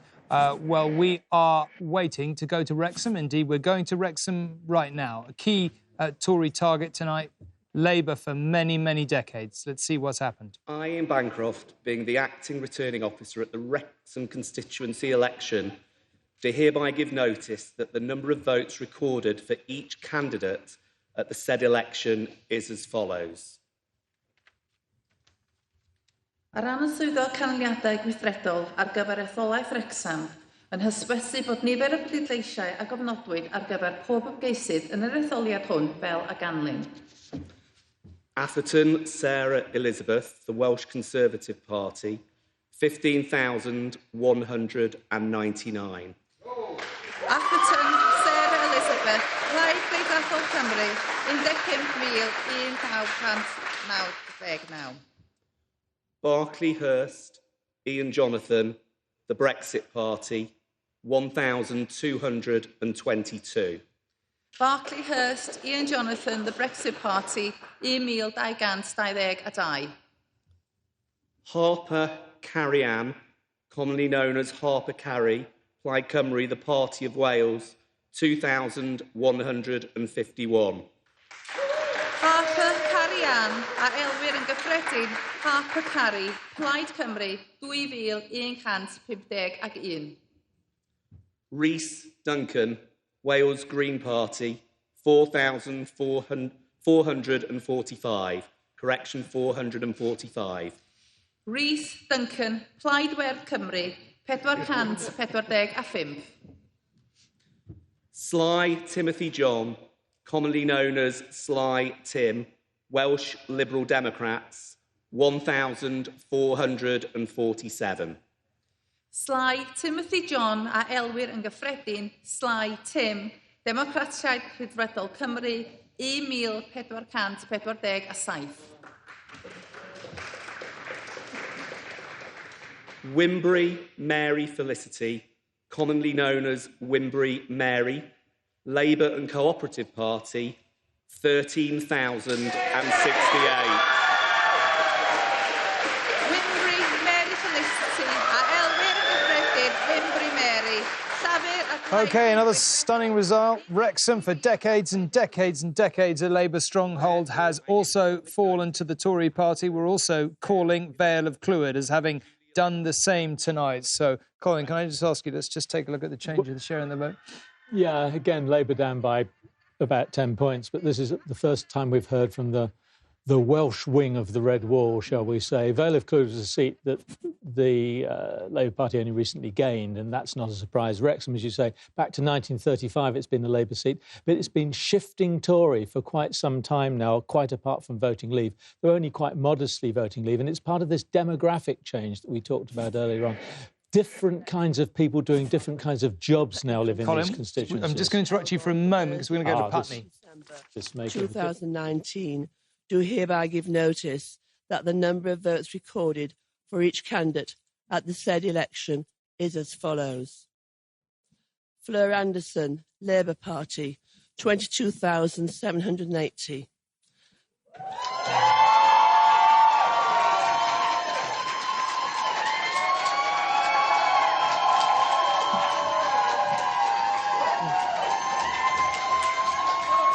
Thank you. Fergal Joseph Mackenzie, Green Party, 1,133.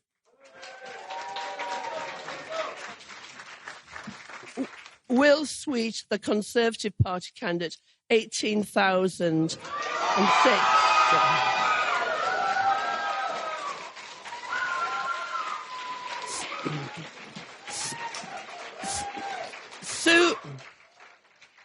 Sue Wixley, Liberal Democrats. Don't know if anybody heard that. Sue Wixley, Liberal Democrats. There it is. Putney, Justin Greening's seat, a former seat, gone to the Labour Party. Labour's first gain of the night, and an indication that it is not all one-way traffic. Colin, let's just take a look, if we can ask you to just reflect upon that. And what we've got here is, first of all, a huge turnout, much bigger than 2017. And look, for the first time tonight, we see red up and blue down. This is London. It's become a cliche, but London really is now another country electorally. We thought we might have reached peak Corbyn or peak Labour in London in 2017. It looks as if they could pick up a couple more seats yet. Can I just say, we're also calling Angus for the SNP, which suggests... Well, that was one of those North East Scotland seats that the Conservatives you'd think would be typically theirs. If they were in Surrey rather than North East Scotland, they would be Conservative by a very comfortable margin. Surprised? Pretty Brexity, no, not if the SNP surge is going to go on in the way that the exit poll has suggested. And I take all Ruth Davidson's caution about it, and there'll be other seats that may go in different ways, but it does suggest the SNP have got some kind of momentum behind them again. What do you, maybe I can bring Jane in on this as well. If the exit poll is correct and there has been this huge SNP surge, what do you put it down to, in essence? Colin, sorry. I thought you were talking to Allegra. No, I'm going to go and talk to Jane about it in a moment, just to throw it to her. But just in the meantime, what do you make of the reason why we've, 2015, there was this massive SNP surge, 2017, it dropped.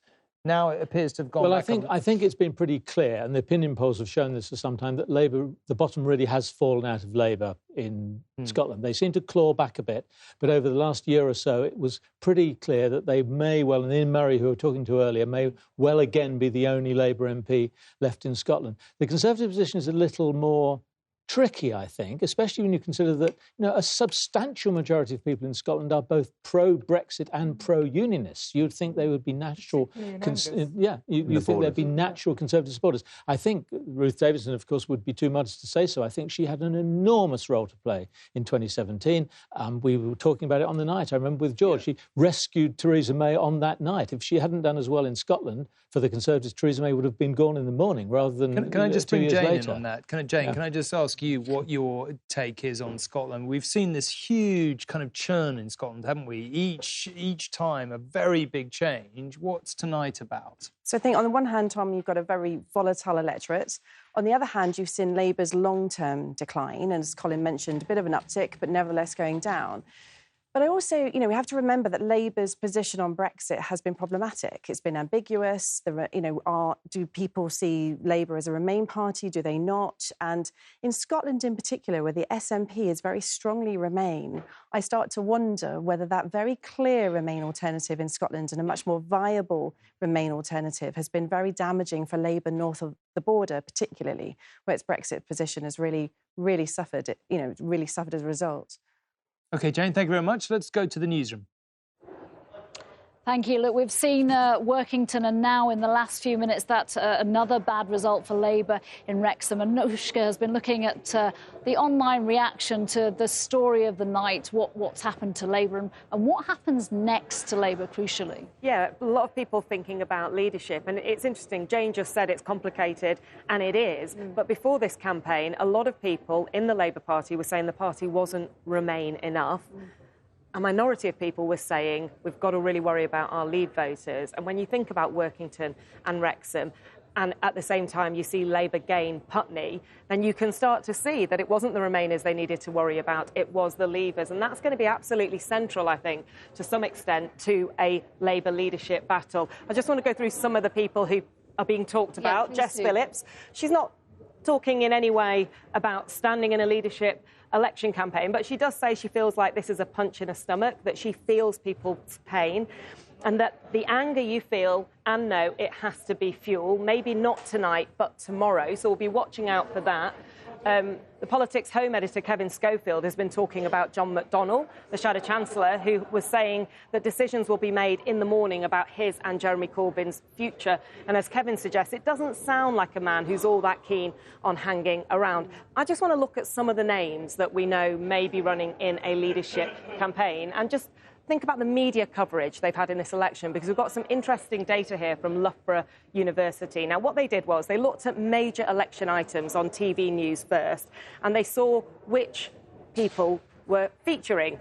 Jeremy Corbyn, massively above everyone else, and picked out some other contenders here, and you can see the men seem to get a bit more here, John McDonnell, Keir Starmer, but all these women, hardly anything at all. In fact, Jess Phillips, nothing. If we look at press, that's newspapers.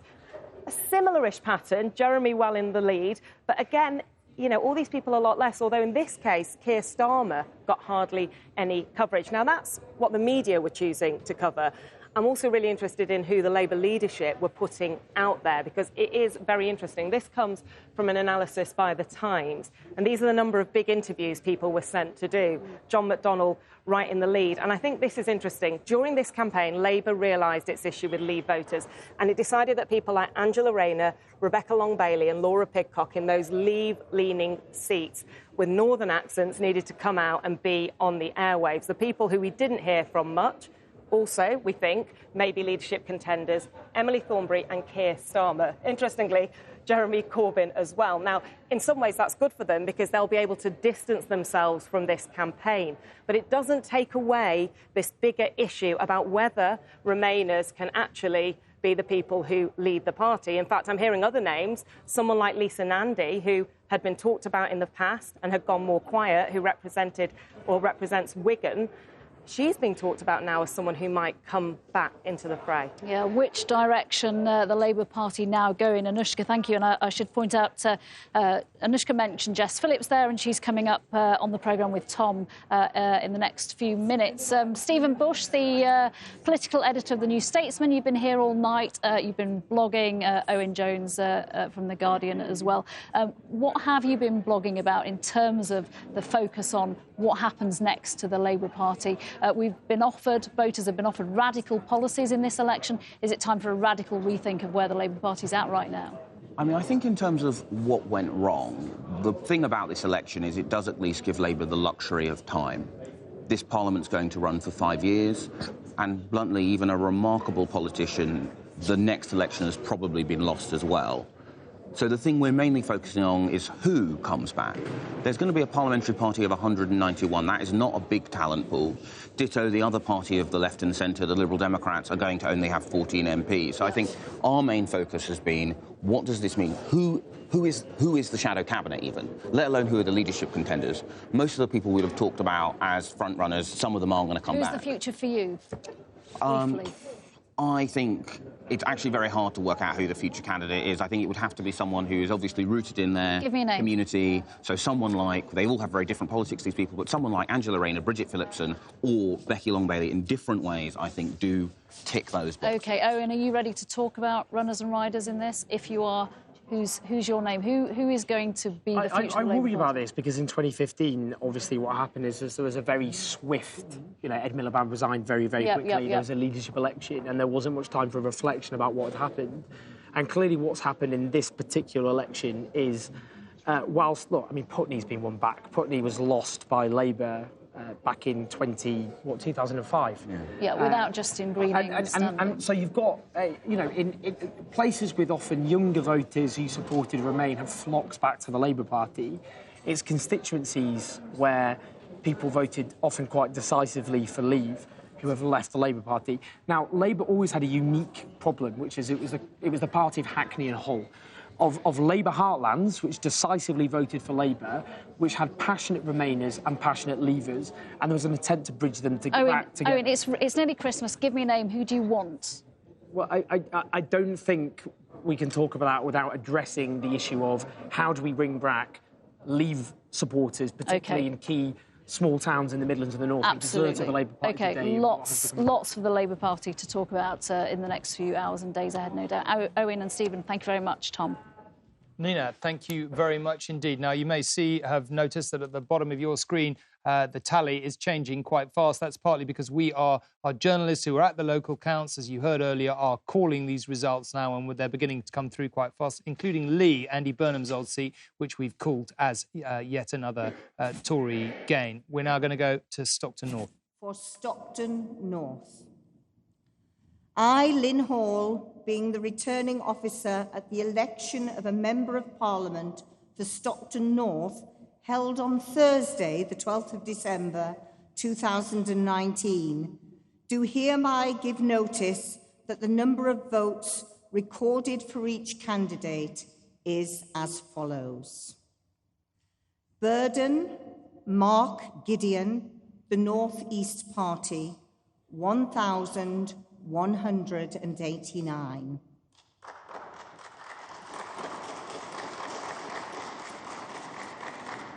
Cunningham Alexander, commonly known as Alex Cunningham, Labour Party, 17,728.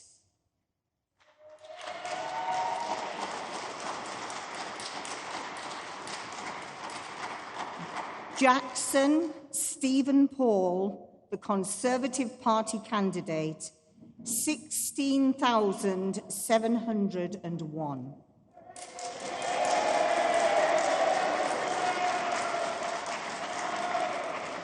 King Aidan, Liberal Democrat, 1,631. Walker, Martin Andrew, Brexit Party, 3,907. The number of ballot papers rejected was as follows. So that's a Labour hold. Stockton South is really the one we would consider the marginal. Stockton North was way, way, way up on the Tories' target list, but they didn't miss by much. Colin, did they really? They've now made it a marginal. And this is an interesting seat. You say, what would have happened if the Brexit Party had not stood? You could make a case for saying Alex Cunningham's majority might have increased a little bit, or you can make a case for saying the Conservatives could actually have won the constituency. I probably should also say that Alan Cairns, the former Tory Welsh Secretary, is back, despite the controversy that forced him to stand down at the very start of the campaign.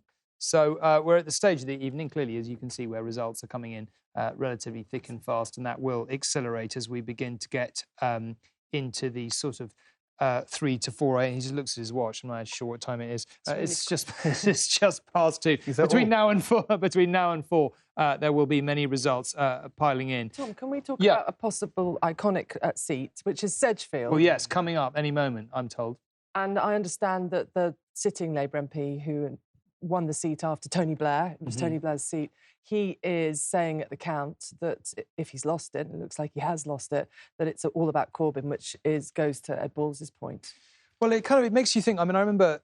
Well, it's you won't have. Deal. Do you remember Tony Blair's? If you remember, Tony Blair gave 2 leaving speeches. One of the party Trinidad, yeah. But the other one there, but I remember it being such a sort of emotional moment, this leader, and, that had given the party such a long period of the idea that the Labour would lose the seat. Well, I think it's also, if you think about, so first of all, had the largest Labour majority of any seat in the country.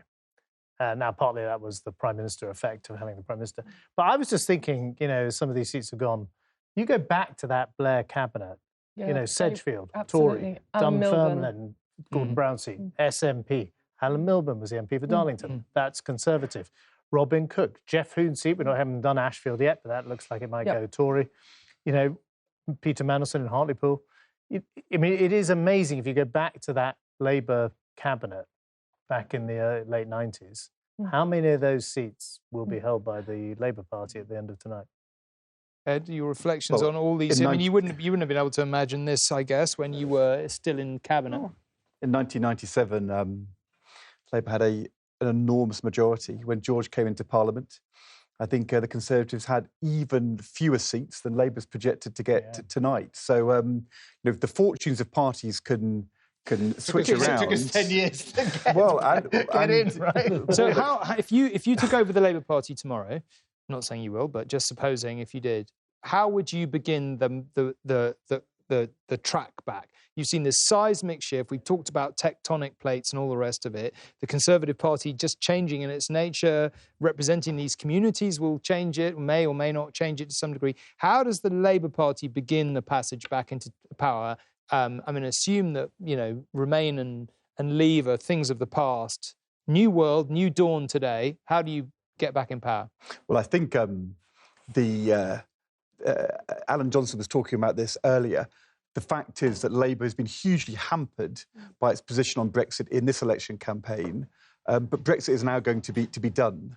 I think the one thing which would be a catastrophe for Labour is if the next Labour leader chooses to spend the next 4 years fighting to have a referendum to return to the European Union. That's what happened to Labour after the 75 referendum. In mirror image, that isn't going to work. So Labour's got to be about now making sure that Brexit works in a way which is good for the economy and jobs in the whole country. Secondly, Labour cannot become a party of the cities and the south and the metropolitan areas. And the Parliamentary Labour Party is going to be much more southern as a consequence of that. It will need to think hard about that, because if Labour can't win in Labour towns in the Midlands and the North and Wales and in Scotland, as well as in the cities in the south, it won't come back. It has to be a party which can appeal again to the middle classes and to working people. It has to return to the fundamental insight, I think, of what has delivered Labour victories in the past, which is you want to have an agenda for radical change, but also it's got to be credible. The sums have got to add up. It's got to be credible on security. It's got to be patriotic. It's got to be fiscally sound, and it's got to be about real change. Okay. Well, I'm afraid what's happened here is lots of people have looked at Labour at the moment and said it doesn't pass those tests. OK, well, this is a good moment for me to come and chat to Jane about just exactly how this new map is beginning to stack up. We talked about the target list at the start of the night. Maybe you can give me a sense of how it's going. So we started with the battle board, and we're focusing, of course, on the Conservative targets. And just a reminder that the battle board takes us from those easier to win seats on the left-hand side all the way to those more difficult seats on the right-hand side. Let's just focus in on those easier to win seats. We're still waiting for results, and it's a relatively slow night compared to other elections in terms of results coming in. But you can see the Conservatives there took Peterborough. That should have been a very easy win for the Conservatives, even on a moderately good night, let alone on a good, very, very good night for them. And then as we go across the battle board, we saw them taking Wrexham, Vale of Cloyd, Darlington, Workington. Now let's keep moving across the battle board. And you'll see that we're still waiting for lots and lots and lots of these Conservative target seats.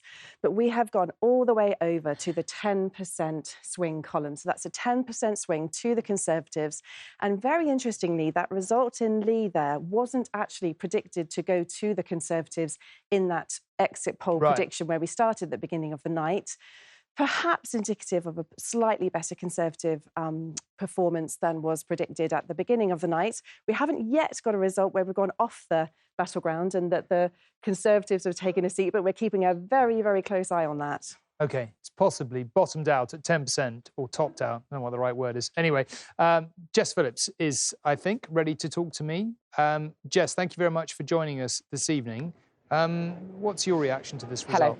If I should still say projection rather than result, but we are getting results. It looks like a very, very bad night for the Labour Party. Yes. Well, I mean, I could stand and pretend that it might not be as bad as it looks, but the reality is that most people on the ground have known that it was going to be potential. I actually don't think I ever expected it to be this bad, but for it to be bad. And I'm devastated. I don't know how you could have any other reaction other than being utterly heartbroken. We've just been told, actually, that Labour has held Hartlepool, so that we've been talking all evening about the possibility of that falling as well, but you have at least held on there. OK. Was it Brexit? Was it Jeremy Corbyn? Was it that the party came up with policies that were too far to the left? Was it all of those things? It was all of those things and many other things, and if we think that we can do like a listicle checklist of what went wrong and just come up with a listicle checklist of what we have to do next time for it to be right, we will inevitably end up in an even worsening position. And the Labour Party is now on its fourth election defeat. It hasn't won a general election since 2005. This is not a time for easy answers as much as I wish it was. I wish there was some silver bullet, but I also wish I was a size 10. You look great as you are, Jess. There will be plenty of people tonight who want you to stand. Let's be blunt about it. Are you going to? Mm-hmm. I have absolutely no idea, is the truth. And, I mean, I haven't slept for 48 hours, and I don't know what is going to happen next, but what I do know is that if we just think that this is just some personality contest at the top of the party, that's going to be the answer to rescue the single greatest vehicle for social change, then we will inevitably end up in a poor situation. So I'm not going to sit here and, you know, start some sort of election race or even demand that Jeremy Corbyn goes, because the Labour Party was never just about Jeremy Corbyn. It never was, regardless of the song. It was always about much, much more, and we have got to do much, much more to find out where we've been going wrong. But you said yourself it's many things, and people have identified those. You've identified anti-Semitism. There's a whole range of ways in which one could identify that the Labour Party went a very, very long way from its history. And for a lot of people in the Labour movement tonight is totally devastating. And I don't want to press you on it, but I mean, you know, somebody has to rebuild. We've been talking around the table here with Ed Balls and George and many others about how long that journey can be when you're this far behind, when you're going to have potentially as few MPs as you're going to have. Somebody has to begin that. You clearly have the passion for it. I mean, I think that's fair enough to say. So you will stand? I mean, you're going to look to do that work yourself? No, the reality is that I will... the reality is that I will take part in rebuilding the Labour Party, no matter what happens. That even, you know, whatever happens with the leadership, what needs to change in the Labour Party has to start now. And we have to go out and listen to people. The truth is that the absolute truth is that people didn't trust us to deliver our manifesto. People don't trust Boris Johnson. There is no trust left in politics, and so the bar has got so low that we could allow somebody like Boris Johnson to rule our country with what seems like a blank cheque. We have got to rebuild trust, and that isn't just about me. It is about so much more. And if people trust me, then yes, I will take a role in rebuilding. But I'm not going to sit here and just make your headlines tonight when the thing that matters to me more than anything, and that is having a healthy vehicle to change the world, is in tatters. This isn't about headlines. This is about people's lives.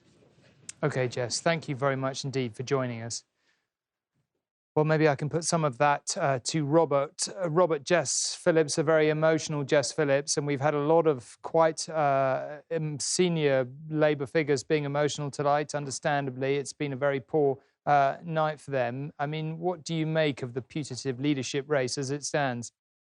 So, as you and I were discussing earlier, the big question for the Labour Party is not whether Jeremy Corbyn resigns. It would be astonishing if he were not to resign tomorrow. It is whether Labour puts in place an interim leader, or indeed even asks Corbyn to stay on for a short period while it has a debate about its future. There are many who said that the election of a new leader came too fast after Miliband stood down in 2015. There will be people urging from all sides, and I think that's broadly what Jess Phillips was saying. She just feels there needs to be a little bit of time for the Labour Party to take stock and evaluate why it has been decimated. Labour MPs wiped out in the heartlands. It no longer looks, on the basis of this result, like a credible party of government. She is an MP not to be in permanent opposition, but because she wants to be in government, and she's broadly just said to you she sees no route at the moment to Labour getting back to government, but she wants a debate about how to fix it. I mean, another, actually, as I say, a little sort of sign of quite how bad it is. In Keith Vaz's seat, Leicester East, which Labour did hold, the swing to the Tories there was 15%. I mean, just sort of off the charts swing. Now, a Corbyn ally, Claudia Webb, won there. But we are seeing swings in Labour heartlands that none of us who've taken interest in politics ever thought we would see. You know, if these were swings in the prosperous South, that would be more in keeping with the history of the Labour Party. But these are swings against Labour in the places where it has been strongest. And remember, there is history for Labour being evicted from heartlands. Scotland used to be Labour, used to be, you know, essentially the one part of the UK which the Labour Party was absolutely confident of winning in every election. They're being wiped out. They've already been marginalised in Scotland. It looks like they're going to be totally wiped out in Scotland tonight. But, Robert, you know the Labour Party very well. It has been absolutely fixed over recent years on the Jeremy Corbyn course. You know, he's had a lot of support within the party. That's you know, his is the leadership that people want. So is there a realistic chance that the party is now going to take a look at this and go, well, that was a disaster, wasn't it? We need to drastically change, direction back in the old Blairite, Brownite mould. At the moment, I would say the chances of that happening are slim to none. Momentum, which is that great movement to support Jeremy Corbyn, which is very influential, has put out a statement tonight essentially saying no turning back, that Jeremy Corbyn's policies are the ones that matter, and it says it will fight to the death to prevent a move back to the centre ground. And, to go back to Ed Miliband again, he's effectively put control of the party into members' hands, certainly when it comes to the choice of a leader. Labour's members, 500,000 of them, have been falling in number, would have to radically change their views about what kind of society they want and how to deliver it for them to back a candidate like Jess Phillips. I mean, let's be absolutely clear. I've been talking to people within the Labour movement this evening about whether Jess Phillips for them is a credible candidate. And although she's a very popular figure nationally, none of them think that she is a plausible successor to Jeremy Corbyn. Now, many people would say, given that she is such a popular national figure, if the Labour Party is excluding Jess Phillips as a credible future candidate, it has no chance of forming a government. It will simply be a powerful lobby group. Robert, thank you very much. We've just heard, as you saw at the bottom of your screen there, we've called Canterbury as sticking with the Labour Party. Now, you may remember, if you were watching this programme at about this time 2 years ago, it was one of the shock results. Canterbury, Tory for many, many a long year, going to the Labour Party, very high up on the Tory target list. But it has not gone back to the Tories tonight. So, Colin, it's an interesting example of the patchwork quilt of results. I mean, mostly going against Labour in a very heavy way, but the odd... There were pictures in the newspapers this morning of students in their pyjamas queuing at a Halls of Residence polling station to vote. I mean, it's one of those, it was the so-called youth quake in 2017, which was always rather overdone. I think Jane would absolutely agree about that. But nonetheless, it's indicative of how the demography of political loyalties are changing at this election really importantly. Because picking up on what Robert says, we also analyse, as you know, some of the social factors behind what's going on. And the places in the country with the highest unemployment, the most people living below the minimum wage, the most deprived households, guess what? Those are the places where Labour is doing most badly at this election. That's the Labour constituency. But I think, we're very focused on the British general election. I think if you looked across Europe, you looked at the United States, a very similar thing is happening. The traditional parties of the left in Germany, in the United States, the Democrats, in France, they have really struggled to keep this coalition of kind of millennial young people focused on things like climate action in the cities alongside the kind of traditional blue-collar workforces in the industrial towns. And then, they've in the sorry, George, keep talking, but we're just seeing Jeremy Corbyn. But as you've seen with the Republican Party in the United States, they've moved into those towns that were traditionally Democrat, and the same has happened in Europe as well. So I know we're very focused on our problems and our successes here in terms of the Conservative Party, but there are echoes of this elsewhere in the world, in the Western world. Can I just pause the conversation for a moment there, because you're obviously seeing Jeremy Corbyn arriving at his count, not much doubt. Chipper. Yes, looking very chipper. Perhaps he knows something we don't. And I think Raggy is there, and we can talk to him. Raggy, what's the atmosphere there, at Jeremy's count? The whole atmosphere, as you can imagine, has been sort of fairly grim. We haven't seen many Labour activists here, but Jeremy Corbyn, I understand, is just arriving. We can see him being greeted by well-wishers here. We're expecting to see him at the count just behind me in just a few minutes.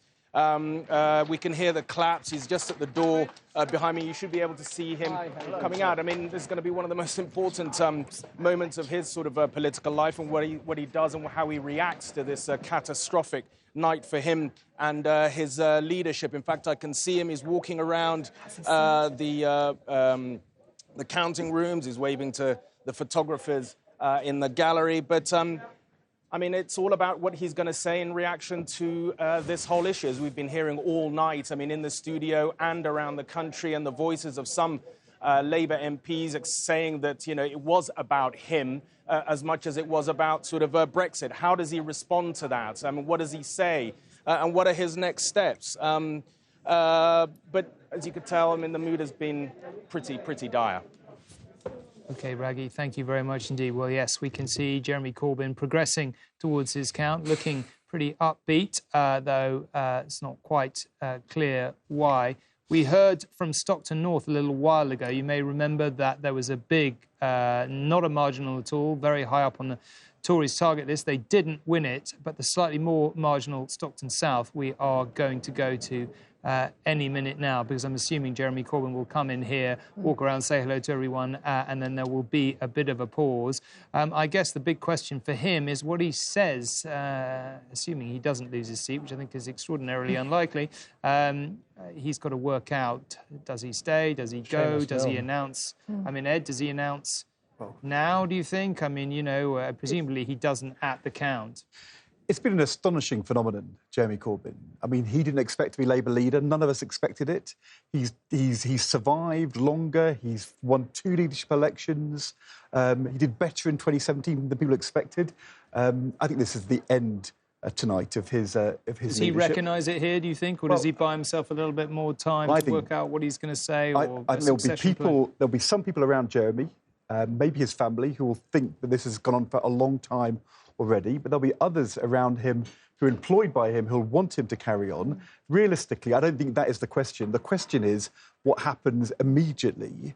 All the speculation all week is that John McDonnell will be asked by the NEC to become the interim leader, to then put together a new shadow cabinet, maybe to do what George and David Cameron did with Michael Howard, to try and plan a longer transition and have a big debate before you move to a new leader.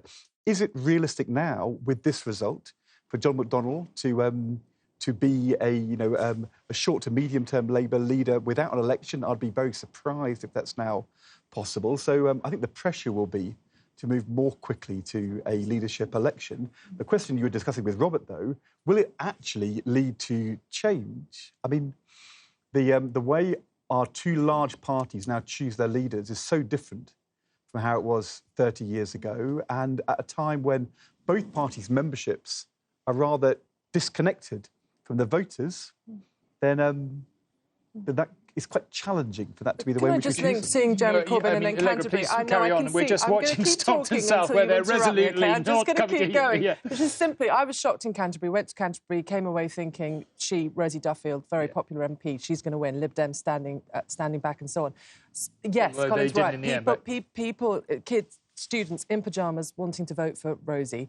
And the key thing there was that I spoke to young people and they said, I'm voting for Rosie Duffield, I am not voting for Jeremy Corbyn. And I was shocked. And I was looking at this phenomenon that wasn't of the youthquake. Last time there was this misleading idea that there was this surge of young people voting for Corbyn. It's not quite what happened. But they were very clear to me, they weren't voting for Jeremy Corbyn because of anti-Semitism. And I was shocked. It was a big change for me from 2017. OK. We have waited so long for Stockton South, we've cut away from it, and we're joined by James Cleverly, the party chair. James, thank you very much for joining us this evening. This is a very good night for you. There is one dark cloud, which is the SNP surge in Scotland, from your point of view. Is there not? That's going to give you some complications, isn't it? Well, what we are seeing at the moment is still the very early results. Obviously, the exit poll gave us a good start to the evening in terms of the projected figures. But obviously, we're going to wait to see the individual results that come through, because a lot of hard work has gone on the ground, both in Scotland and the rest of the United Kingdom. And we'll have a better idea of exactly how this evening is going to play out as we go through the next few hours. James, that's a very diplomatic holding statement, but you've just annihilated the Labour Party, have you not? Well, as I say, we are winning in seats that we haven't won in before, or certainly haven't won in a long time, and I do think that is good news. But ultimately, my job is to make sure we give the Prime Minister a working majority so we can get Brexit done and deliver on those other national priorities. And until I see those other results coming in, I don't know whether we. No, I get all this, but just good so far. But I still got to work to that. But there's one really substantial point here. You look like you've had an amazing night by any benchmark. The Labour Party looks like it's had a terrible night by any benchmark. But there is one big problem. It looks as if the SNP is going to have a very big night in Scotland. You've got England going Conservative and Scotland going SNP. That's a very big problem for you, is it not? Well, look, as I say, let's wait until we see those results. I know a lot of the Scottish colleagues working very, very hard on very, very strong local campaigns, and we'll see how that translates into constituencies that we hold. You're right, Labour Party seems to have done badly this evening, and I think trying to face both ways on Brexit has been punished at the ballot box. But also there was real disquiet with anti-Semitism in the Labour Party and the economic agenda that Jeremy Corbyn was putting forward. But we are fighting, and we have been fighting in every single constituency where we've got candidates across the United Kingdom, and I want to see those results come in before really I try and speculate any further. James Cleverly, thank you very much indeed. Heroically holding the line in the face of the mounting evidence to the contrary.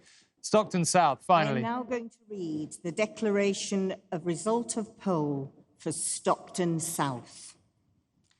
I, Lynn Hall, being the returning officer at the election of a Member of Parliament for Stockton South, held on Thursday, the 12th of December, 2019, do hereby give notice that the number of votes recorded for each candidate is as follows. Devlin, Brendan Michael William, Liberal Democrat, 2,338.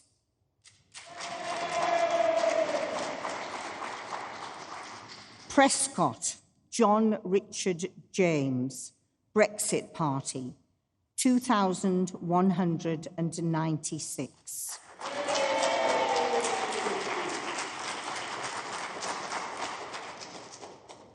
Vickers, Matthew Alexander, commonly known as Matt Vickers, the Conservative Party candidate, 27,764.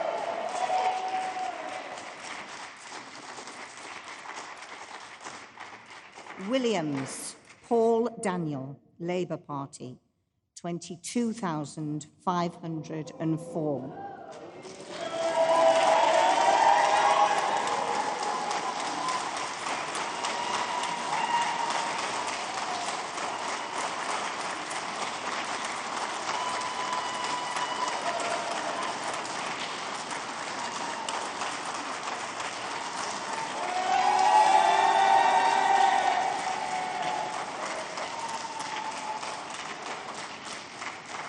Result. The Tories take one of their targets. Stockton South didn't manage to take Stockton North, but they did manage to take Stockton South. Let's just take a look at the change in the show. This is no surprise, really. This was a seat that Labour gained in 2017, and many of those that Labour gained in 2017 are going to fall back very easily to Conservatives now. Look, majority. Can I just jump in and say we're calling a Labour hold in Battersea, so this is turning out to be the pattern of the night. Yeah, Labour holding on in Canterbury.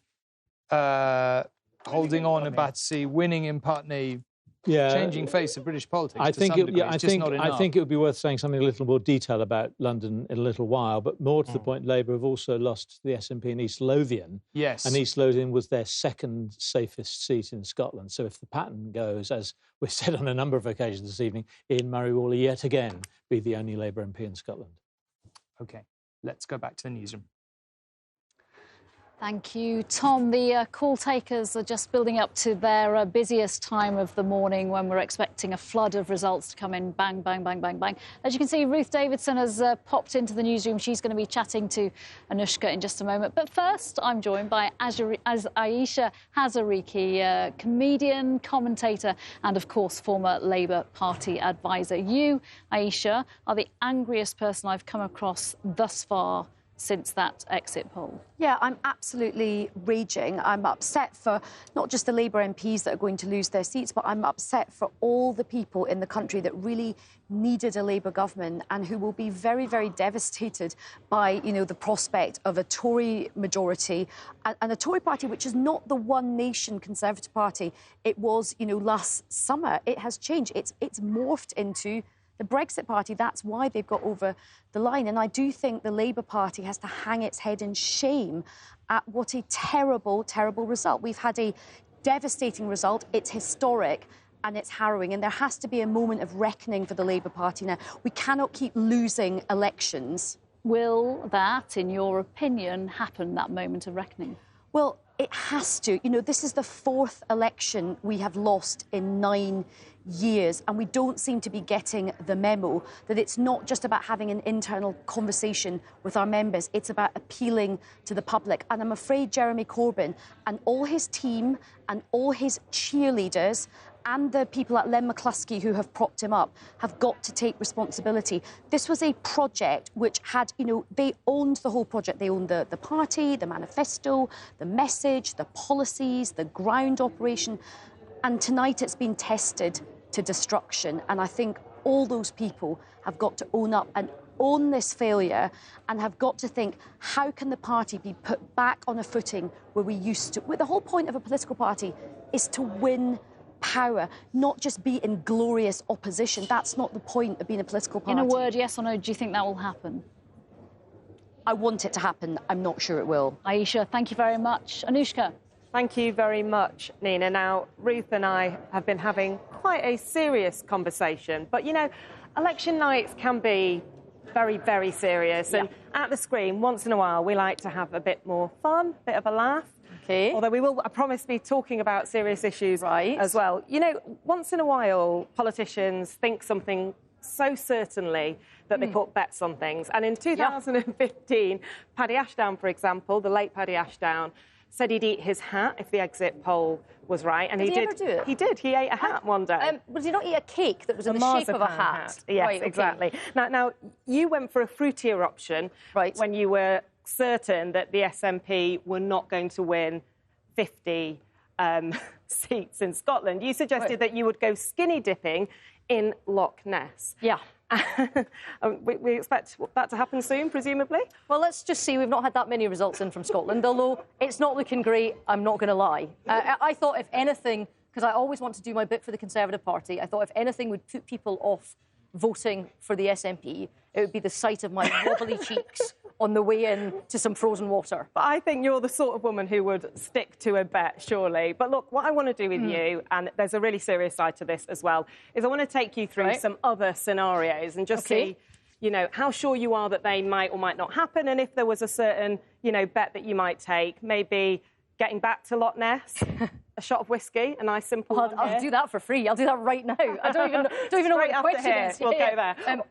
Can I just say, please take the ice cubes out of it, because a proper Scotswoman would never drink a whiskey with ice in it. Bad English whiskey. All right. And then get in the ring with Lucia Riker, who is the best kickboxer in the world, although you were just telling me it's not true that you're a big kickboxer. Well, no, I did it. I broke my back like 15 years ago, and when I was getting back to fitness, I did it, just to get into it. But I'm really old now, and I don't bend in the middle. You're not really old. So I do a bit of regular boxing sometimes, but I haven't kickboxed in about a decade. But it's on my Wikipedia, I think, so everybody must just be says true. it. Yeah, exactly. Right. Here we go. All right. Yeah. If there is an Indie Ref 2, I will. How confident are you that will not happen? In my lifetime or in the next 10 years? In the next 10 years. Yeah, no, I think you can give me any of these things, because I honestly think that there are a lot of miles to run on that one. I don't think it's... back in the ring, back to Loch Ness, in the ring, the whiskey. All of that, all. Why? How? If the SNP get 55 seats tonight?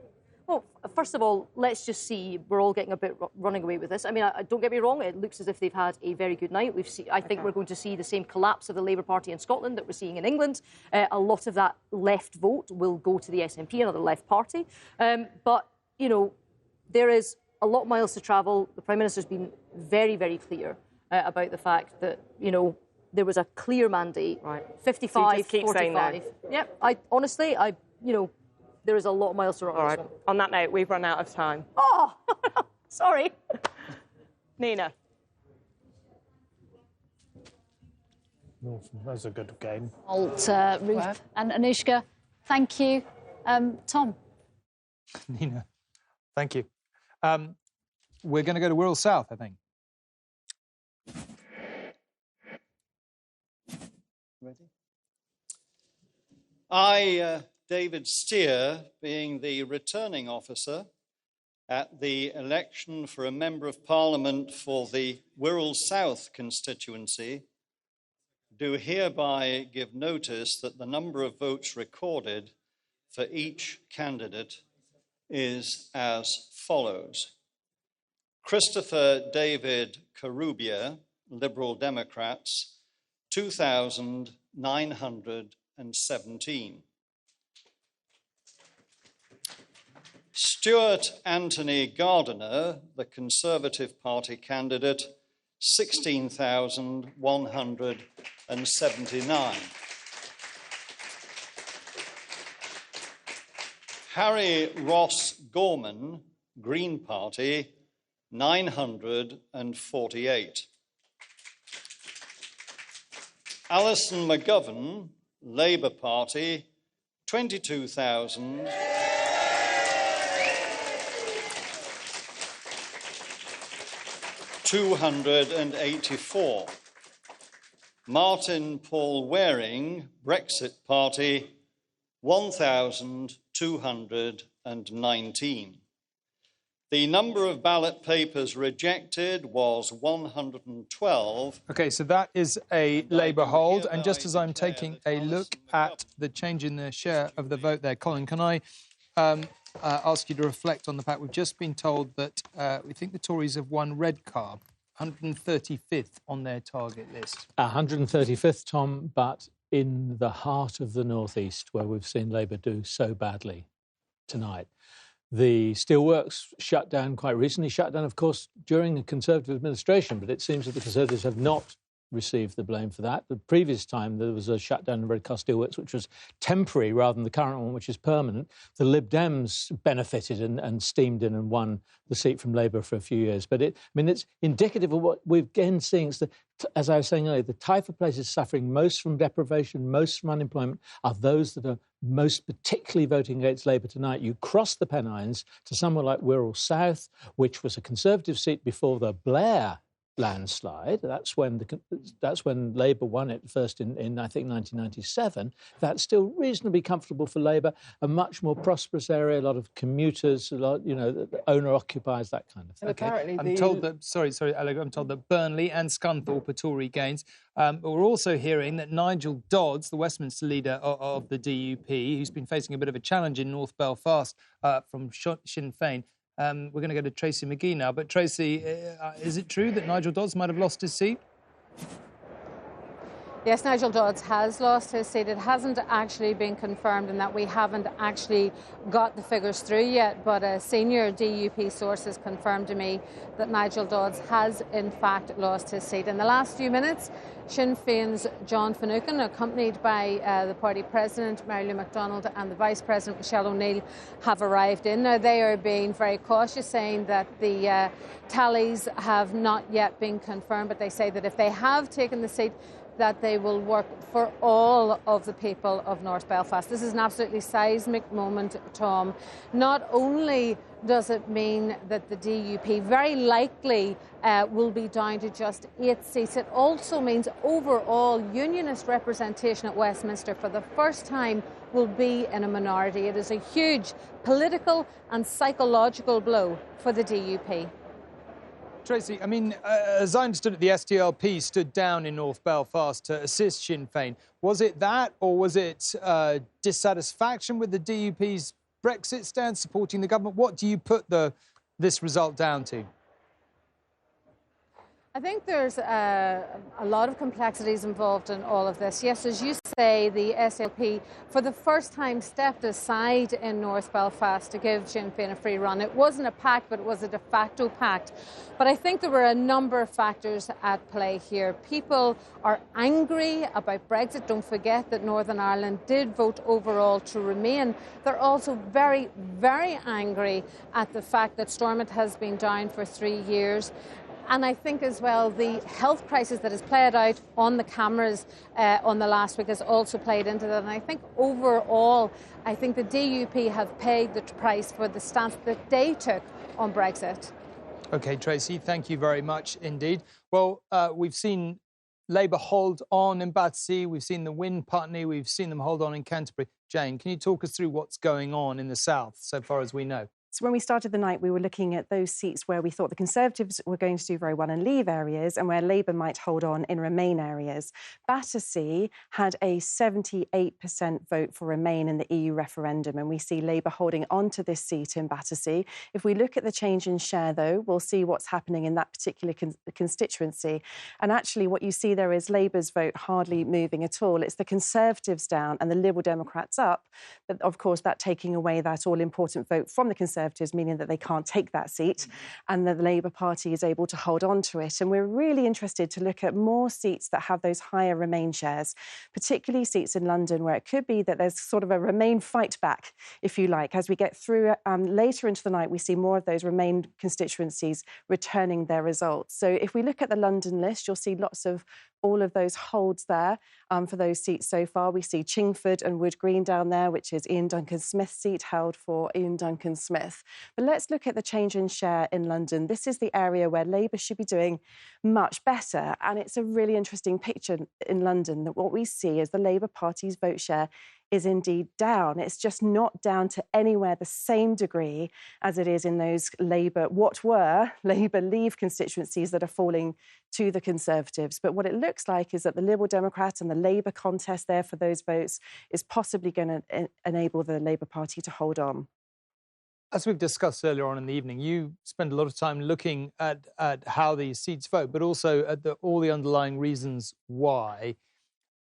From all of that, do you think this is the end of Brexit in terms of its impact on the British electoral system? In other words, if you were the Labour Party waking up tomorrow, would you effectively, just say, right, we're leaving the European, we're never mentioning it again? Or do you think a lot of these Remain voters, say in London and the South East, will expect to see the political and want to see the political parties they voted for go on championing the cause of the European Union? Gosh, it's such a good question. I mean, one thing I would say is that while we're talking about Leave and Remain a lot tonight, it isn't just about Leave and Remain. There's lots of other reasons that Labour does better in cities and amongst young people. We were talking about Canterbury. So that's just kind of one really important caveat. I think in regards to Brexit, what we are seeing more polarisation in the country. We are seeing stronger identities around Brexit. We're seeing diminished attachments to parties. And so in that sense, you might say, well, that could continue. I think it really depends on what happens next with Brexit. If we get to this position where this is essentially resolved, we've moved on, something's happened, it's been decided, whether or not people still vote on the basis of Brexit will depend on whether the parties are still fighting over it at the next general election. If the parties are no longer fighting about it, then we can see its importance decline. OK, Jane, thank you very much. Well, speaking of Brexit and battles, I'm joined by Dominic Grieve, who's fought, I think it's fair to say, a fairly long battle with his party and has left his party and is standing tonight as an independent in Beaconsfield. Dominic, a bit of a difficult question to ask you, but do you think you won tonight? I very much doubt it. On the basis of the national trends, which are quite relevant to this fight in this constituency, I would think it's extremely unlikely. You've got to understand that one of the issues in this election, and it's a very important issue, is the extent to which Jeremy Corbyn is seen as a bogeyman across a very wide swathe of certainly southern England, and I suspect actually from the results coming in from the north of England, even by members of his own party. And that is having and clearly has had a profound impact on the way people vote. And in a seat like this one, which is naturally very conservative, at least with a small c and often with a big one, persuading people to vote for an independent if they're fearful of the arrival of a Corbyn government, it was always going to be something of an uphill struggle. Dominic, I should just probably mention we might be about to go to cities of London and Westminster, where, of course, Chuka Umunna, who left the Labour Party and is standing for the Lib Dems, may or may not make it back there. But just, do you regret leaving the Tory party? I mean, the clear mood of the country tonight is, let's get on with it. Boris Johnson's endlessly repeated mantra was get Brexit done. Well, that seems to have struck a chord, does it not? Well, it may have struck a chord. Indeed, I'm sure it has struck a chord. But unfortunately, my own analysis is that we're not going to get Brexit done at all. And that, in fact, we will find ourselves, irrespective of the size of any government majority, with very difficult and awkward questions to deal with over the course of the coming year in terms of our future relationship with the European Union. And the other thing, which is, I think, going to be very apparent, if the projections are right, is that Scotland is going to be essentially sundered in its opinion from the rest of the United Kingdom. And as I've said throughout this campaign, I'm a unionist. That matters to me very much. And I am very fearful for the future of the Union, both in the context of Northern Ireland and of Scotland. So I have absolutely no regret at standing on this platform at all. Indeed, quite frankly, with the leadership which Mr Johnson has been offering and my own views about his suitability as a Prime Minister and his incapacity to tell the truth, I wouldn't wish to be the member of a party that was led by him. If the SNP has done as well in Scotland as we think tonight, and you were suggesting there, and if Boris Johnson refuses to even consider the prospect of a second independence referendum in Scotland, what do you think happens? I don't think that you can withstand a demand, democratic demand, if the SNP form a future majority administration in the Scottish Parliament, which has a further referendum as part of its manifesto commitment. You can refuse it. The Westminster Parliament can refuse to hold it. But I think if you do that, you're starting to set yourself on a very difficult collision course. The Union of the United Kingdom can only be operated by consent. And the difficulty that we have, and it's one that I fear may become more pressing, is that that consent is no longer present, or risks no longer being present in all parts of the United Kingdom. And that's a challenge which any government at Westminster ought to have as its first priority. So I do have grave concerns about the direction of travel of the country. Dominic Grieve, thank you very much indeed for joining me. And as I said, we are waiting for cities of London and Westminster, and we will go there as soon as they look like they're on the stage, although sometimes there's a long wait between then and the declaration. I'm joined by Matthew Goodwin, the former chair of Vote Leave. Matthew Elliott, sorry, my brain is going fuzzled this hour in the morning. The amount of times I've interviewed you, Gisela again, and Ruth, of course. Matthew, you're new to this panel. Maybe I can ask you, is this the end of Brexit? I mean, you must think it is, done, gone, in the past. I wouldn't say that just yet, but certainly is a great feeling of relief for me that after 3.5 years after the referendum, it finally seems like we have a sort of clear way where Brexit will actually happen soon. Job done? There's, of course, the next phase, negotiating the trade deal, but I think that with the majority it looks like Boris Johnson will get, he'll have a great mandate to actually go to the EU and get that sort of free trade deal we need. I've asked a few people this evening, do you think that realistically it just begins to drift down the list of British political priorities, number 2, number 3, number 4, it just fades as it gets more complex and people can't reach agreement? I think it's true that after the 31st of January, once we leave the political structure of the EU, perhaps we seem to be more like a sort of trade negotiation. The trade experts will take over. So I think, yes, there will be other domestic priorities after that take precedence. Gisela, what happens to this, it was really a social force, wasn't it, Brexit? The kind of the wanting to see something different, not feeling like globalisation was working and all the rest of it.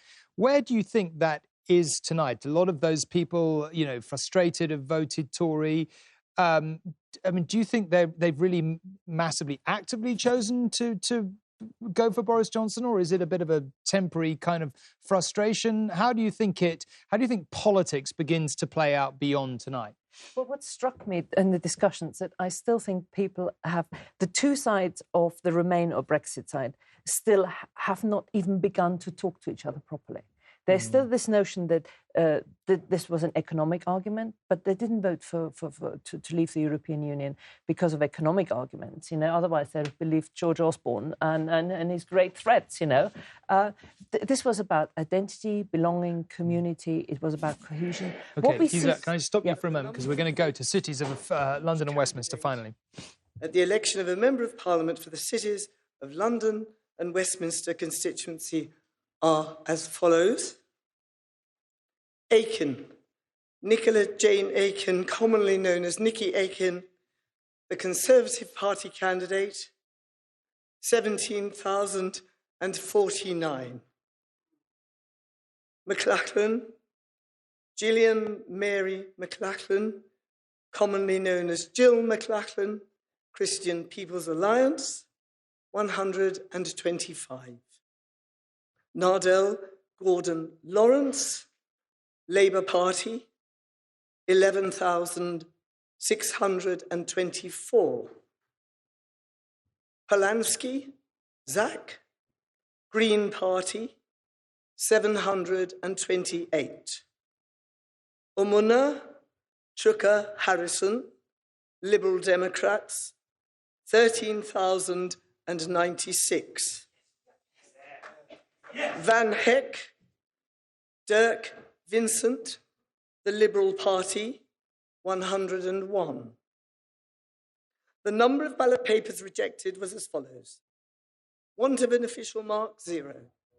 Voting for more than one candidate, 24. Writing or mark by which voter could be identified. OK, so Chuka has not.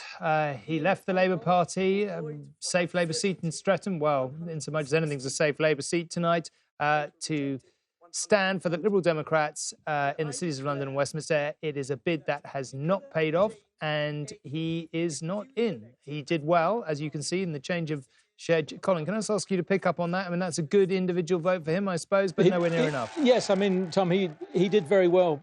Personally, the Lib Dem vote's gone up from something like 10% to over 30%, and he comes into a good second place. But this just shows you how hard it is. He attracted clearly some votes from Remain Conservatives. There were Labour people persuaded to vote for him, but there were others who had been offended by the fact he'd left their party, which gave him a bit of a disadvantage to start with.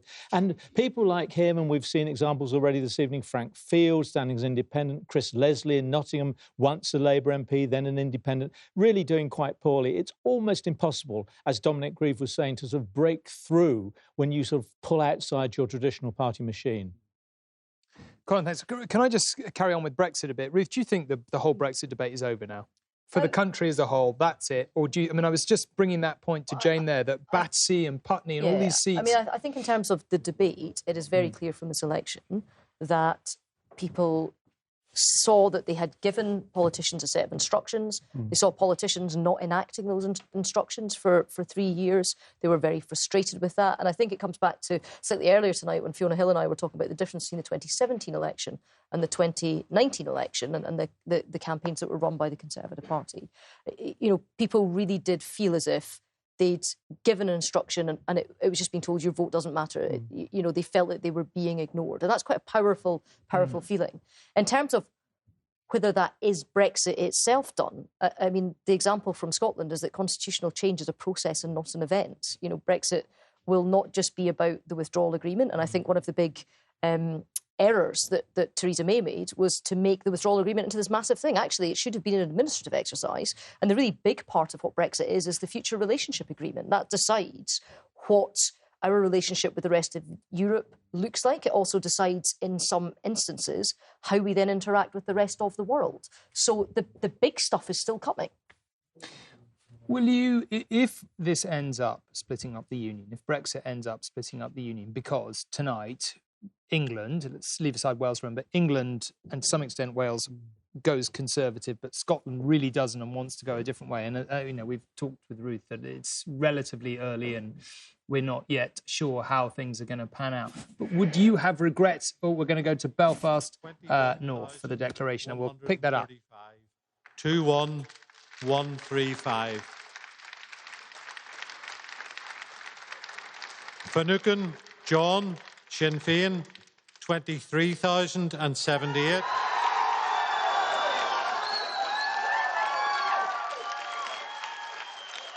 That's 23078. McAllister, Nuala, Alliance Party, 4,824, 4824. I declare that John Finucane is returned to serve in Parliament for the Belfast North constituency. Thank you. Well, that is a big casualty. The Westminster leader of the DUP, Nigel Dodds, has become a very, very familiar figure over the last couple of years as his party has kept the Tories in power. He has lost his seat. Sinn Féin have snuck up and taken it from him, possibly, as Tracy was saying earlier, a whole bunch of reasons. Dissatisfaction with politicians in Northern Ireland generally, Brexit and all the rest of it. I mean, Gisela, you must have known Nigel well. Were you surprised by that? Yes, I am. Did he pay the price for Brexit? I think probably a number of people will now look back and look at the time of the third vote of the Theresa May deal. And it was one at that stage where, you know, if May said, look, you may not like that deal, but I think this is going to get it over the line and vote for it.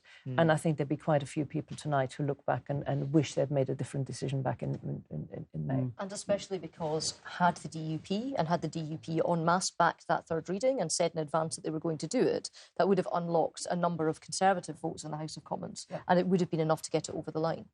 OK, we're just calling Wakefield as a Tory gain. Mary Creagh's seat, you know, they're falling. I mean, this is a seat you must know well. I mean, surprised? Shocked a bit for Anne Bishop Auckland. I'm really shocked in the sense that because for the recovery of the Labour Party, it actually needs members of Parliament who were that kind of centre ground Labour MPs who we're losing tonight. But I'm still come back to the conversation we had slightly bit earlier.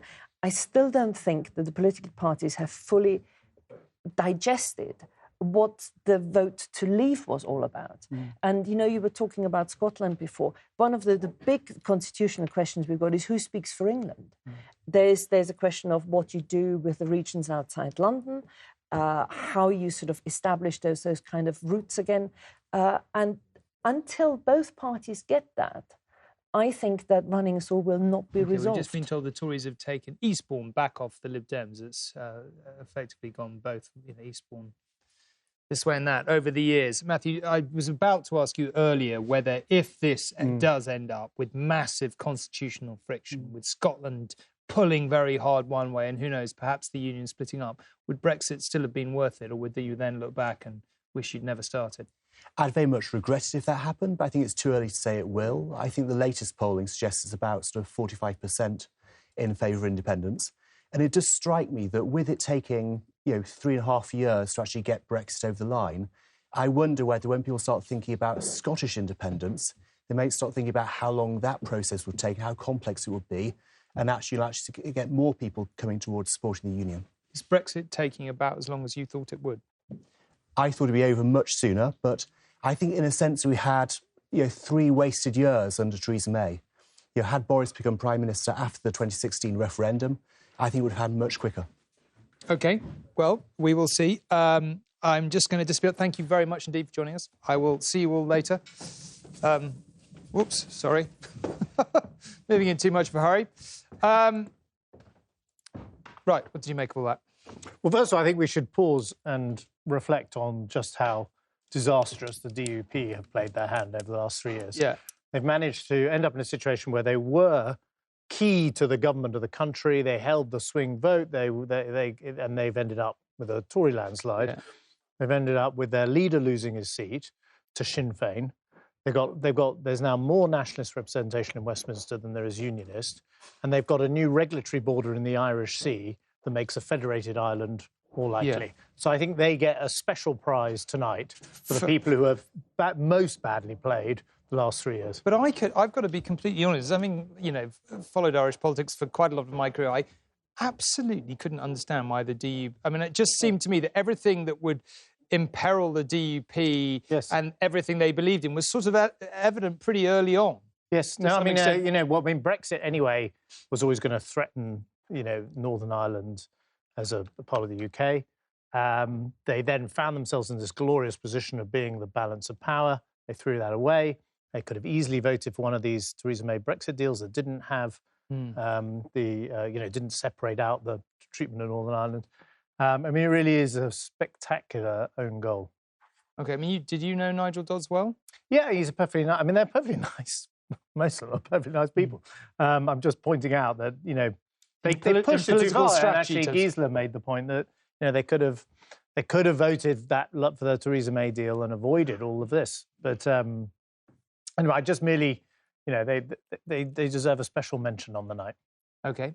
The SNP have taken Renfrewshire East, Jim Murphy's old seat, and I think Robert. Robert, have you got a view on Nigel Dodds' departure? Surprising, not very surprising? I mean, I think that it's important, actually, to point out something that could happen in this election, which is we may see, for the first time, nationalist MPs outnumbering unionist MPs in Northern Ireland. Obviously, we've talked a lot tonight about the pressures for Scotland to vote for independence, but the pressures are building in Northern Ireland for separation from the UK. The fracturing of the UK is something we are all going to be talking about, and those who believe in the United Kingdom are going to be worrying about in the weeks and months ahead. OK. Ed, can I ask you to pick up on what George was just saying there about the DUP strategy and how they've handled it over the years? Well, the great irony is that Boris Johnson, if he chooses, could now choose to put together a deal with the European Union which doesn't require a border down the Irish Sea.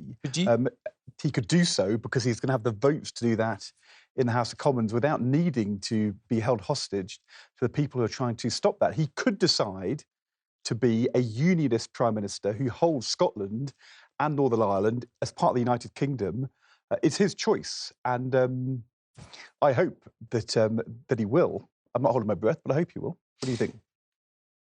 Well, I think he's got a big... I mean, I think Northern Ireland is a separate case, and I think Northern Ireland is now on a track over the next 10, 15 years for all sorts of reasons, but accelerated by Brexit, to some kind of Irish federation. Scotland, I think, is a much, That's more... quite a bit. I mean, gosh. Well, I think that's quite a big statement. Well, I mean, there's a whole bunch of stuff in there. Well, hold on. I think with what Robert was just saying, you've got majority nationalist representation in Westminster. First time, presumably, since the creation of Ulster in the 1920s. You've got demographics moving in that direction in Northern Ireland. You've got a big constitutional change coming with the Brexit deal. OK, we're just going to hear from the Shadow Foreign Secretary, Emily Thornberry. Electing me for the 5th time as your MP. But like all Labour voters in this constituency and beyond, I feel a bitter disappointment at the result that appears to be unfolding tonight. I feel distraught that we have lost so many great comrades in Parliament, and I also feel so disappointed for all the brilliant candidates I've met around the country who will have to wait their time to be in Parliament. The first time that we have lost vote share in opposition, and the biggest number of seats that we have lost in opposition since the dark days of 1983. I was thinking back to the words of Neil Kinnock on the eve of that election, warning the ordinary, the young, the ill, and the old what would happen to them if Thatcher won. And we need to sound all the same warnings tonight, as well as sending a warning to businesses and their employees, our public services and their brilliant staff about what Boris Johnson's Brexit will mean for them. And my friends, this is just the start. Because if we remember how that 1983 election empowered Margaret Thatcher to destroy mining communities, to privatise our essential utilities and services, to embrace apartheid South Africa and embark on the misery and cruelty of the poll tax, we can only imagine what Boris Johnson will try to do and the power this election has given him. And that is why, while I want to thank all the activists in this room and those that I have met up and down the country for the great fight that they've put into this election, we all know the real fight has to begin now to save our country, to save our economy, to save our public services from the worst excesses of Boris Johnson's majority and the terrible consequences of a Johnson Brexit. This duplicitous, gutless, reckless Prime Minister has been elected on one issue alone, wrapping himself in the lie that he is the only person to get Brexit done. But the danger that we all now face is that he will feel empowered to dictate our country's direction on every issue. Well, we may be hurting tonight, but we are not beaten. We will tell Boris Johnson no. Our fight is not over, our fight is just starting, and we will fight with the same spirit that we showed. We will fight with the same courage that my friend Jeremy showed. And we will fight with the same unity the party showed throughout the election campaign. And when Boris Johnson tries to drive through extreme right policies on Brexit, on public services, on welfare, on workers' rights and environmental protections, we will fight him all the way. But for now, I just want to thank you all, especially my brilliant office staff and all our volunteers who've been out with me in the wind and the dark and the rain. And I also want to thank the returning officer and the staff here at the count and the police for all Emily the wonderful Thornbury there. I wouldn't quite call it a leadership bid, but beginning to sound a bit like one. We've just been told that the Labour Party has lost in Gedling, Vernon Coker, and they've also lost West Bromwich East, Tom Watson's old seat. But here we are in Doncaster North, Ed Miliband's seat. We do assume he will hold on here. Candidate was as follows. Wendy Bailey, Independent, 188. Frank Lloyd Calladine, English Democrats, putting England first, 309. Stevie Sean Mannion, Yorkshire Party, speaking up for Yorkshire, 959. Edward Samuel Miliband, known as Ed Miliband, Labour Party, 15,740. Joseph Otten, known as Joe Otten, Liberal Democrat, 1,476. Katrina Louise Sale, the Conservative Party candidate, 13,370. Andrew Stewart, known as Andy Stewart, Brexit Party, 8,294. Well, I mean, Ed, you know better than me, but that's a massive, well, and Colin, that's a massive slice off his majority, isn't it? I would think that would have had a 25,000 majority 20 years ago, and it's now 15,000 votes. It would have been one of those places where you weighed the vote, didn't really bother to count them like all those. The Tories have won Bridgend as well. Ed Miliband was punished during this campaign because Let's just have a look at this change in share in Doncaster There's a North. huge swing against Ed Miliband in Doncaster North. And 14%. Look at the Labour vote, they're down 22%. He was caught putting out a leaflet saying that he had supported Brexit going through the Houses of Commons, the Houses of Parliament, and it did not go down well. 72% of. Yeah, and Bridgend as well. I mean, it's a sort of... Well, these are piling up now. And so what we're beginning to find now, we're not quite in a position to go to an absolute final forecast of how we think the night's going to end up.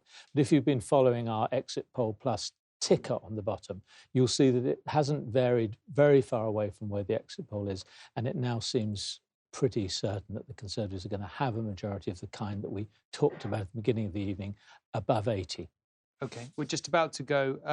You're just seeing Jo Swinson arriving at her count. I think the big question at this point has to be whether she's actually held on to her seats. Clearly a very poor night for her and her party. They've just lost in Norfolk. The Tories have won that as well.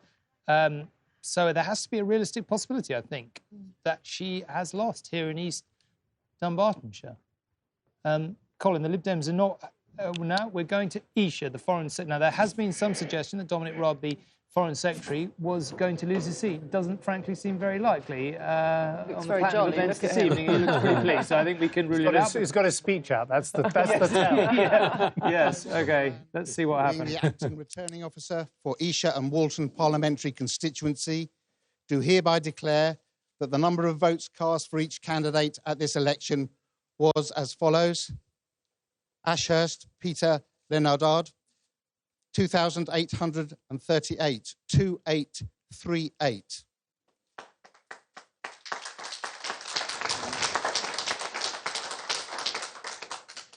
Peter Warren, also known as Baron Badger, 326.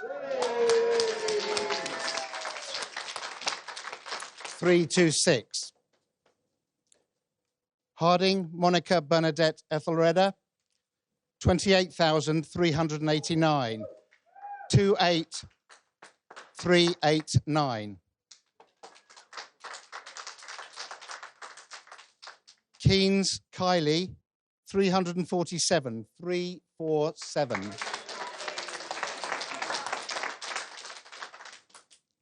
Rob Dominic Rennie, 31,132.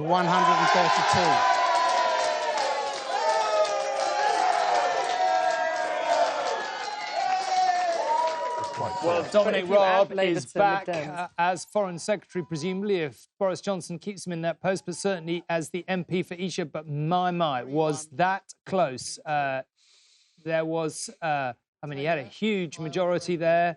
There was massive tactical voting, a huge attempt to get him out, and it came very close.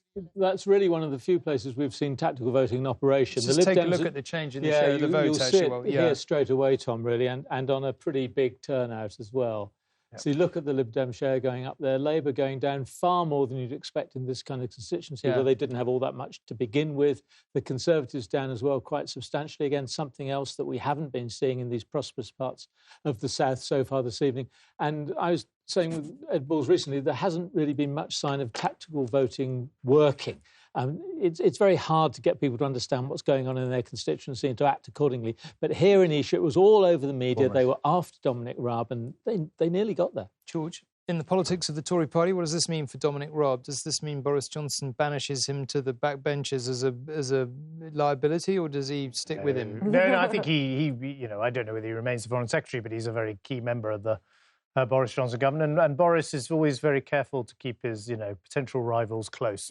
Let me put it like that. And Dominic Raab would be a potential rival, although I don't think Boris has many rivals tonight. OK, this is Nicola. Speaking of some leaders who don't have rivals tonight, this is Nicola Sturgeon arriving at her count, and she couldn't really look any happier.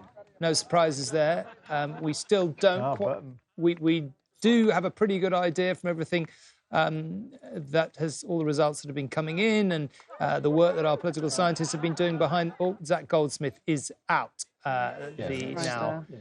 Not a big surprise. It would have been. He had a tiny majority. It's flipped this way and that. The Liberal Democrats have held the seat before, so no big surprise. Perhaps it's a very, very largely Remain seat. Although some relief to them, because we're now also calling North Norfolk, which is Norman Lamb's seat, which is held for some time. He stood down, popular local MP, and Liberal Democrats need that local recognition and popularity factor, I think, often, and when somebody stands down, they become very vulnerable. Richmond Park, I think, was probably the most easy to predict gain of the night, almost, in many ways. Although, if Dominic Raab had a smaller majority starting, he would have lost tonight. Sure, the kind of Richmond Park effect was, Zach Goldsmith started with a tiny majority. Although I thought it was somewhat surprising he'd won it in 2017, actually, post the Brexit referendum. Yeah, but I think, how can I put this politely? You don't have to. Dominic Raab got picked on a bit, didn't he? There was no psephological reason why that was going to happen. They just sort of said, right, for various reasons, we think you're vulnerable, we're going to go after you, and they nearly got there. We are waiting, as you can probably see from the other side of your screen there, we are waiting for Islington North, and it looks like they're going on stage. So as soon as they do, we will... we don't think the Labour leader is going to concede here, but who knows? He must have his speech in his pocket. So here we go. Of Islington North. Thank you. I, Lindsay Roberts-Segan, being the acting returning officer at the election of a Member of Parliament for the Islington North constituency, held on Thursday, the 12th of December, 2019, do hereby give notice that the number of votes recorded for each candidate at the said election is as follows. Nicholas Charles Ellsworth de Elves, known as Nick the Incredible Flying Brick, the official Monster Raving Loony Party, 236. James Clark, Conservative and Unionist Party, 5,483. Jeremy Bernard Corbyn, Labour Party, 34,603.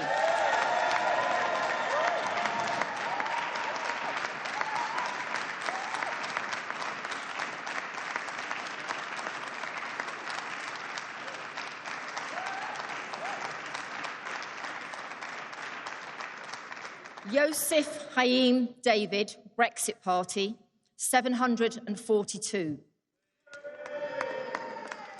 Caroline Russell, Green Party, 4,326.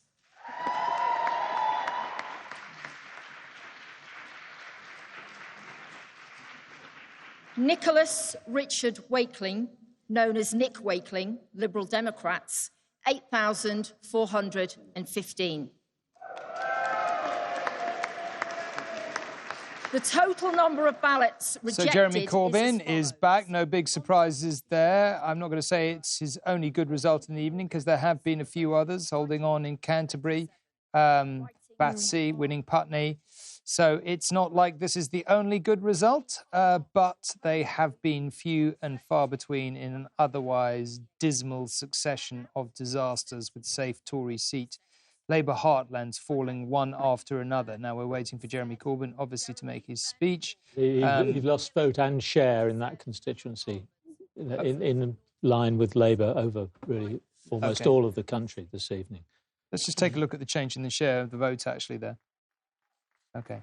Yeah, you see the Liberal Democrats. His vote went up last election, didn't it? I mean, in these London and Liverpool seats, they're piling up 45,000 votes. Let's see what he's got to say. Thank you.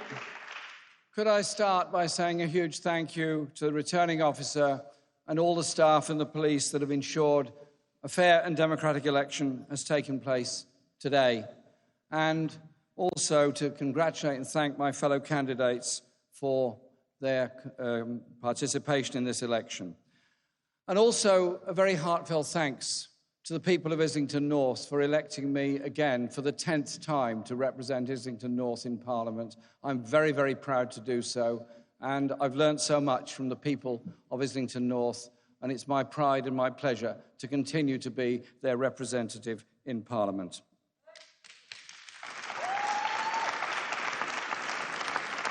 I also want to thank Ruth Hayes, our agent for this election, and all of the wonderful friends, comrades and supporters in Islington North Labour Party for the huge effort they put in this election campaign, and they put in all the time to carry a message of hope and justice all over our constituency, and through me, I hope, to a wider world. The pressure on those surrounding politicians is often very, very high indeed. The media intrusion on people's lives is very high indeed. And the attacks that take place against family and loved ones of politicians continue, and they're disgraceful, and frankly, they are disgusting. I want to take this opportunity to thank my family, my close friends, and those that have been close by and been very supportive during this and every other election campaign. I want to thank my three sons for the huge support they give me, and thank my wife, Laura Alvarez, for all that she puts up with because of the way in which the media behave towards me, towards her, and indeed towards my party during this election campaign. And this is obviously a very disappointing night for the Labour Party with the result that we've got. But I want to say this. In the election campaign, we put forward a manifesto of hope, a manifesto of unity, and a manifesto that would help to right the wrongs and the injustices and inequalities that exist in this country. For those who need housing, those who need an effective health service that will deliver for them, and those children that need a school that is properly funded and they're not being taught in oversized classes. And a manifesto that gave hope in dealing with the environmental crisis the world faces by investing for the future through a green industrial revolution. All of those policies were extremely popular during the election campaign and remain policies that have huge popular support all across this country. However, Brexit has so polarised and divided debate in this country. It has overridden so much of a normal political debate. And I recognise that has contributed to the results that the Labour Party has received this evening all across this country. The issues of social justice and the issues of needs of people will not go away just because Brexit is dealt with in the way in which Boris Johnson presumably plans to deal with it at the moment. All those issues will come back centre stage in the debate. And the fundamental Labour message about justice and equality within our society is going to be one that is there for all time, because it's the very core of what my party believes in and what I will always advocate on behalf of my constituency and on behalf of my party. I want to also make it clear that I will not lead the party in any future general election campaign. I will discuss with our party to ensure there is a process now of reflection on this result and on the policies that the party will take going forward. And I will lead the party during that period to ensure that discussion takes place and we move on into the future.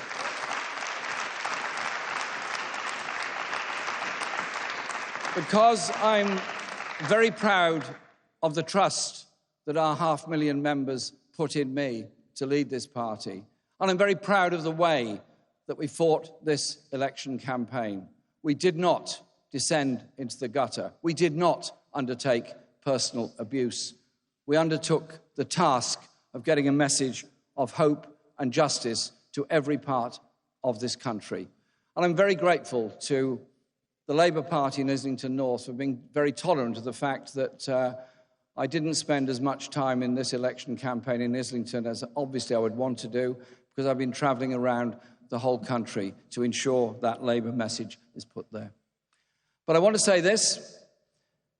I will remain the MP for Islington North, and I'm proud to represent the people of Islington North, and I'm proud in Parliament and outside that we will forever continue the cause for socialism, for social justice, and for a society based on the needs of all rather than the greed of a few.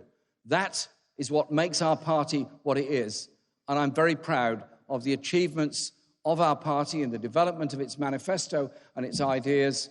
And I tell you what, those ideas and those principles are eternal, and they will be there for all time. I thank the people of Islington North once again for putting their faith and trust in me.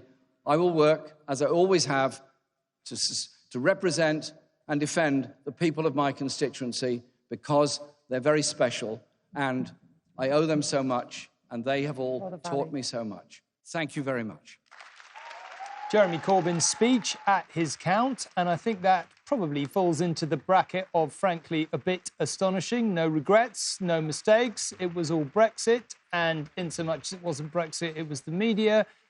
He also said, Ed, that he doesn't appear to be standing... I mean, he says he's not going to fight the next election, which presumably is 5 years away, but he's going to stay on, or at least he would like to stay on, to oversee a discussion in the party. I ought to just mention that the SNP have won Sterling from the Tories, one of their targets. Yes. So it's beginning to look like the exit poll is at least in the right ballpark in Scotland, and I think that is going to be the big talking point going forward. But let's just deal with that speech.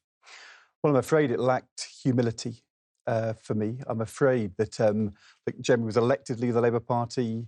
It was quite an achievement, but he's lost 2 elections. And the reason why we're not going to be able to now see action in the way he wants to protect the NHS or to reduce inequality is because there's going to be a Conservative government for 5 years. And that's because his leadership has lost this election. And there's no point in saying our manifesto was the right manifesto if the voters don't support it. I'm afraid it sounded too much like Jeremy was blaming the voters. And I'm afraid he has to reflect upon himself and his leadership. The idea that he is the right person to lead the party through a period of reflection, I don't think that's going to wash with. Okay, well, I just want to put that to Robert, actually, because Robert, does that stack up, Robert? Do you think he'll be allowed to stay on? Do you think did you take that he's not resigning? He says he's going to not fight another election, but he's not resigning anytime soon.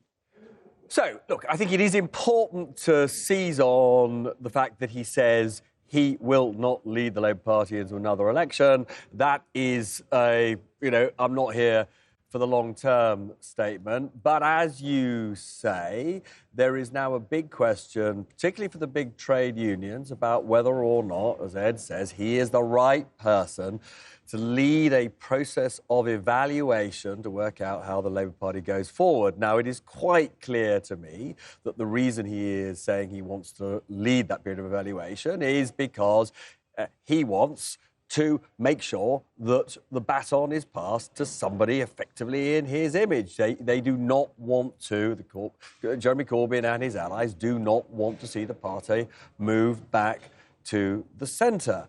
So it is now up to the big trade unions to decide whether, since they will want an electable Labour government, whether they will allow him to lead that process. Now, my assumption, to be absolutely clear, is that if Jeremy Corbyn, having just heard Jeremy Corbyn say that, he will have spoken to the most influential trade union leader, Len McCluskey, and I am sure that he has Len McCluskey's permission to say that he will be the interim leader. The really interesting question for me is whether the other big unions will fall behind Len McCluskey. I suspect there will be something of an uproar from Labour MPs like Jess Phillips tomorrow at the idea that it will be Jeremy Corbyn leading the review of how Labour goes forward. It's going to be very fractious for a while. OK, Robert, thank you very much indeed. Now, we're just going to go to Boris Johnson arriving at his camp. I should warn you, there's quite a lot of flash photography here, so let's just put that out there. But here he is arriving at his count. Clearly a fantastic night for him and his party. We started this evening with the dim possibility that he might lose his own seat. That seems incredibly unlikely at this juncture. His supporters, I think, have kept it relatively low-key. You may have remembered James Cleverly, sort of his interview a while ago, clearly under very strict instructions from Tory Central Office not to gloat or say that it was a terrific night. Paul, you've followed Boris Johnson all the way through. This is clearly a very good night for him. Did you expect this? Do you think he expected this? I think at the start of the campaign, it was clearly what they were dreaming of, Tom. And then as that campaign progressed, the nerves set in. He had those wobbles, didn't he, over the floods in South Yorkshire. He also had a bit of a wobble over the NHS in the final few days. I spoke to one aide going into Downing Street this evening who said they would be happy with any majority they could get their hands on. And then an exit poll came in, and suddenly they just could not believe their luck. And Boris Johnson, as he arrived here this evening, looked pretty damn happy, coming here with his girlfriend, some of his senior advisers with him too. I managed to have a quick word with him just off camera. He said things were generally going in the right direction for him. It was still a little bit too early for him to be overconfident. Now, I think we all know the direction this election is going in. Uxbridge at one point was considered a bit of a risky seat for Boris Johnson. It is the smallest majority any Prime Minister has had since 1924, about 5,000. No Prime Minister has ever lost their seat while sitting as Prime Minister.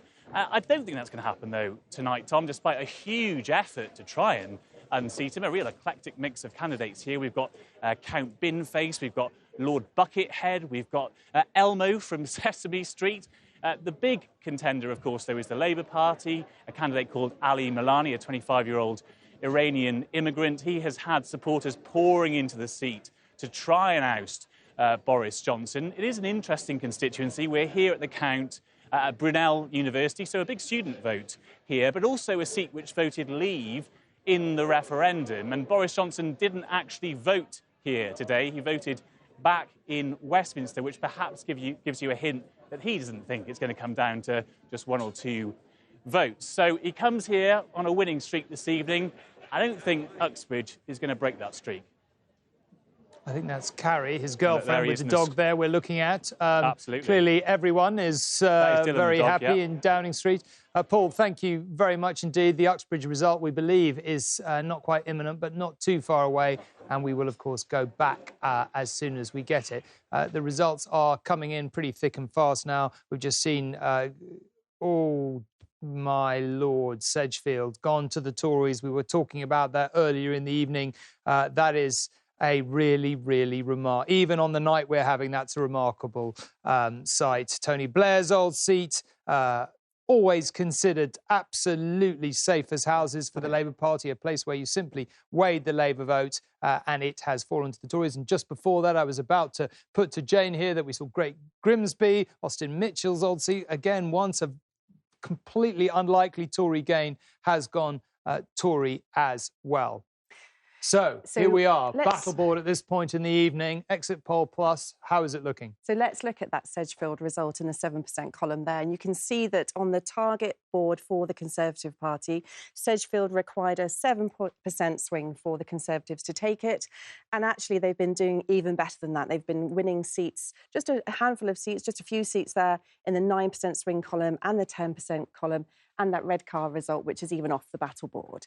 So if we look at that whole Conservative battleground, the target seats for the Conservative Party, we also see we're at that point in the night where we start to see some other kinds of results. And you'd look at that and you say, well, what's going on? You've got some Labour holds there. We've talked about Canterbury and Battersea. We've also got Portsmouth South in the just here in the 1% column. So what's going on? And one thing we did at the beginning of the evening was to say, well, we took the exit poll and we said, well, let's look at leave seats, let's look at remain seats. So we'll do that again now we've got real results. So let's filter now on those constituencies with very high leave shares, those over 60% leave shares. And this is the picture we get. Still waiting for results, of course. But you see there that these seats are falling to the Conservative Party, and they're falling to the Conservative Party as you move across the battle board. And we can also look at those constituencies that had high remain shares above 60%. And there, if we look at those, all of those seats are being held by the party that won that seat last time. And we're obviously still waiting for some of these results. But that's the pattern of the night. The Conservatives winning in leave seats, those other parties holding on in remain seats. Let's just very briefly look at the Labour Party targets on the other side of our battle board. We started off with this huge battle board because we knew there was lots of uncertainty going into the election. We spent nearly all of our time on the right-hand side. But if you see there, we zoom in just into the 0 to 1% target, we just have that one Labour gain of Putney there, that very, very high remain share as well. So it looks very consistent with the pattern that we thought we were going to have at the night. We're seeing the results confirm that. All right. Thank you very much indeed, Jane. We are still, as I said a short time ago, keeping an eye on Uxbridge. We will go there as soon as it looks as if the declaration is about to begin. Now, I'm joined by Arlene Foster, the leader of the DUP. Arlene, thank you very much for joining us this evening. It doesn't look like this is shaping up to be a very good night for you. You've just lost your Westminster leader. Yes, we did, and I think not only is that a huge loss for Belfast North, but it is a huge loss for Northern Ireland as well. I regret very much that the new MP didn't even have the grace to acknowledge the 18 and a half years that Nigel Dodds has given to the people of North Belfast, but of course that's a matter for him. Do you regret the role you played in propping up the last Tory government or not? No, not at all, because we were able to bring £1.5 billion extra resources to Northern Ireland, which otherwise Northern Ireland wouldn't have had. And I think that the people of Northern Ireland recognise that that is the case. But of course, in North Belfast, what we had was a situation where everybody else ganged up against us in relation to nationalism. They all came together to try and oust Nigel Dodds, and unfortunately the demography was against us. But if you'd supported the Prime Minister's deal, we'd never have had an election, or at least not for a time, and it would have been fought in entirely different circumstances. Well, of course, we always put Northern Ireland first. That's what marks us out from other people. It's not about party politics. It's not about individuals. It's about what's good for Northern Ireland, and it doesn't matter about individuals. What does matter is the fact that what was coming down the line was a bad deal for Northern Ireland, and we had to stand up against it. Speaking of what's in the interests of the people of Northern Ireland, the one thing that almost everyone picked up in the course of this campaign from your voters, indeed from all voters in Northern Ireland, was an intense frustration with all of you politicians that they simply didn't feel well represented, Stormont not sitting and all the rest of it, and that there was a degree of intense frustration building up about that? Well, of course, people said that this was a Brexit election. Actually, it wasn't. It was an election about the fact that we didn't have devolution here in Northern Ireland, and people are hugely frustrated about that. But I can't go back into devolution without partners, and the partners have stayed out of devolution for 3 years, and that's really disappointing. I hope now that next week we will get into talks and we will find devolution coming back to Northern Ireland very quickly. Arlene Foster, thank you very much indeed for joining us. We've just also been told that Bassett law has fallen to the Tories. This is turning out to a bit of a theme. John Mann's old seat again. Just another brick in the wall, you might say. And we are going to Uxbridge.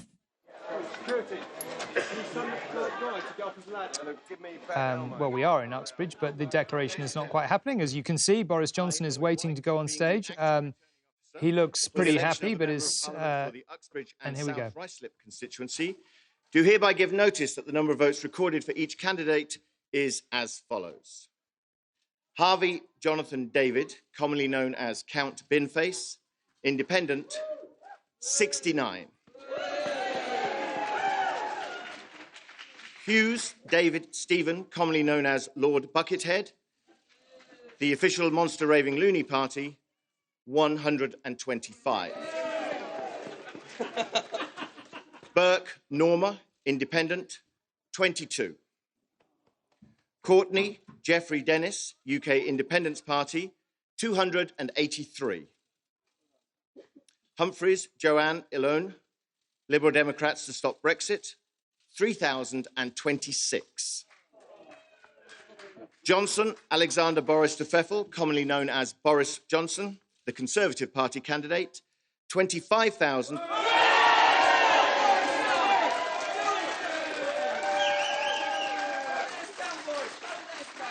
25,351. Keir Mark Allen, Green Party, 1,090. Milani Ali Reza, Labour Party, 18,141.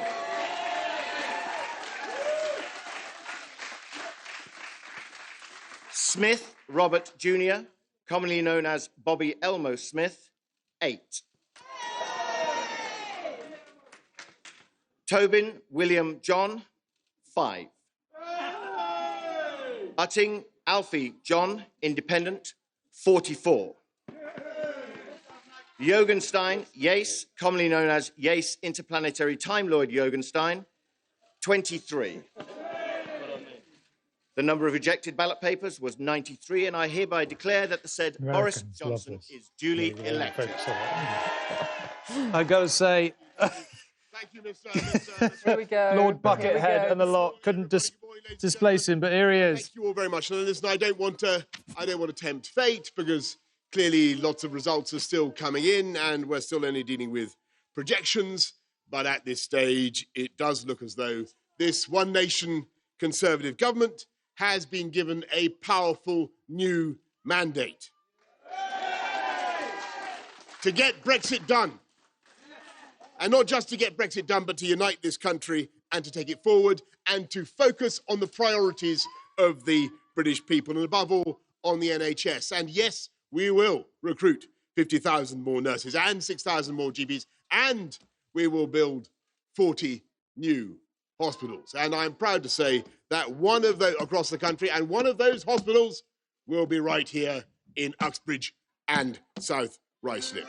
And I'm grateful once again to the people of Uxbridge and South Ruislip for returning me to serve you. It is an absolute privilege to do this job and to work for you. And I thank once again the police, the council, everybody who's worked so hard all night to count for us, the returning officers. I thank my fellow candidates in all their glory, Lord Buckethead, and others, Elmo and others. Forgive me if I don't identify them all. But above all, I want to thank the people of this country for turning out to vote in a December election that we didn't want to call, but which I think has turned out to be a historic election that gives us now, in this new government, the chance to respect the democratic will of the British people, to change this country for the better, and to unleash the potential of the entire people of this country. And that is what we will now do. And if we are lucky enough to be returned, as the polls, as the exit polls seem to suggest, then that work will begin tomorrow. Thank you all very much. Or rather, I should say not tomorrow, today. Today. Thank you all. Thank you all very much. Thank you. Boris Johnson there, I think, trying quite hard not to seem too triumphant. But let's go straight to East Dunbartonshire, where the Lib Dem leader Jo Swinson may have a much more uphill task keeping her seat. County constituency hereby give notice that the total number of votes polled for each candidate at the election was as follows. Amy Callaghan, Scottish National Party, SNP, 19,672. Rosie Dixon, Independent, 221. Pam Gozal, Scottish Conservative and Unionist, 7,455. David Murdo-MacLeod, UK Independence Party, UKIP, 208. Liam McKechnie, Scottish Family Party, 197. Callum McNally, Scottish Labour Party, 4,839. Caroline Scrimger, Scottish Green Party, 916. Jo Swinson, Scottish Liberal Democrats, 19,523.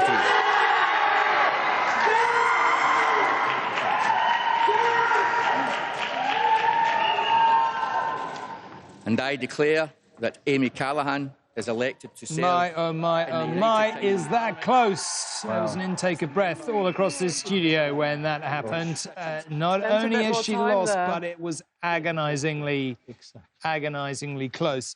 Colin, can I just ask you to talk about the change in the share of the vote there and what it tells us about the picture in Scotland? Well, it's in accord with the pattern that we've seen in Scotland, it has to be said. It's not entirely out of the ordinary, although in brackets the Lib Dems do appear to have gained North East Fife from the SNP earlier this evening, which was Ming Campbell's old seat, of course. But Jo Swinson, Allegra just whispered, and she's absolutely right. They'll be thinking, if only I'd spent more time in this constituency rather than running around places that we were never really likely to win, I might have held on. And remember, this lady 5 weeks ago was telling us she was going to be Prime Minister. Yeah, and she's out. Well, I mean, what do you think that was about? Bad campaign? No, well, the Lib Dems Brexit. Always have to convince people in the early stages of a campaign that that it's not a wasted vote, and she jumped the shark. And I think there was 144 votes. That there was all that was there was a lot of overreaction to the European Parliament elections in June, of course, when the Brexit Party swept the country, but the Lib Dems were second in so many places and first in Remainer areas, and I think that gave them a rather overinflated view of their likely chances in a general election. It's pretty catastrophic. I mean, a National Party leader has lost their seat on the election night, which is, pretty unusual. And Laura Pidcock's just lost. Yeah. Right, and she was a future contender for Labour. Leadership contender. We're just calling that. Can I just chip in on them? She would have been a contender for the leadership, right? I mean, not necessarily a realistic one, but she would have been one. I think she'd been strongly encouraged by Jeremy Corbyn and John McDonnell to think of herself in that way. So I'm sure she would have been thinking. And she's obviously, she'd only been in Parliament a short time, establishing herself on the front bench. My guess is that that's not the end of her political career. She will learn from this and come back. Whether she'll ever be Labour leader, I have no idea, but I would be very surprised if that's the end of Laura Pidcock. George, sorry I interrupted you. You were just saying about Jo Swinson. Well, no, I mean, also it's a kind of two contrasting fortunes, isn't it? I mean, you've got Jo Swinson losing her seat. It was her call to have this general election. If the Liberal Democrats had not supported the Conservatives, it would not have happened. So, she's paid the highest price of all politically, which is losing her seat, and a pretty disastrous night for the Liberal Democrats. I mean, then you also have Boris Johnson, doing well to try and contain his big smile because he's doing well to stop himself going around the room punching the air. Because he has actually been pretty disciplined on this campaign trail. You know, he's been very disciplined in the message, and even his victory speech there, you know, where he basically achieved what he's wanted all his life, which is, you know, he's the Prime Minister just elected with the biggest majority since Margaret Thatcher. Yeah. He's actually just he repeats the campaign slogans. He talks about more nurses. Can I just come in on this? But one phrase I just pick up on is one nation. You know, he did start with that. Yeah. And that, you know, he clearly, I mean, in a way, the Conservative Party is now the One Nation Party and is now going to represent a lot of places in the north, which it hasn't previously represented. I've been squirreling away over here, and I've just been going through the Conservative gains and who these people are, because we don't know them. We've never heard of many of these people. Matt Vickers, son of a builder, Scott Benton, who's one Blackpool South primary school teacher, James Denton, doctor. Allegra, can I come back to that, because we just want to hear Jo Swinson's speech. And all of my fellow candidates, and congratulate Amy wholeheartedly. It is an amazing job. I'm sure you will love doing it, and I wish you well. And what you said about young women and smashing boundaries, I wholeheartedly agree. I would also like to thank my agents, Liberal Democrat campaigners and activists who have made this campaign special with the additional challenge of doing it as leader of the Liberal Democrats too. I particularly would like to thank my mum, my sister Nicola, my husband Duncan, and our two darling boys, Andrew and Gabriel. And I would like to thank the people of East Bartonshire for putting your faith in me for 12 and a half years to represent this wonderful place. I have enjoyed serving our communities. I've enjoyed having the opportunity to make a difference, whether it's here on local issues, whether it's supporting people working on the national minimum wage by introducing penalties for rogue employers, whether it's women in our economy by introducing gender pay gap reporting. Tonight, we have seen that it is likely that Boris Johnson is on course to get a majority. And it is clearly a good night for the SNP. Some will be celebrating the wave of nationalism that is sweeping on both sides of the border. And I do congratulate all those who are newly elected. These are very significant results for the future of our country, and I will be making further remarks later today. But let me say now, for millions of people in our country, these results will bring dread and dismay, and people are looking for hope. I still believe that we, as a country, can be warm and generous, inclusive and open, and that by working together with our nearest neighbours, we can achieve so much more. Liberal Democrats will continue to stand up for these values that guide our Liberal movement: openness, fairness, inclusivity. We will stand up for hope. Well, Jo Swinson, they're a very emotional Jo Swinson, and no surprise. What a heartbreaking, from her own personal point of view, rejection. Sorry, Allegra, I interrupted you halfway through, but that was she's only just become leader. There was a lot of talk about her popularity in the polls. She's not only not had a very good election for her party, she's just lost her seat. Indeed, and there are people who don't agree with me, but I thought she had a bad start to the campaign, but I actually think she got better. She had these terrible errors in the beginning, saying she was going to be Prime Minister. I know people who thought it was just incredible, and they just thought it sort of undermined her in their eyes. And then Revoke. We haven't talked about Revoke, the referendum, once this evening, but it backfired so badly with Liberal Democrats. They didn't think it was Liberal, and they didn't think it was democratic. And I don't know whether Colin's seeing it damaging her actually numerically, but certainly it damaged her in the conversation about what on earth we do next on Brexit. Let's come back in a bit, actually, to the point you were making, quite an interesting point about the new intake of Tory MPs. So we'll come back to that in a moment. But Robert, can I just get your reaction to Jo Swinson's speech there? Well, I suspect that will be the result of the night. I mean, you know, here was a party leader who only just a few weeks ago seemed to be almost neck and neck with Labour in opinion polls. But the Liberal Democrats have had a pretty disastrous campaign. I think she alienated a lot of people when she introduced herself as the Liberal Democrat candidate to be Prime Minister, because people thought that was hubris. They thought it was boastful. They didn't think it was realistic. Equally, she pressed for the country to stay in the EU, but was desperately hostile to Jeremy Corbyn and the Labour Party.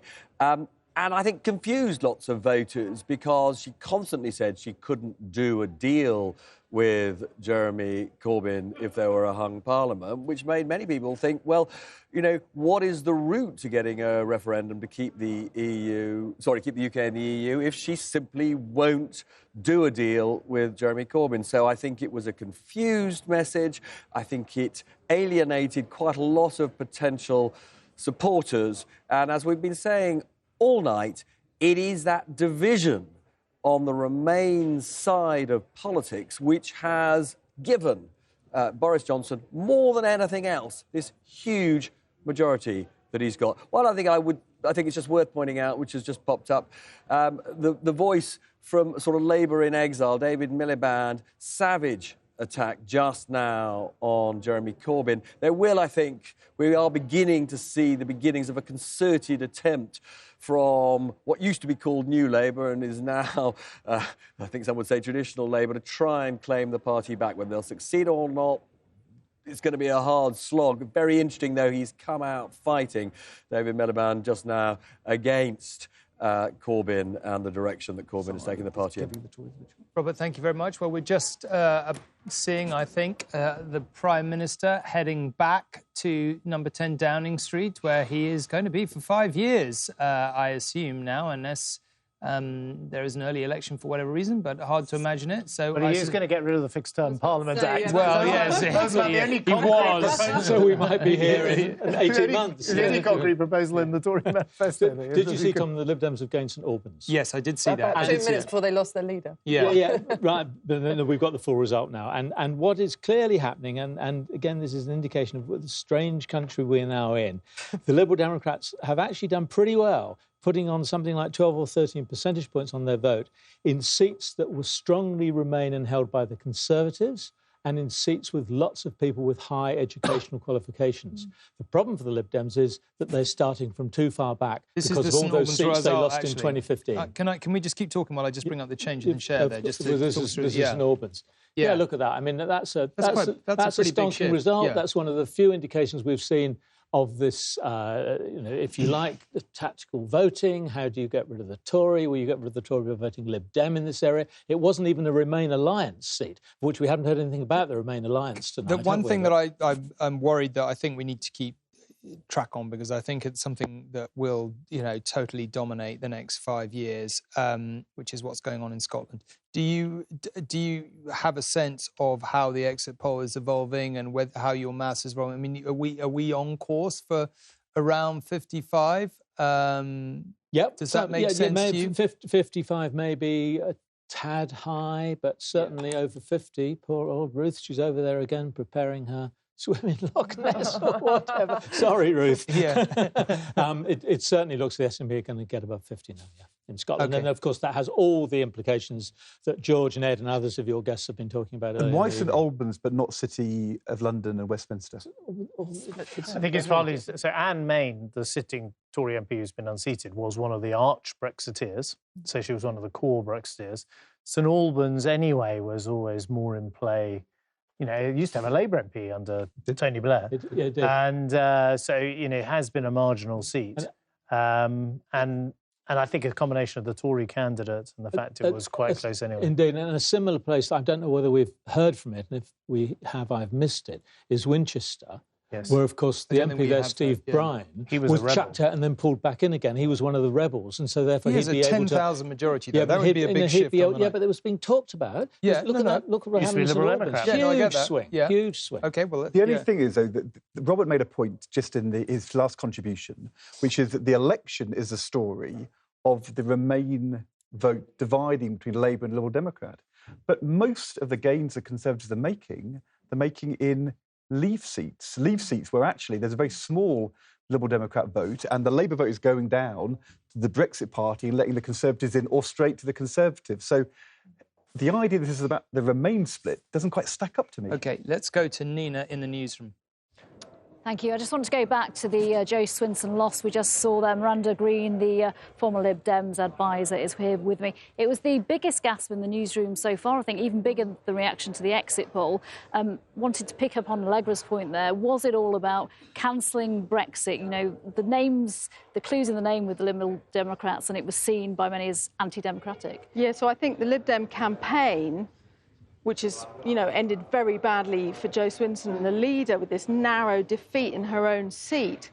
They tried to, in a sense, play on the polarisation of the Brexit vote and to be the most Remain party. But the problem with that is it ended up repelling the sort of moderate voters that they needed to attract, both from left and right, who were dismayed about what was happening as the Labour and Conservative parties go off to the extremes, and were sort of captured by these cliques. So the two things didn't really add up, and they ended up alienating a lot of people that they really needed to bring over. Of course, the Brexit party standing down in those Tory-held seats moment has been had a terrible effect on the Lib Dem ambitions. But yes, that revoke policy backfired. Lots of soul-searching in the Liberal Democrat Party to come, no doubt. Anushka, this was a big gamble for Boris Johnson, which appears to be paying off tonight, but a gamble also for the likes of Jo Swinson, for Jeremy Corbyn and many others. How are they faring so far? Well, I think you've, put your finger on it. Basically, lots of people took gambles at different parts of the Brexit process, and lots of them have not paid off. You can see it so visually there with Boris Johnson so happy, Jeremy Corbyn and Jo Swinson so sad. But it's not the only one. Let me just show you some tweets that are going around about this. So this is the journalist Steve Richards, who said, the last Parliament with Ken Clarke, Dominic Grieve, Rory Stewart, David Gauke, Nick Bowles, they're all Liberal Tories, and a minority Tory government gave such power to the dissenters, and it was all given up, he says, for the delusional fantasies of Jo Swinson and then Jeremy Corbyn. He's basically saying because they wanted to call a general election. The one person who went with that, who is winning tonight, is Nicola Sturgeon. So that's the people who wanted an early election and took a gamble and lost. Then there are the people who wanted a soft Brexit, and they took a gamble when they didn't go for Theresa May's deal. Nick Bowles, former Tory MP. This is an old tweet, but it's doing the rounds tonight, basically saying when Johnson wins the majority and implements a hard Brexit, will those who refuse to back a soft Brexit compromise and hold out for a second referendum acknowledge their catastrophic error. And finally, in Northern Ireland, the DUP, a big gamble for them as well, not helping May's deal. This is the FT's political editor, George Parker, basically saying they had the PIN code to the Treasury cash point and a Brexit that did not put a border in the Irish Sea. Now the DUP have lost all influence. There's a border in the Irish Sea, and he's about to lose his seat, as he then did. And he says, result. Anushka, thank you. So what does this result that is emerging tonight mean for the future of politics and indeed the campaign? Nimco Ali is still here, writer and activist. And I'm also joined by the Spectator's deputy political editor, Katie Balls. We have seen Boris Johnson run a campaign where he has ducked some big media interviews. Everyone knows what those are. We saw him hiding in a fridge. We saw him putting one reporter's phone in his pocket. What does that mean for the future of campaigns? Because he's done all that, and it looks like he's won a big majority. Yeah, I mean, it's very clear Boris Johnson avoided several interviews. I think it's probably still worth pointing out, however, that compared to Theresa May in 2017, he did do more appearances. But ultimately, we're heading... on his terms? Yeah, the ones that he chose to do. But I'm saying... overall, we're heading to a comfortable Conservative majority, and I think that this means the Conservatives are going to be able to pick and choose what they want to do to a degree. In terms of campaigning, I think that it's been an interesting election. I don't think it's been the highest quality, if you think about, I suppose, honesty, and I suppose that all parties, how they spun their messages. But I do think because of online and the rise of digital, even clips that perhaps those around leaders didn't want you to see still had a way of getting out and actually being very widely shared. Boris Johnson taken to the stage with his victory in Uxbridge and said that he's got a very powerful mandate now. say to those people who are concerned by that, who are concerned by the numbers that they're seeing in terms of that Tory majority and what it might mean? I think a lot of this Tory majority comes down to the fact that, like I said before, there are some incredible local candidates and people are actually really engaging again with their local candidate who knows their areas. And then also the fact that Labour has been the one that has actually left the working class community behind. And that's what we're seeing in like the north of England. I think the idea is the fact that Boris Johnson was the mayor of London in 2 terms. So this idea of the fact that everybody wants to paint him as this Trump-like-esque, it's not true. It's somebody that I've known for 10 years and somebody that I know as a young black woman that I can actually work with. So the idea is, I think that the mandate that the Prime Minister has at the moment is for one nation, very liberal, centrist conservatism, as opposed to a right-wing ideology which everybody wanted to project onto that. And I think I am from the generation that things can only get better generation. In our early 30s, came to know Tony Blair and that kind of politics. And I think the centre has been taken back by the Conservative Party. And it looks like we've got 5 years to test out that hypothesis. Nimco Ali and Katie Balls, thank you very much. Tom. Nina, thank you very much. Well, it has just gone 4 o'clock in the morning, as you probably know. And this is where we stand at the moment. Our Exit Poll Plus is currently predicting the Conservatives will have 361 seats by the time this night is done. The Labour Party, 198. The Lib Dems, 14. The Brexit Party, none at all. And the SNP, 53. Other parties, 24. Among the winners so far tonight are Dominic Raab, despite a campaign against him, Mark Jenkinson in Workington, Marcia de Cordova.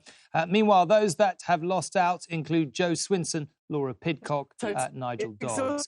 Now, this is the site right now of Boris Johnson arriving at his count, I think, a short time ago. And he is now on his way back to Downing Street, where he's going to remain for much of the next 5 years. And we've also seen Jeremy Corbyn turning up at his count in a much less happy circumstances, I think it's fair to say. And he basically gave a long speech in which he said his policies were right, but it was all down to do with Brexit and the media. I want to also make it clear that I will not lead the party in any future general election campaign. And there we are. So Jeremy Corbyn really not conceding anything at all, I think it is fair to say. Let's go to Normanton. That the number of votes recorded for each candidate at the election is as follows. Cooper, Yvette, Labour Party, 18,297. Florence Dukes, Denise, Brexit Party, 8,032. Gordon, Thomas Anthony, Liberal Democrats, 3,147. Lee Andrew, Conservative Party candidate, 17,021. Walker, Laura Marie, your local Yorkshire Party candidate, 1,762. The number of ballot papers rejected was as follows. For want of an official mark, none. For voting for more candidates than the voter was entitled to, 28. Writing or mark by which the voter could be identified, 1. Well, there we are. There was a certain amount of intake of breath around this table, I think it's fair to say. Ed, I don't want to put you on the spot, but let's just have a look at the change in the share of the vote there, actually. Can we just bring that up? Because that is... you know, I guess that's the story of the night. It's been brutal for Labour.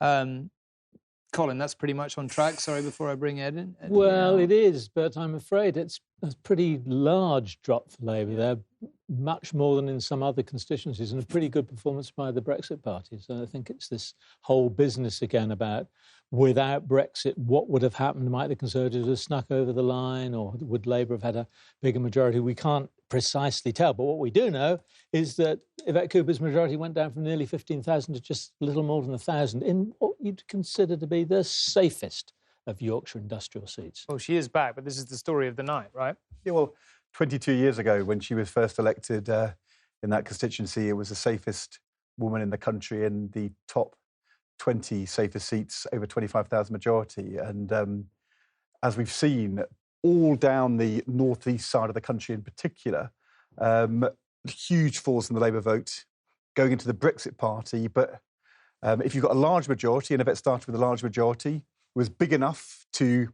hang on with a 1,000 majority, but a smaller majority to start with, and you end up letting the Conservatives in. So, look, if that result and results like that don't focus people's minds in the Labour Party now, what needs to be done to make sure this remains a party for the whole country, north and south, cities and towns, not just the middle class, but working class people too.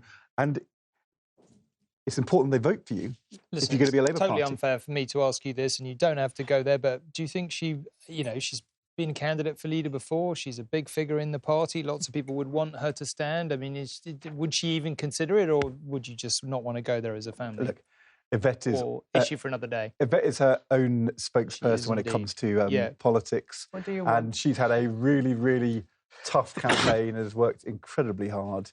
And she's come through, and she at the moment will just be exhausted and relieved. But, you know, like very many people, depressed at the state of the Labour Party and worried about what this is going to mean for the next 5 years, worried about Brexit, worried about public services, and really hoping that Boris Johnson is going to turn out to be the one nation leader, which we've not seen yet, but he's now promising a change. OK, I mean, can I just make a point? I think it will change the attitude of, you know, a lot of these MPs. They're suddenly sitting on highly marginal seats, people who've spent much of their parliamentary career sitting on very safe seats. I think there's, you know, an assumption there, well, they'll all come back to them in 4 or 5 years' time. Quite often politics doesn't work out like that, and it gets worse and worse for a party. What are you trying to say, George? No, I'm just saying it will change. You know, Yvette now represents a highly marginal seat, and it will change. Incredible to think that, it will just change the psychology, I think, of a lot of these key Labour figures who we've got used to sitting on very large Labour majorities. It's just unclear what they can do about it, given you've got... somebody said we just need to go to John McDonnell's count, because I'm told that there was a fight. So this is it. Oh, my Lord. No kidding, there was. This has turned into quite some night in various ways. So who's in the middle? What is going on there? Any idea of who's in the centre of that? So that is John McDonnell, Shadow Chancellor, in Hayes. That's the count in Hayes, and that is the picture we've got for the moment. So we'll try and bring you a little more when we've got a sense of who started that fight and why.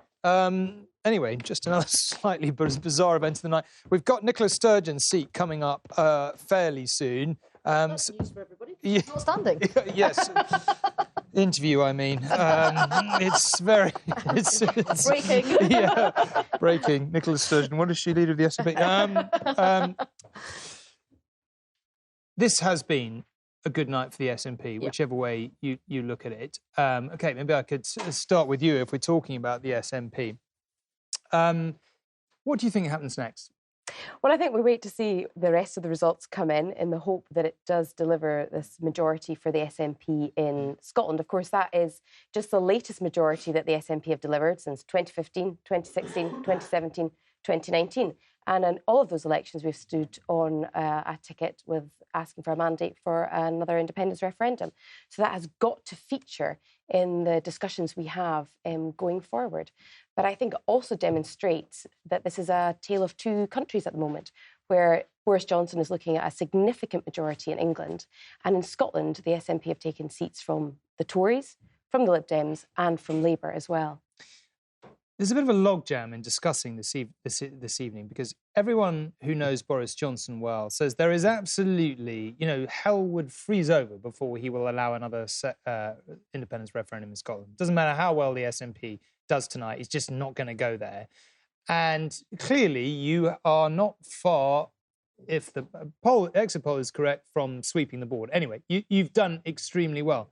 So what happens? How you're going to spend the next 3, 4, 5 years saying this is outrageous, he must listen to us, and he's, as things stand, not going to. So what happens next? The question is how sustainable that is. So I think rational thinking unionists recognise that there's only so long you can keep saying no when a party or when voters, frankly, are delivering a very clear message in Scotland about the future that they want to see. And that is not a future under Boris Johnson, and they do not believe that Boris Johnson has the right to dictate their future to them. Now, I have friends and I respect people who voted no and people who voted yes. The one thing I think we all agree is that it's the people of Scotland that should decide, not a Tory Prime Minister. Aisha, can I just ask you to, what do you make of this? Just this precise kind of standoff that we've already seen develop. The SNP has, repeatedly said tonight, this is not sustainable. But for Boris Johnson to say that we can't have another second independence referendum isn't sustainable. The Tories are clearly saying, no, never going to happen. How does that play out politically? Well, look, there's just going to be so much tension. By the way, the independence issue in Scotland is still very split. There was a poll out that says the figures are still very, very close. Right. And so it's not in the bag that people want there to be, independence. But I think what there is in Scotland is a growing sense of distance and disillusionment and disenfranchisement of how people in Scotland feel from Westminster. And that has only really got worse over the last few years. Brexit has definitely exacerbated that because, of course, Scotland is largely a Remain part of the country. And I do think this standoff is going to further fray democracy and people's trust in democracy. And this standoff potentially, I don't know where Nicola Sturgeon will go with this because, of course, she can't force the Prime Minister to grant her this second referendum. It will be interesting to see whether she does seek extra kind of legal advice on whether they can do something sort of radical. But certainly for a lot of people in Scotland, yes, the SNP has had a clean sweep. But I'll tell you something, from a democratic point of view, a one-party nation is not good for democracy either. And when I've been door-knocking in Scotland, there are other issues than independence. The state of the health service in Scotland, the state of schools and education and public services, they're all really big issues that a lot of Scottish voters will feel frustrated we've just about. got a Trump tweet which says, looking like a big win for Boris in the UK. So somebody's watching. I'm not quite sure whether that's good news for Boris. I guess it is good news for the country that the US president seems to want to engage with us. But sorry, I interrupted you for a Trump tweet of all things. Well, of course. What was I thinking? Sorry. But look, Scotland has also been a disastrous night for the Labour Party as well. The Labour Party was really hoping to rebuild in Scotland. That just looks like it's ever more difficult. Scotland, Labour's had a terrible night all over the country. It seems to be that we can't appeal to anybody north or south of the border at the moment. Ruth, what do you think happens if we get into this standoff when it comes to a second independence referendum and then the polls start to actually quite decisively, I'm not saying they will, but just if they began to move in favour of independence and, the SNP had most of the MPs and were demanding it and saying it's not sustainable and the polls were moving against the Prime Minister, you could see an environment in which he would have to concede, right? Well, I think, first of all, just to pick up on something that Kate said when she said about majorities in 2015, 16, 17. Well, actually, they lost their majority in 2016. They went backwards. The majority of the seats, and that's quite important in Scotland. You were the largest party. You lost your majority. You had a majority but we had in the Parliament. most seats, as we will again tonight. And that's the point, that Scotland is once again delivering a very clear message about who and which party they want a majority of seats to be represented by. And I don't think that's something that Boris Johnson can ignore. Well, I think we can have a discussion about whether the largest party makes a majority. I think over half makes a majority, but, that's in psephological semantics, if you like. But, in terms of, does more than half the country want independence? Well, actually, all of the sort of polling at the moment says no, it doesn't. And again, we'll see what the results are at the end of tonight, but it looks as if it will be below 50%. Now, I get that that's a good night for the SNP. I'm not taking away from them their wins. It's a pretty amazing night, really, given that they did so well in 2015 and then fell back. It says something, doesn't it? That they've just had some of the places that they're going. But I think Aisha's right in that we have seen a total and utter collapse of the Labour Party, a lot of which has gone SNP. And you'll find in seats that Liberal and Tory votes have been traded wherever you see the biggest challenger to them. But I think there's still a really big question about what comes next, and I don't think that's resolved. And I don't think that the length of time that Brexit has taken and the difficulties that are there means that makes independence any easier. And Remain voters were unionists too. So my Remain vote to remain in the EU was not a vote for proxy independence. And a lot of Remain unionists really don't like Nicola Sturgeon trying to co-opt their votes for that. We're just looking at Kensington here. Surprise win for the Labour Party last time. Given they've held on in Battersea and won Putney, it's more than conceivable that they will hold on in Kensington. So Sam Gyimah, who left the Tory party and over Brexit and joined the Lib Dems and is now standing there for the Lib Dems, may well, it'll be interesting to see in the pattern of the night. I will go there as soon as we go, but Aisha, just while we're waiting, you saw Jeremy Corbyn not really saying sorry for anything very much. Sorry, can we come back to that? We are going to Kensington.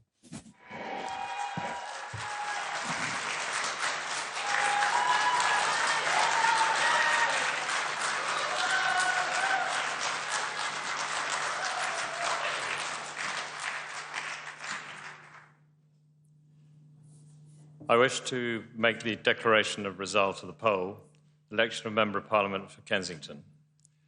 I, Will Pascal, being the returning officer at the above election, do hereby give notice that the number of votes recorded for each candidate at the said election is as follows. J. Hilda Aston Colin, Brexit Party, 384. Felicity Christiana Buchan, the Conservative Party candidate, 16,768. Emma Dent Code, Labour Party, 16,618.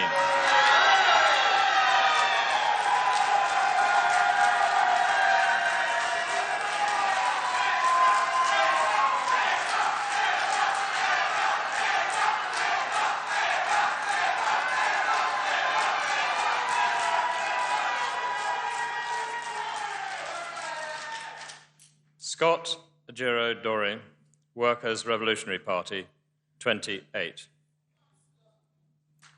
Harriet Ncheti Adimora Gore, Touch Love Worldwide UK, 47. Samuel Philip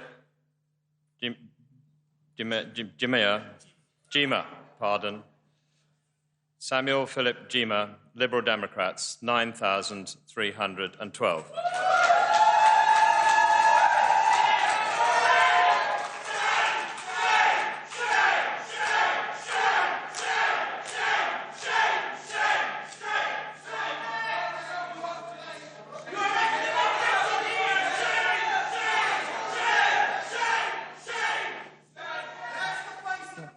So it seems to be turning somewhat nasty in Kensington with shouts of shame, shame, but the Tories... well, here we go. It's 150 votes in it. It's very... looks very tight. It seems to have quietened down. The papers that have been spoilt and rejected, 92. The vacant seats... Electorate 64,609. Ballot papers issued 43,855. The turnout 67.88%. And I do hereby declare that Felicity Christiana Buchan is duly elected as the Member of Parliament for Kensington constituency.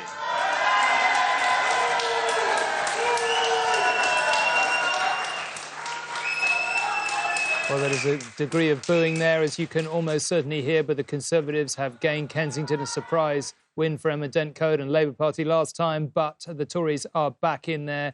We've also just been told that they've held on in Hastings and Rye, Amber Rudd's old constituency, and so it's not... That's the change in the share of the vote.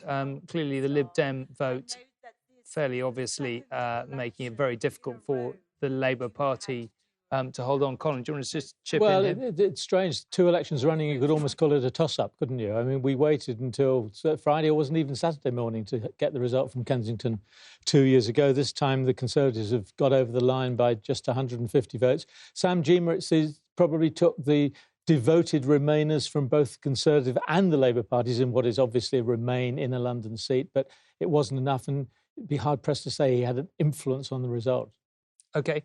As we've been discussing, Scotland clearly one of the talking points tonight, an amazing SNP result. It looks like, I haven't got all the results in by any means, but Nicola Sturgeon, the leader of the SNP, First Minister of Scotland, joins us now. Nicola, thank you very much for joining us. This is a pretty spectacularly good result for you again. What does it mean in terms of British politics, particularly given the direction of the UK government at Westminster?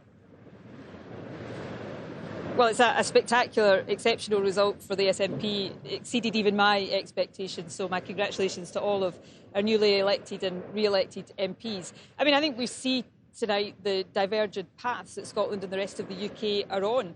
Scotland has again sent a very strong message that we don't want a Conservative government, we don't want Brexit, and we want our future to be in our own hands. And, you know, that's the message from Scotland that I think has to be respected. I very reluctantly, and I deeply regret this, but I accept that Boris Johnson has a mandate to take England out of the European Union, but he does not have a mandate to take Scotland out of the European Union. And I have a renewed and strengthened mandate to offer the people of Scotland a choice over their future, and that mandate has to be respected. But it won't be, so what happens then? Well, look, I'm not going to engage in that because I've put forward a proposition that has been endorsed. My party has won the election, and the Conservatives, who put opposition to an independence referendum at the heart of their campaign, in fact it was the only aspect of their campaign, have lost seats and lost the election catastrophically. So, you know, my plan has been endorsed. It's for the Scottish Conservatives and the Conservatives overall now to reflect on that and I think get themselves into a position where they're prepared to accept democracy. Now, they can campaign against independence. That's perfectly legitimate. What they can't legitimately do is deny people in Scotland the choice over their own future. Well, whether they can legitimately do it or not, I grant you is an open question, but they can deny you a legal referendum, and all the signs are that they're going to. Well, this is not only what Boris Johnson said repeatedly, it's what everyone says, everyone who's close to him says will happen. So I'm just interested, we're going to be talking about this, let's be frank, for the next 3 years, but sure, let's get that conversation in early. I'm not, no, because I've just won an election in Scotland on the basis of offering the people of Scotland a choice over their future. Boris Johnson's party has lost that election on the proposition of denying that choice. Now, with the greatest of respect, I think in the first instance it is for Boris Johnson to reflect on his position on this, not for me. My plan A has been endorsed, so it's Boris Johnson that needs to come up with a plan B, not me. And I really do think that right now these questions should be for the Conservatives, not for me. Scottish democracy should be respected. Scotland can't be kept in the UK against its will. It can only be by consent. And people in Scotland clearly want a different path to the rest of the UK, as indicated by this election, so they must have the right to choose what future they want. It's then up to people in Scotland to choose what that future is. I don't pretend that everybody who voted SNP yesterday will support independence, but clearly people in Scotland want a choice over our own future. Well, I totally get that, and you're absolutely right, and it's been an amazing result, and clearly a lot of people in Scotland are sending a very, very clear message. The question I'm really just circling around here is what actually happens, what you do about it. Now, of course, it is possible that the UK government at Westminster might change its mind, but if it doesn't, you do have other options. You could have an indicative referendum that wouldn't be legal in the UK. Look, I'm not getting into this. You're asking me to effectively concede that the Conservatives are going to deny and block Scottish democracy, and having just won an election, I'm afraid I'm not going to do that. It should be Boris Johnson that is under pressure to say why he thinks it is remotely acceptable for the result of this election in Scotland not to be honoured and respected.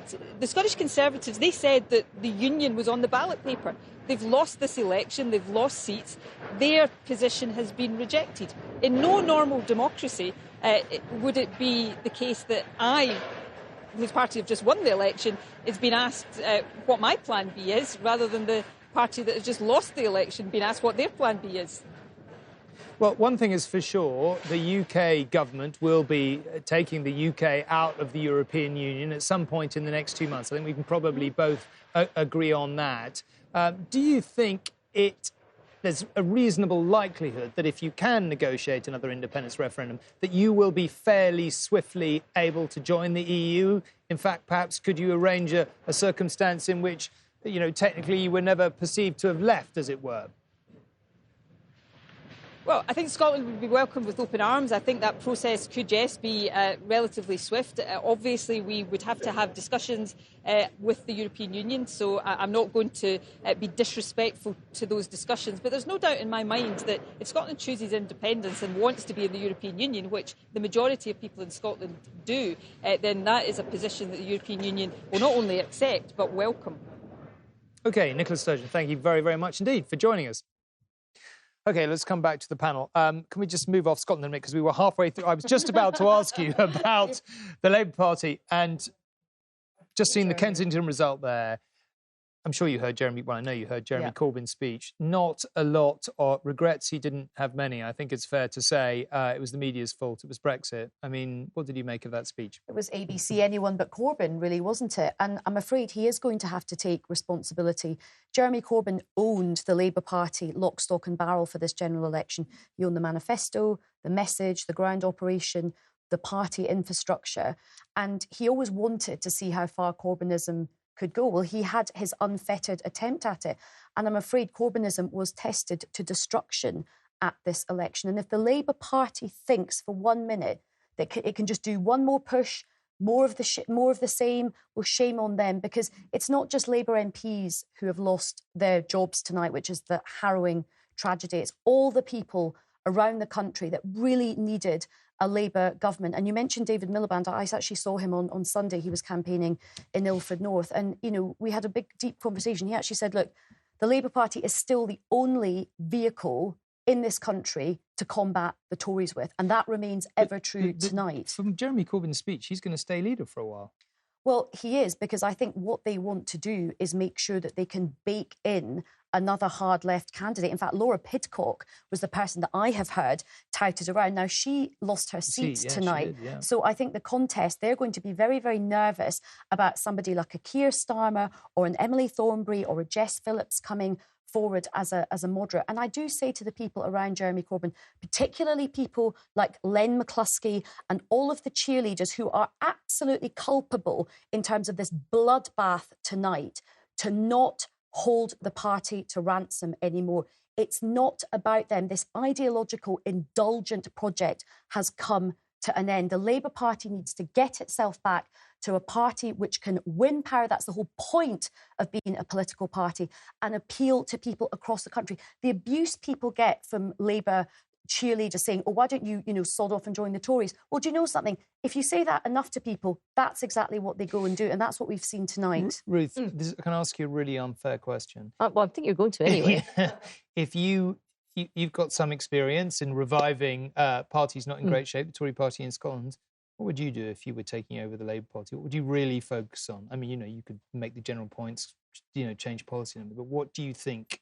It's all about the piece. So it's about the people, the personnel, the message carriers, the message, the policies. And it's about making sure that you show a bit of contrition, that you explain to people that you understand, that you get it, that you've just received an almighty kicking, and that's not their fault, that's your fault for not offering them what it is that they wanted. It's about making sure that you reach out and say, look, we need to learn. It's about having a bit of humility, which was exactly what we didn't see from Jeremy Corbyn's speech.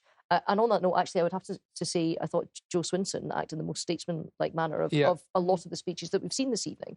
And it's also about making sure that you've got a party whose people are front and centre, look and sound like the country that they want to represent. And I'm sorry, but the sort of strain of Labour that Jeremy Corbyn is, that kind of North London elite, it doesn't play in Scotland. It doesn't connect in the north of England, as far as I can tell. There's huge parts of the country where he just doesn't have that. He's as foreign to people in a working men's club in Doncaster or a miners' welfare club in Scotland as Boris Johnson is in some ways. Okay. We're just going to go, we've heard the result in Holborn. So this was it, Keir Starmer. Speaking of potential leadership contenders, and maybe we can just bring up the change in the share of the vote there to see how it moved. much less, I mean, to make the obvious point, much less of a fall in the Labour vote than we've seen in so many other constituencies in the country, which is no surprise. It's a London seat. Now, let's hear what he had to say. Most of all, my heart goes out to the millions who needed change in this election, having already suffered under 10 years of the Tories.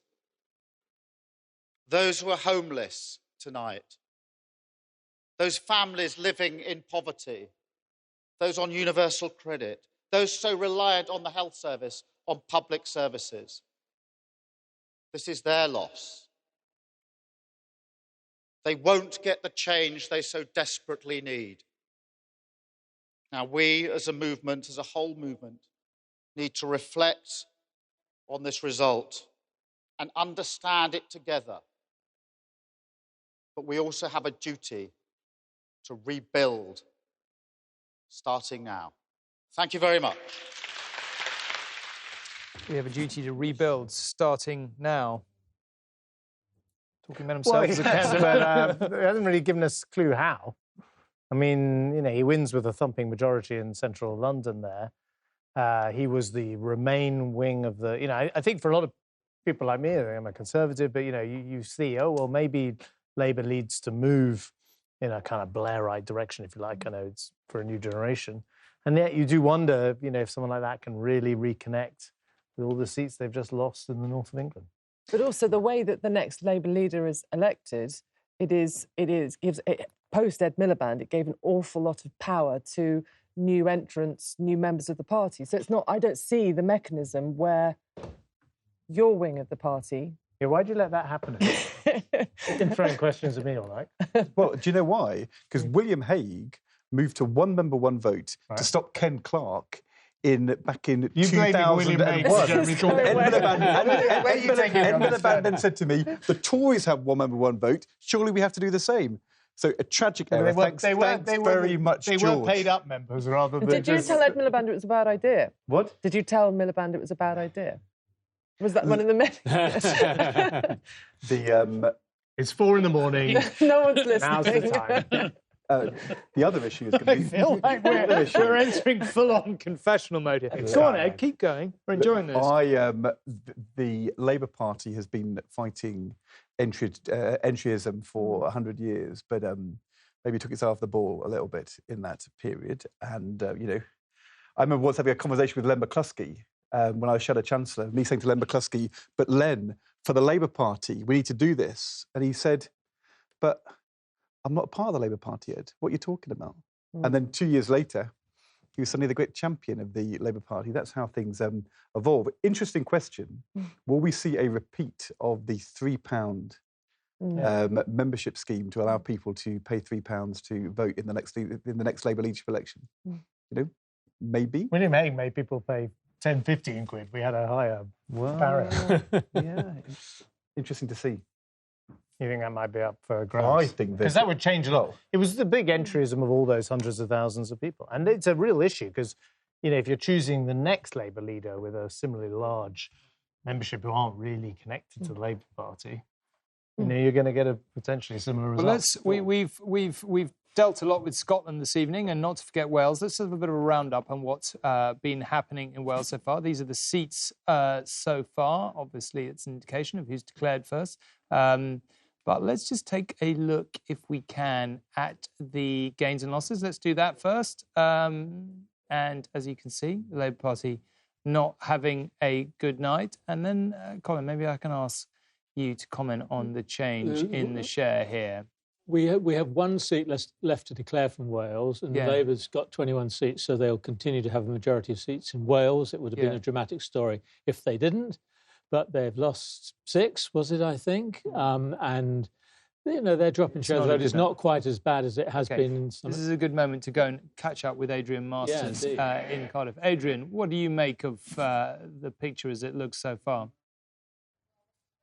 The Conservatives here in Wales have now equalled the number of seats that they won in the last time. The last high point which was 36 years ago in 1983, when they had 14 out of Wales's 40 MPs. Tonight they have 14 MPs again, including 3 female MPs. Believe it or not, the first Welsh Conservative female MPs ever who will be sent to Westminster.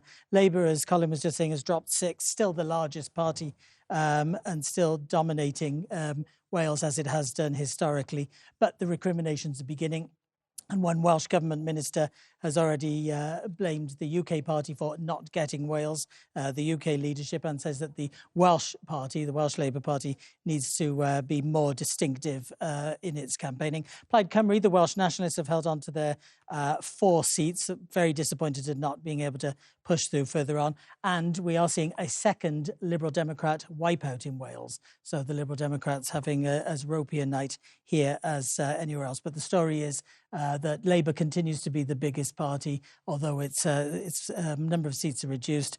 And the Conservatives only failed really in trying to win 2 of their other targets and have now equalled their 1983 high. OK, Adrian, thank you very much indeed. That is the picture in Wales as we have it so far. Let's go and join Nina in the newsroom. Thank you, Tom. Stephen Bush, Katie Balls are still with me. You're frantically typing away. You've just stopped. I'm sorry I'm disturbing your work. But when we kind of see the real morning, when people who've gone to bed and wake up, what are you going to be telling them? Well, people are waking up to, I suppose, a historic result for the Tories, a very comfortable majority. We don't have the exact figures yet, but it seems that it could be in the region of 80 still. And Labour have a historically bad result. Now, I think in Scotland, it's a really interesting picture too, with the SNP really surging in a way that I don't think had been appreciated ahead of polling day. And ultimately, I think the other thing is just how many big names, so to speak, have lost their seat. I think Jo Swinson is clearly, I think, the most obvious there as a leader of the Liberal Democrats. But there are many more big shocks that we've had throughout the night.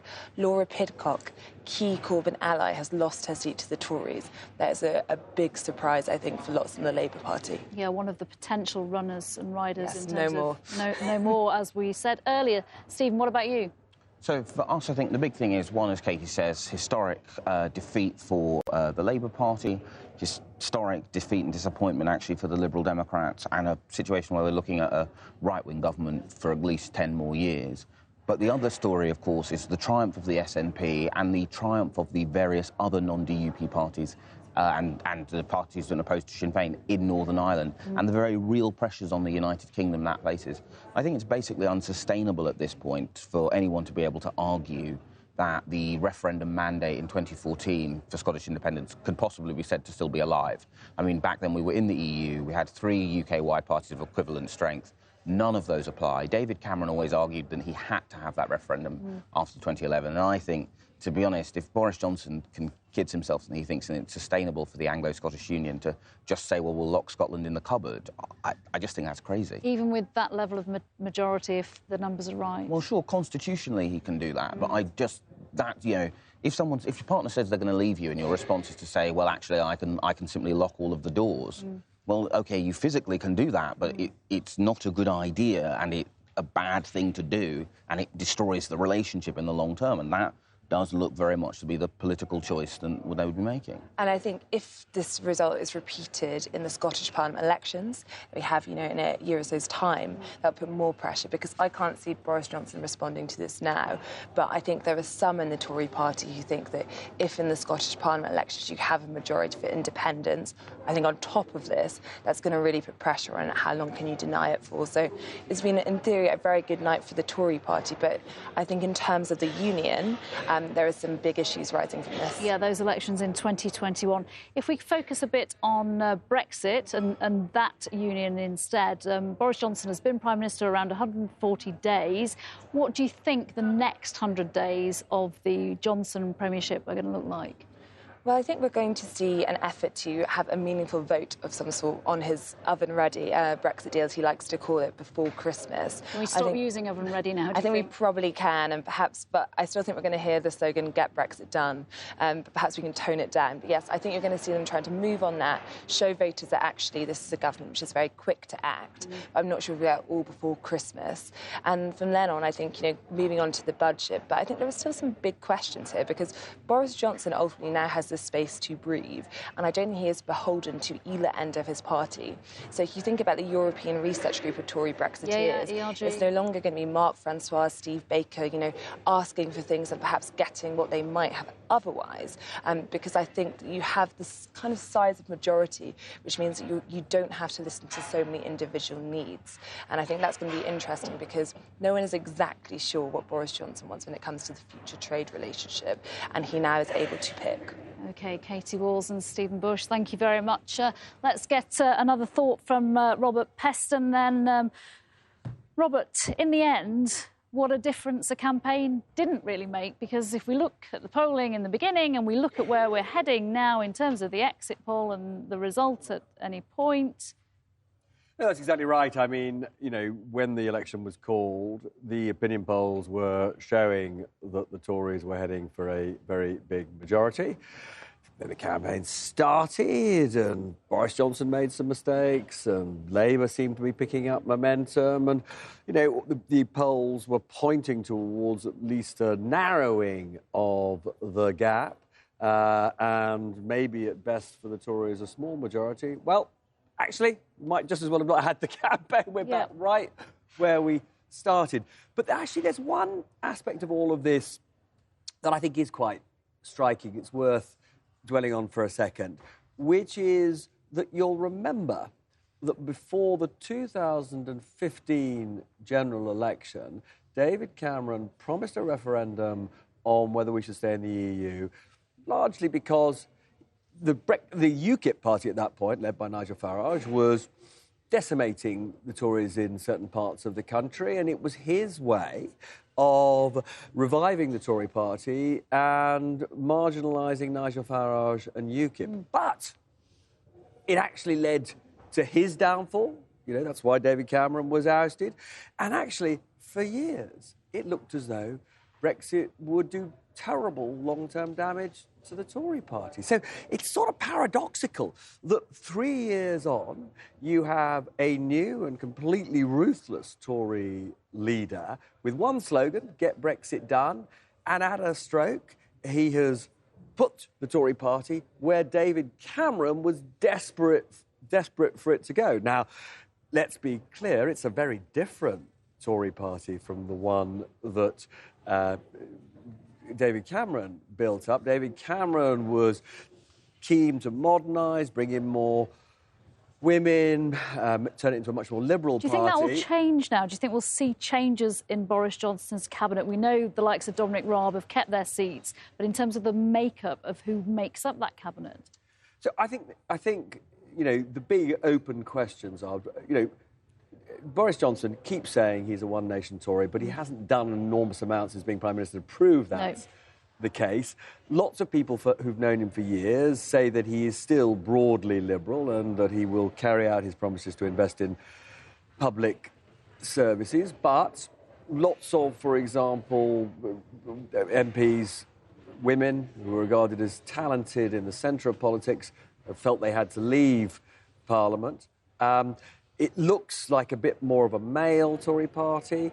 It looks like more of a right-wing Tory party. So we just don't know yet whether it will be as so-called one nation as Johnson claims it will be. Now, it is certainly in the Tory party's long-term interest to live up to that promise, because if they have won in these Labour seats, largely because in many of these Labour seats there were former Labour voters who were desperate to see Brexit done, he's only going to keep their support if he now does what those disaffected Labour voters say they want him to do, which is to listen to their concerns about how their incomes have been stagnating and how it's unfair that people in the south are richer. So he does have, if he wants to turn this victory into longer-term Tory success, then he does have to deliver in a one nation way. Yeah, all those issues that have actually been raised over the campaign and discussed ad infinitum. Robert, thank you. Tom.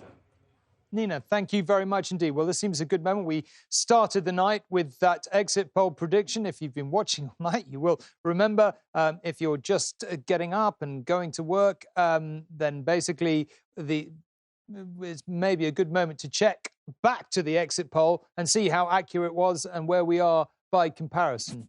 Jane, the exit poll is up there. That was where we started the night with the prediction that the Tories would be on 368, the Labour Party on 191, and the SNP on 55, to pick out the other headline, the Liberal Democrats not having a very good night. And of course, Jo Swinson has gone on to lose her own seat, so a personal disaster for her. But how accurate was the exit poll? So we take the exit poll at the beginning of the night, and then we're looking at all of the results to see just how well the exit poll tracks the actual results. And we want to really show our workings and show you exactly what we've been keeping an eye on. Here is our target. And what we've got here is the accuracy of the exit poll against all of the results. So if a result is not in the bullseye, it suggests that what it shows you, what it tells you, is that result was better for Labour if it's higher, or better for the Conservatives if it's over to the right. But this tells you that the exit poll has been extremely accurate. Almost every single one of those dots is pretty much bang in that bullseye. Yes, absolutely extraordinary. Very few outliers indeed. Well, listen, because of that, we are now in a position to move from the exit poll plus to officially the ITV news prediction. We have sufficient results in for Jane and Colin and her team to be confident that we can call the election in this way. We can move from the exit poll plus to a prediction, and that is our prediction. The Tories on 359, as you can see, a very healthy majority. Maybe one other headline, the Labour Party did a tiny bit better than we originally suggested, but I don't think that is going to help them, although it perhaps eases the pain a tiny bit. And the SNP, 2 seats down from the original exit poll prediction, but still on a mighty impressive 53. And so the SNP pattern is very similar to how it has been in recent elections. And we were really cautious about that SNP exit poll. We were very concerned about it. We thought, well, is this going to be exactly what happens? And we've only adjusted that down by 2 seats. So it is indeed an extremely good night for the SNP. OK, Jane, thank you very much indeed for now. Can I come back just with one particular thought? When you look at tonight, is it just as true to say that the elite, Dominic Cummings was right, the elite in London or the elite in Westminster, or the bits of it that were attempting to try and block Brexit, just made a massive miscalculation. And it really was simple. You can't have a referendum, you can't ask people their opinion, and then be seen to be attempting to block it. Well, I think... it's overridden everything else tonight. People... And one might say, rightly angry, you asked us our view, we told you our view, and now you haven't done anything about it. Well, I think, look, the Conservative Party fought a very effective campaign in uniting the Leave vote in these constituencies that had not previously had, or not in living memory, had Conservative representation, and they've swept the board there. It begs the question, why were these areas already voting Leave? Was something going wrong anyway in these areas, and the traditional political representation they'd had from the Labour Party? So maybe Brexit was a foretaste of things to come. I think the second thing, though, is, you can't let Jeremy Corbyn and his supporters get away with this being just the Brexit election. The Labour Party put to the country a completely unelectable, unacceptable person to be the candidate for the Prime Minister. And it came up time and again in every constituency in the country that Jeremy Corbyn was not the right person to be the Prime Minister. So not only was Brexit cutting a sort of scythe through these traditional Labour seats, in the rest of the country, voters were not being presented with a credible alternative. Allegra, can I just ask you, bring you in on this, because you spend a lot of time in these seats. If this election had been held after Boris Johnson had got a deal through the Commons, Do you think it would have changed the result? Counterfactual. But, you know, there was an original suggestion that the best way to go to the country was to get a deal through and then go to the country off the back. No, he couldn't. But had he gone in that way with Brexit a little bit in the rear-view mirror, you wouldn't possibly have had the irritation that you asked us our opinion on. Would it have made any difference at all? Boris Johnson could have got a deal through. He won the second reading. But this is why, to a certain extent, the Conservatives did like the timing of this. I know.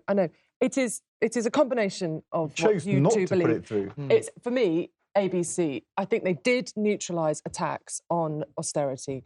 I spoke to nurses, to teachers who were voting Conservative, and when I said to them, are you not worried about the Tories in public services? Not a bit of it. They said the problems, one of them said to me in, where was she, Derby North, she said, I think that the problems facing the NHS are so big that will be true for any party. We do need to get Brexit done, and then we'll look at public services later down the line. So I think they neutralised austerity. I think it was Brexit and it was Corbyn. So it is. We can't talk about them in isolation. Okay, it was an incredibly powerful mix. Let's spin forward again, because maybe we haven't spent enough of this evening talking about this, and think about what the next 1, 2 to 3 years... Sorry. Before you do, I mean, I don't think we can let George get away with the idea that it was Labour's failure in constituencies which has made people angry. I mean, it is true the Labour vote has gone down to the Brexit vote, but these are areas which, after 9 years of Conservative government, as Colin says, have high unemployment, often have had deep cuts in public services, have had rising child poverty. I mean, there is clearly an anger and an alienation with the political class, but I'm not sure if you can lay this at Labour's door. Look, you know, you and I represented seats in the north of England. There was something in the last 20 or 30 years, the cities which had real problems like Leeds and Manchester and so on have revived. It's the industrial towns which have not. I want to just get your view, and then I want to flip it to Robert, who's waiting. Give me a very brief summary of the next 1 to 2 to 3, the first 3 years of this administration. Priorities.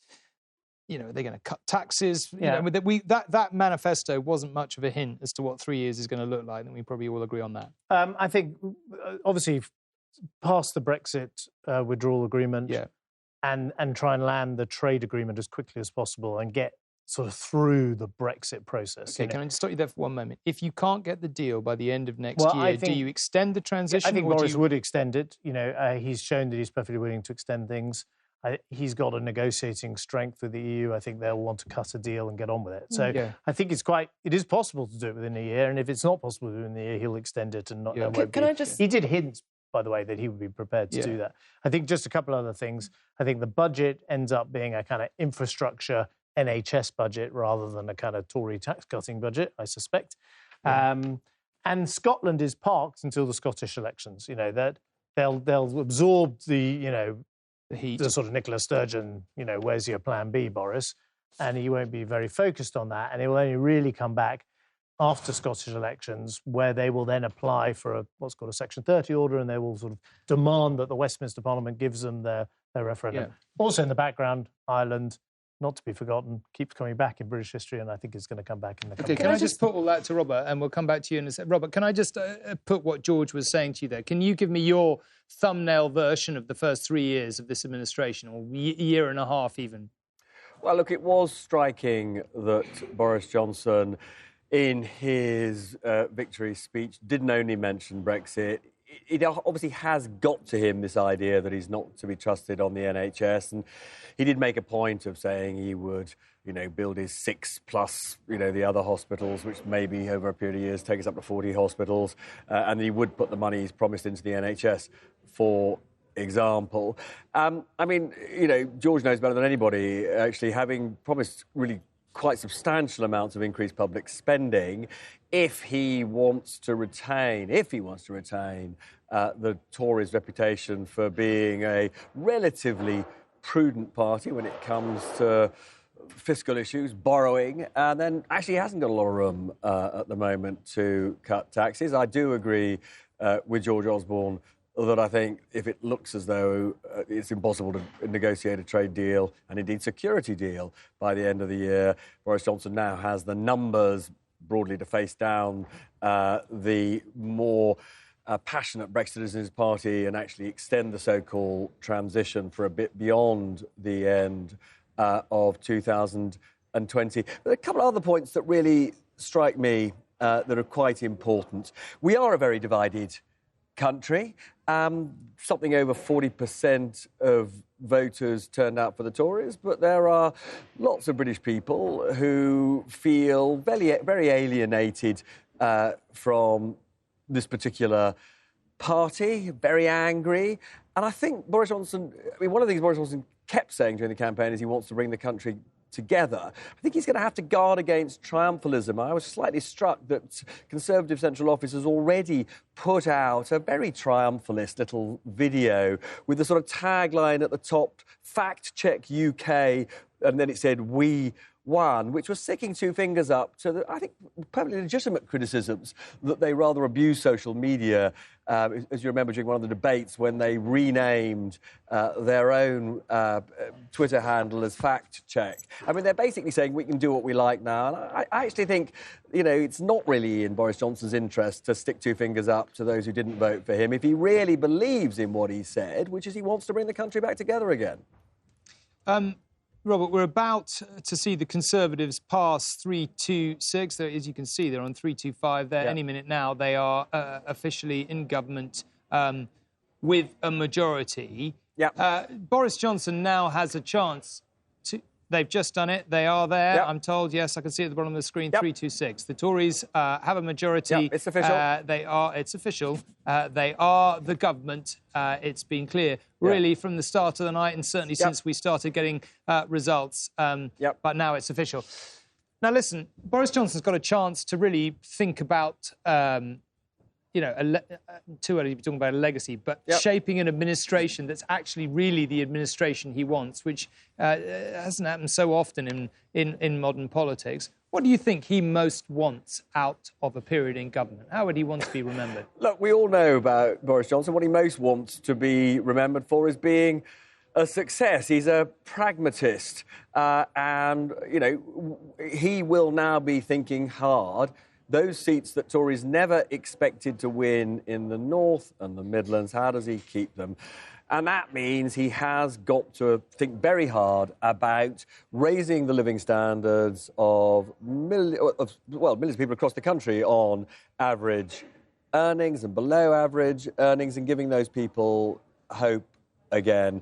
He is somebody who has always believed in big projects and, economists would agree with him that big investment in infrastructure can help to generate the kind of growth that shares the fruits of income growth more fairly. And as I understand, talking to people like Dominic Cummings, his chief aide, this issue of the gap, the income gap, the wealth gap between North and South is something they take seriously. So I expect them to, come up with policies to address all that. There's one other thing, though, that I think will strike you as being really quite interesting, Tom, since you and I have been talking about this sort of stuff for years now. It does seem to me there's sort of a paradox here. If you remember, David Cameron, before the 2015 general election, went for this referendum in order to save the Tory party, and it destroyed him, and it almost destroyed the Tory party. Boris Johnson, his old rival, picked up on the slogan "Get Brexit Done," and he has, 3 years later, achieved what Cameron wanted to achieve and failed to achieve. As one sort of occasionally says, politics is a funny old business. OK, thank you, Robert. We've called, you probably saw at the bottom of your screen, we've called Finchley and Golders Green as a Conservative party hold, and we're waiting to see the official result there. Luciana Berger, who left the Labour Party, of course, over anti-Semitism, stood as the Liberal Democrat candidate here in Finchley and Golders Green, but she has not been successful. It has not been a good night for independents. You wind back a little while and we think of all these people leaving the main political parties, the Labour Party and the Tory parties. Politics was going to be remade, Change UK and all the rest of it. It just simply hasn't happened. It all petered out, and now I don't think... Well, there is a kind of lesson, which I think Ed agrees with me on this, that it's a lot easier to fight within a party to change it than to go and create a new party. or indeed to get the Liberal Democrats into a position where they seriously compete as a party of government. And, you know, I think people will have taken the lesson. I'm going to stay and fight, either in the Conservative Party or the Labour Party, because those are the easiest, you know, they're established vehicles for getting people elected, and it's extremely difficult and chilling, you know, electorally to step outside of those two main parties. But it means you've got to sort your party out. I mean, when I listen to this conversation about Boris Johnson in the next 5 years, the fact is he is an ill-disciplined person who's been disciplined for a few weeks, but mainly by avoiding scrutiny and not doing interviews. And he's promised to increase spending and to cut taxes. He's promised he can get a deal with the European Union, which is apparently oven-baked, but also a free trade agreement with the US. Out there on the streets, people believe he's going to revive manufacturing. He's going to sort out crime on our streets.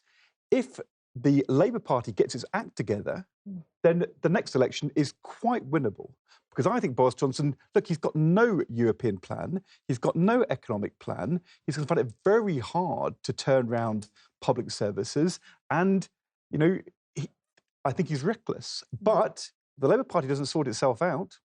I know this is trivial, but I couldn't get over the whole blinking oven-baked analogy. Gas Mark 4. I mean, you know, seriously. He does admit that he doesn't cook. He admitted it was microwaves. Can I just ask you about the campaign? We have been talking about his slogans all night.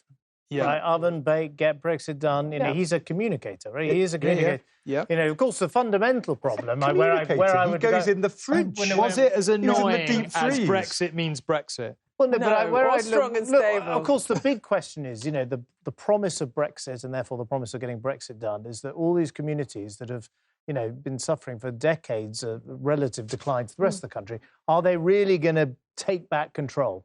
Come back to an earlier slogan. The answer is, you know, I think not, sadly, and I wish it were the case, but I don't think it's going to be the case, and I don't think leaving the EU is going to help. So, you know, that is going to be the challenge. But you know, he is focused. What did you make of sorry, we talk. I've got this you made a lot of notes. I've done this PhD in the last 2 hours, and everyone's ignoring me. Because I think can we talk about that? Because but I then want to come to Boris, because this is really interesting. I've just been going through the gains, the Conservative gains in these red wall areas, and because I think it informs this conversation about what the nature of the next Parliament is. And we've got Sarah Arthurton in Wrexham. She is a former soldier and current social worker and mental health nurse. We have Matt Vickers, he's the son of a builder. We have Scott Benton in Blackpool South, he's a primary school teacher. We have doctors, we have mental health, we have maths teachers, we have this guy, Jacob Young, 25 years old, who's won in Redcar. He's a lead technician in petrochemicals. And there's another doctor here. The relevance of this being there are lots of councillors, which is quite a traditional route into becoming an MP. I can hear it. So this is David Gork, and I think we're about to go. Sorry. Of course. Let's go and then come straight back.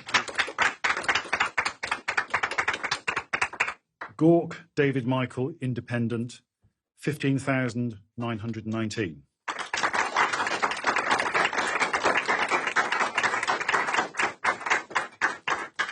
Mahindra Gagan, the Conservative Party candidate, 30,327. Pashby Thomas James, Green Party, 1,466.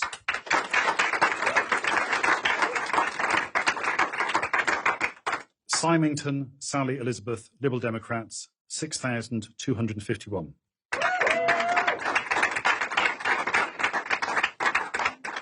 The number of ballot papers rejected was as follows. OK, David Gork did well, actually. Did very well, but nowhere near good enough. Let's go to Bolsover and Dennis Skinner, as he held on.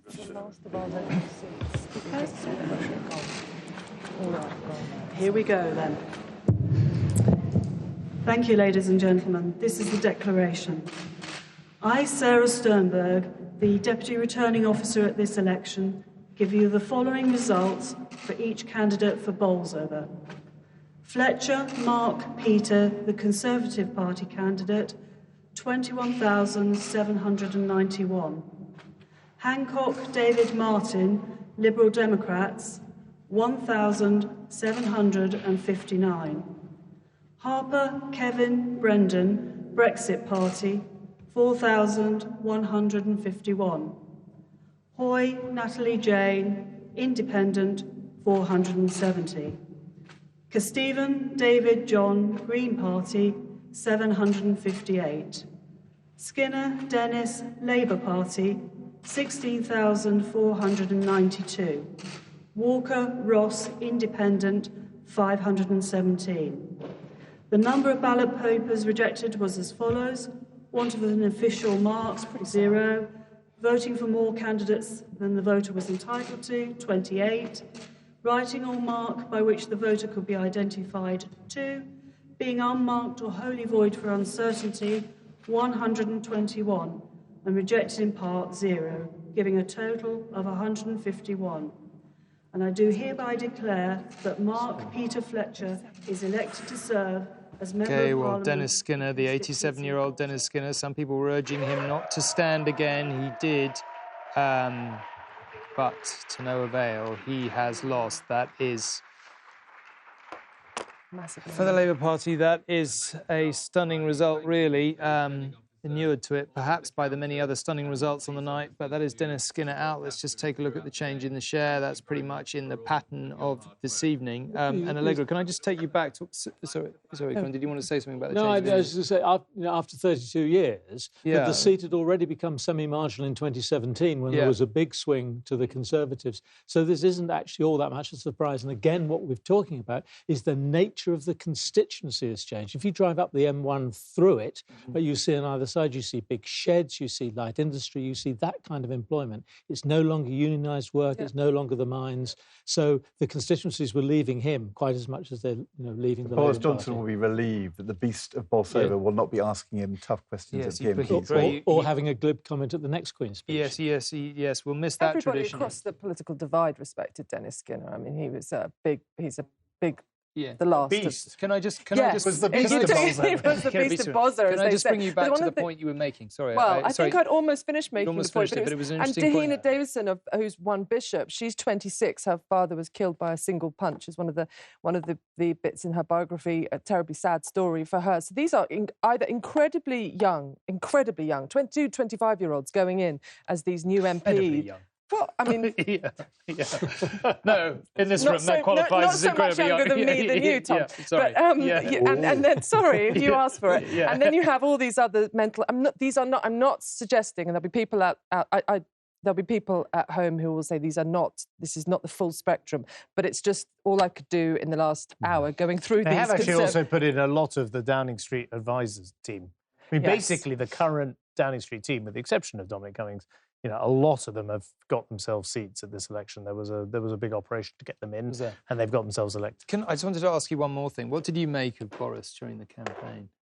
I'm afraid, as someone who's read his columns and watched his career and respects him, I thought it was the most flamboyant politician in British politics, the most incredibly disciplined, and it must have been very hard for him because... I know, you felt like it was causing him pain every day. You could see in the TV debates, Corbyn made good jokes, and you could see his mind working. He wanted to make 3 or 4 jokes, and he opted for the safe option and was really boring, and I don't think he'll be able to keep it up. Sometimes you could see in his eyes that he had the gag. Absolutely. I think he had a buckethead gag on the stage, you and can he see pulled I back mustn't do it. You know that private eye thing about Dominic Cummings being off screen, and I sometimes felt when I was looking at Boris Johnson that sort of Dominic Cummings was off screen, sort of menacing him. Don't you dare laugh. Amazingly, Tom, we haven't talked about the terrible incident with the phone on Monday. It was on Monday of this week, and he's given this phone by a very good colleague of ours at ITV News, and he doesn't know. He couldn't even look at the picture of the 3-year-old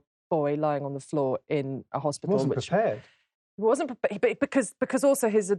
Understandably, it was such a strict... They didn't want to go where Theresa May's campaign went, which was... Do you think this is his high point? Is this the high point of Boris Johnson's career? Well, I think this is... Can we just come back to that? Hold that thought for a minute. We just are going to go to the Midlands because it's quite a dramatic change. So let's just have a look at the seats so far. This is how they've been declared. And then let's just take a look at the gains and losses. So I think this is going to tell quite a story. Moving on to the gains and losses. Well, there you have it. That is a pretty big shift. And then let's move on to the change in the share of the vote. And John Ray is at our Midlands hub. John, it's been quite a night there, really, in the Midlands. Yeah, and the really big result just left for a few minutes ago. Dennis Skinner, the Beast of Bolsover, blown out of his lair after 49 years as an MP. If he'd hung on this time, he would have been the father of the house in the new Parliament. It's not to be. A small detail counted against him. He had a hip operation in November, and that's really kept him off the campaign trail. But, you know, I heard what Colin was saying about the sort of the divorce papers between the Labour working classes and the party being in the post for a decade or more. But, you know, in Bolsover, the traditional hatred of the Tories is really visceral. You know, the miners' strike and before that and subsequent to that, it is a big, big deal that Dennis Skinner has gone down in Bolsover. But it's a picture across the Midlands. You know, all these sort of old Labour towns, Batterslaw, Ashfield, Newcastle-under-Lyme, which hasn't been Tory since 1919. They've all gone blue tonight. OK, John, thank you very much indeed. And we are joined by Yvette Cooper, who held on. You will have seen if you've been watching. Yvette, congratulations on keeping your seat. This has not been a good night for your party. It's been a terrible night for the Labour Party, Tom. It's devastating results really across the country, but the real problem is that means there's a lot of families being let down across the country who needed a strong Labour Party, who needed a strong Labour government. And when you've got children growing up in poverty or going hungry, and the Labour Party now can't do anything to help them because we didn't earn enough votes and we didn't win enough votes in this election. So, you know, this is really devastating. How much hope do you have that this will be the moment for a decisive step change in the modern Labour Party? Or do you think we'll end up with more of the same? We're going to have to change. We have to change because this isn't working. And the Labour Party was built to stand up for people, to be able to fight for social justice, to challenge inequality, but to make things happen in practice. You know, that's when we've been at our best, whether it was building the NHS, whether it was bringing in the national minimum wage, whether it was all of the things that we did in government. It was about winning votes and winning power and then being able to work to change things across the country. If we don't do that, then you have to ask what's the point of us as a party. So, of course, we have to reflect on the number of votes that we lost, why we lost them, and then actually start to change. This is, I'm afraid, a typical question, but I feel I should ask it. You've been a candidate for leader before. To many people, you're one of the natural people who could do exactly the job that you say needs doing. Will you put your name in the ring, the hat in the ring, when it comes to it? I don't think this is the right time to be speculating about who should do what in the future, because I think the scale of our losses are such that we need to properly reflect as a party and all of us on why we lost them. Because, yes, Brexit was part of that, but it wasn't just about Brexit. It was also wider about the perceptions of the party and the leadership. And I think there's also a wider issue here about the growing gap between cities and towns. There is a serious danger that the Labour Party is just becoming a party of cities, and that we may have strong votes and strong support in cities, but are losing support right across the country in our towns. We have to be a party for the whole country. We have to be a party, if we're for the many, not the few, that has to mean the many places across the country, and we have lost in far too many places tonight. Yvette, thank you very much indeed for joining us. Well, there we have it. It has not, by any analysis, been a good night for the Labour Party. And I guess the big question is what happens next. As you may not have heard, if you're only just getting up, Jeremy Corbyn gave a speech in which he was a bit short on admitting mistakes. It was mostly Brexit and to some extent the media, he said. He was very clear that the policies he'd pursued were absolutely the right ones. And he did not indicate that he would be stepping down anytime soon as the leader of the Labour Party, although he did say he wouldn't be fighting another election, although given that the next election is likely to be in 3, 4 or 5 years' time, that doesn't narrow the window very much. So here we are. the Tories are in government at this point in the morning, and the question we've really been grappling with is what a Boris Johnson administration is going to look like, and what impact it might have, or his pretty substantial victory might have on the union, given that Scotland has, it seems, very much gone a different way. Can we talk about Scotland a little bit more? We've talked about it several times already this evening, but I mean, the SNP have ended up roughly where we thought they would. You've said that do you think that it will somewhat be frozen until the elections for the Scottish Parliament? Yeah, Is that your sense? Yes, and actually I think I've just seen the Conservatives may have lost Gordon as well to the SNP. Yeah. Look, I think it won't be the first thing on the mind of Boris Johnson. I think he'll want to deal with Brexit, move on from that, get his budget. But I think, it will come back, and it will come back after the Scottish elections. Okay. Can we? I'm just saying that we've got the change in Scotland, so let's just bring up that while we're talking. So there's Scotland. So there's the seat so far. Very good night for the SNP. No, and it does unwind. It's devastating for Labour. Back to one seat again. Amazing when you think of the gains and losses. Yeah, amazing when you think of change of the share. Sorry, I'm interrupting you. Carry on. No, I mean, it's amazing when you think of what's happened to the Labour Party, back to one seat in Scotland. But, sadly for the Conservative Party, I say this as a Conservative, a lot of the gains made recently have been reversed. Not all of them, but it's definitely a disappointing... a very good night for the Conservatives south of the border, and in Wales, pretty disappointing night north of the border. And that will shape British... the Scottish question will loom bigger and bigger and bigger in UK politics. Well, that was my next question. Do you think the Tories will take a brutal realities of politics attitude to this and say, well, there's nothing the Scots can do. We don't have any votes up there anyway. But I don't think they're going to, as I said earlier in the evening, I don't think they're going to grant another independence referendum. Yeah. There'll be lots of attempts to kind of harry them. Nicola Sturgeon and her colleagues will bring legal challenges and the like. But the Conservative government in the House of Commons is not going to pass the legislation required to have the gold standard referendum, as the SNP themselves call it, that we had in 2014. And the Conservatives will play this long and hope to pull off what Ruth Davidson pulled off previously for them, which is to build a unionist revival. But this is a really, really risky game. I mean, as we stand now, the SNP are not polling above 50% in this vote. They're less than 50%, as I understand it. And the opinion polls say there is not a majority for independence, but we haven't left the European Union yet. And if we leave the European Union, especially in a messy way, if Boris doesn't rise to the challenge of getting a good deal with the European Union, if he allows the kind of English nationalism in the Conservative Party to continue to rear its head, if he fails to be a proper unionist uniting leader, then the danger is that Scotland drifts and drifts and maybe accelerates in its move away from the rest of the UK over the next few years. And by the time you get into the next election, then we're in a very different place. So it's not without risks. OK, this is a good moment to come back and chat, since we're talking about Scotland, with Ruth and with Robert. Robert, actually, can I just bring you on this? Because we haven't heard too much of your analysis of Scotland specifically tonight. Yeah. I mean, you were hearing everything that George and Ed were just saying there, and the stuff we've been discussing earlier. What's your sense of the brutal political realities of the dawn we're waking up to, particularly in relation to Scotland?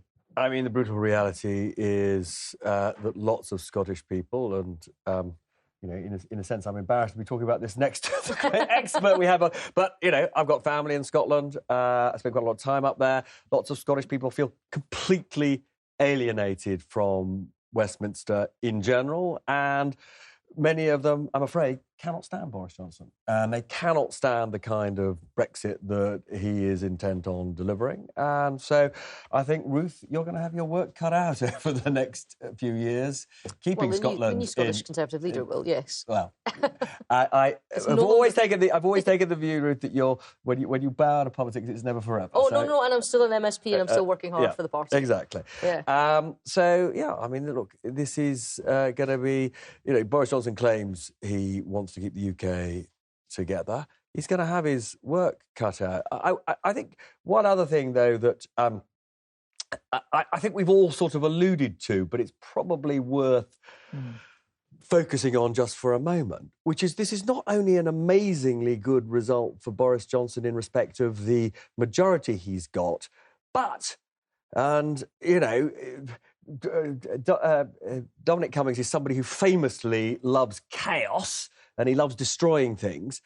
Arguably, the centre ground of British politics and the left of British politics are tonight in total chaos. Both parties have got massive questions. I'm talking about the Lib Dems and Labour. They've got massive questions about how they rebuild from this position. And if you are a Prime Minister in these circumstances, you just can't believe your luck. Because, truthfully, both of these parties will be looking inward for the next few months, and possibly much longer than that. I mean, the opportunity for Boris Johnson to be seriously challenged is going to be very limited, you know, unless and until the Lib Dems and the Labour Party work out what they're for and where they are going, and in particular, you know, in terms of Board's former colleagues, whether many Labour MPs feel there is a future for them within the Labour Party. But it's the most dangerous time for a political party when the opposition parties are turning inwards in disarray. Our toughest time was when the Conservative Party essentially collapsed between 1997 and 2005, because actually that's when your party can start to become indulgent and fight. And the Conservatives are hoping they've got beyond that. But actually, Ian Duncan Smith was a bad leader for Labour because he wasn't strong enough. Well, that may be true, but nonetheless, I don't believe that Tony Blair actually would have preferred to have had a really robust opposition at the time. Can I just put that to Ruth? Where do you think, you know, it's a truism that when the opposition is weak, the party manages to find internal opposition within itself? Where do you think the fissure opens up in this new Tory party? Well, to be honest, I mean, I think that at the beginning, we've got a Prime Minister with a stonking mandate after several terms where we've either had to be in coalition, had a tiny majority, or lost our majority. So he will have the goodwill to set sail on a course that he sets right now, and he will have the parliamentary party falling in behind him, at least for the start of that journey. I mean, I think if we're using the analogy of what happened to the Conservatives post-1997 and the Labour Party, you know, Ed Miliband was our William Hague. He was somebody that was very able, very clever, had clear political qualities, but was never going to make that comeback immediately. Jeremy Corbyn is our Ian Duncan Smith, and by that rights, you may have one more leader before the party. The members and the supporters of the party have decided that purity is not enough, thank you very much, we actually want to win. And I think that that's exactly where we are with the Labour Party. You're at our Michael Howard moment, if you like. You have decided that and what's going to come out of this is, frankly, you just weren't Labour enough or socialist enough or Corbyn enough. And his acolytes have captured the castle. They've got all the machinery. They will put somebody in their own image and likeness in there. And there will be yet another failure before there's a success, before people have had enough of the long march, they've had enough of purity, and they actually want to win. OK, well, come back to this if we may, but I just want to speak to David Gauke, who is at the other end of the line and has not won his bold bid for freedom outside the Tory party, but within the House of Commons. David, for your sake, I'm sorry you didn't win, but it has been a night that possibly, not surprisingly, very few independents have made it. Yes, that's right. And I think once the exit poll came out, the writing was on the wall, I think, for candidates like me. I think there were two particular messages that got through that drove people to vote Conservative. One was the Get Brexit Done. And I'm sceptical that, in fact, the government will be able to deliver that, but that message definitely resonated. The second one was, understandably, the desire to stop Jeremy Corbyn becoming Prime Minister, and I think a lot of people voted Conservative on the basis that that was the surefire way of doing that. Do you have any regrets? I mean, you know, he has his deal. He's going to, you know, we are going to leave the European Union. You know, you could have gone on sailing with a great career in the Tory party, and from your point of view, very sadly, you're now out of Parliament. I mean, do you leave with no regrets, or will you occasionally think, oh, I wonder if I should have bit my lip and stayed? Well, look, there's obviously a great deal of sadness on my part no longer to represent South West Hertfordshire. It's a constituency that I love. But when I look back on the various decisions that I've had to make, I don't think I could have reached a different conclusion. I think I did have to stick to my principles. I was concerned, I remain concerned that we will ultimately leave the European Union on no-deal terms or something very close to that, and I wouldn't want to be complicit with that. So I think it was important for me to take a stand, to make the argument. Obviously, it hasn't prevailed today, but I'll continue to make the argument. Do you think there is any possibility we'll leave the transition won't need to be extended at the end of next year? I think there is no way that we are going to get a comprehensive free trade agreement before the end of 2020. Now, the Prime Minister has made it very clear. I think he has boxed himself in. The manifesto is absolutely explicit about this, that he will not extend the implementation period. If he won't extend the implementation period, then this time next year, we're either going to have to accept a pretty thin deal that is offered to us from the European Union, or we are going to leave on WTO terms. Neither outcome is a good outcome for the country, and one of the points I was trying to make in the course of this campaign that is what we are heading for. So I think there are very significant problems ahead for the country. I hope that now that Boris Johnson has got a significant majority, is that he will show some flexibility here. But I'm not optimistic, I have to say. I think having won on this platform, having got newly elected MPs elected on the basis of we will end the implementation period at the end of next year, I think it'll be very difficult for the Prime Minister to move. And, I think we're going to have to face up to quite a difficult situation for the country. David Gauke, thank you very much indeed. Can I just pick up a little bit on that conversation? When you take everything in sum tonight, and we look back over the last however many hours it's been, clearly it's been an extremely good night for the Tory party. Boris Johnson was right. He gambled the House that, the message, get Brexit done, that people were frustrated, and he would be able to carry the day. He has a very large majority and all the rest of it. But we're going to end with a bit of a, to state the blindingly obvious, a bit of a constitutional standoff. England has effectively gone one way, quite dramatically, and that's going to lead to the natural end conclusion, which is we leave the European Union. Scotland, or so it seems, has gone totally another way. Anyone got a view on how that plays? I mean, George, you said a while ago that it becomes more and more of an issue as time ticks past. Anyone demur from that view? And how does that story end? I mean, I guess the question for Ruth is, does this come to a head before the elections in Scotland for the new Parliament? I don't think it does. I think what Nicola Sturgeon, who's a very astute political operator, will try and do is try and use this as a platform on which to fight that election, because she'd much rather do that than fight on her domestic record when we've got big vacancies in health. We've got, school results that came out that show that we're the worst in living memory for maths and science in Scotland. This is a government that hasn't got a domestic record that it is any longer proud of. And actually, she might as well let the resentment build about, being forced to leave the European Union. Absolutely, because the tent and the caravan for independent support is actually bigger than the tent and the caravan just for SNP support. So if you're a political leader, you try and scoop up as many people as you can. And if you can foment this sort of division, and the SNP have been masters of the art of acting in government as if they are in opposition to the UK government. They're really good at it. They've been doing it for years. Yeah. So I think, in a sense, yes, there'll be a lot of sound and fury about getting this done before then. Is it enough for their supporters and their political base to keep playing that? Do you know what I mean? At some point, don't they have to make good on it again? Doesn't it become a really tense issue if they're constantly saying, we demand, and Westminster just won't play? At some point, don't you have to take that to its logical conclusion? But that would be, I think, presumably after the Scottish Parliament elections, if they do well in the Scottish parliamentary elections, then won't the pressure... Well, as I said, when I've spoken to senior SNP figures, including Nicola Sturgeon, she has consistently said she wouldn't simply unilaterally hold a referendum and do a sort of Catalonia in that sense.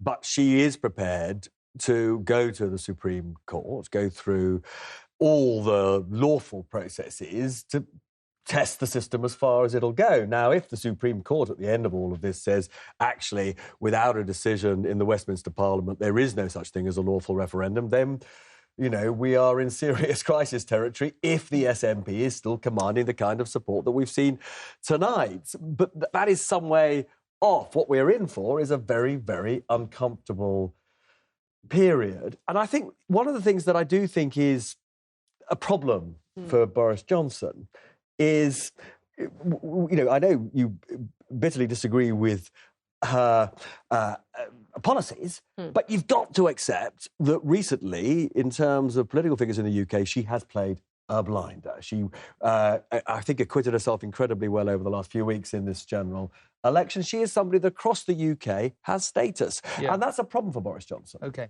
It has just gone 5:30 in the morning, and it has been an extraordinary night for the Conservative Party and Boris Johnson. As we've been discussing, our ITV News prediction is currently that the Conservatives will win 362 seats when all is said and done. Labour 204, the Lib Dems 12, the Brexit Party none at all, the Green Party 1, the SNP 49, and other parties 22. But there have been many scalps. Jo Swinson lost her seat in emotional fashion.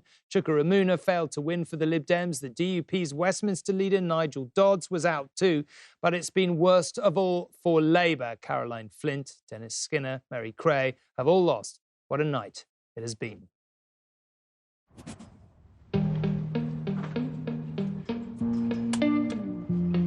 It is now 10 o'clock and we can reveal the full details of the Joint Broadcasters exit poll, which is predicting a large Conservative majority. This turned out to be the Brexit election. Well, we are entering the Boris Johnson era of British politics. This is a staggering result, and he would have every reason to be delighted. I think it's a reflection of the strong campaign that Boris Johnson fought.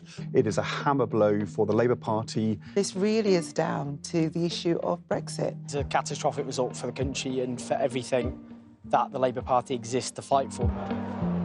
Who can declare first? Ballot boxes are literally being run to be counted. Newcastle Central is about to declare. She and Wura has been duly elected.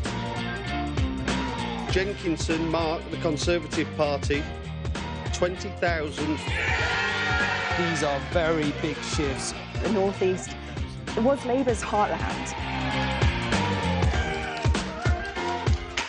Jeremy Corbyn, in my view, has achieved a great deal. Corbyn was a disaster on the doorstep. He wasn't secret this time and he wasn't a weapon. Utterly heartbroken. The Labour Party has to hang its head in shame at what a terrible, terrible result. Yes, it looks like it's been a very good night for the SNP. Margaret Ferrier is elected to serve. We've won this election tonight for Scotland. We should be having that referendum on independence in 2020.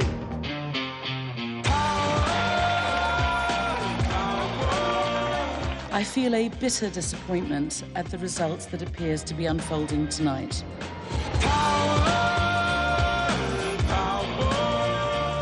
A very disappointing night. I will not lead the party in any future general election. Tonight's results clearly are extremely disappointing for the Labour Party. You're just seeing Jo Swinson arriving at her count. 19,523. Not only has she lost, but it was agonisingly close.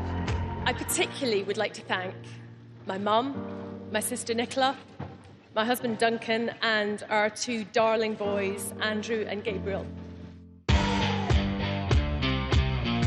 Scotland has again sent a very strong message. We don't want Brexit, and we want our future to be in our own hands. This Conservative government has been given a powerful new mandate. I want to thank the people of this country for turning out to vote in a December election that we didn't want to call, but which I think has turned out to be a historic election.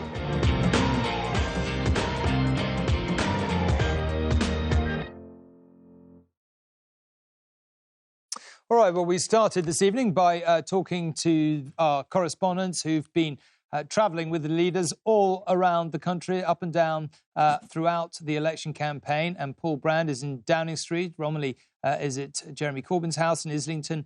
Rebecca Barry is in East Dunbartonshire, where, of course, Jo Swinson has lost her seat, and Emma Murphy is at Brexit Party HQ.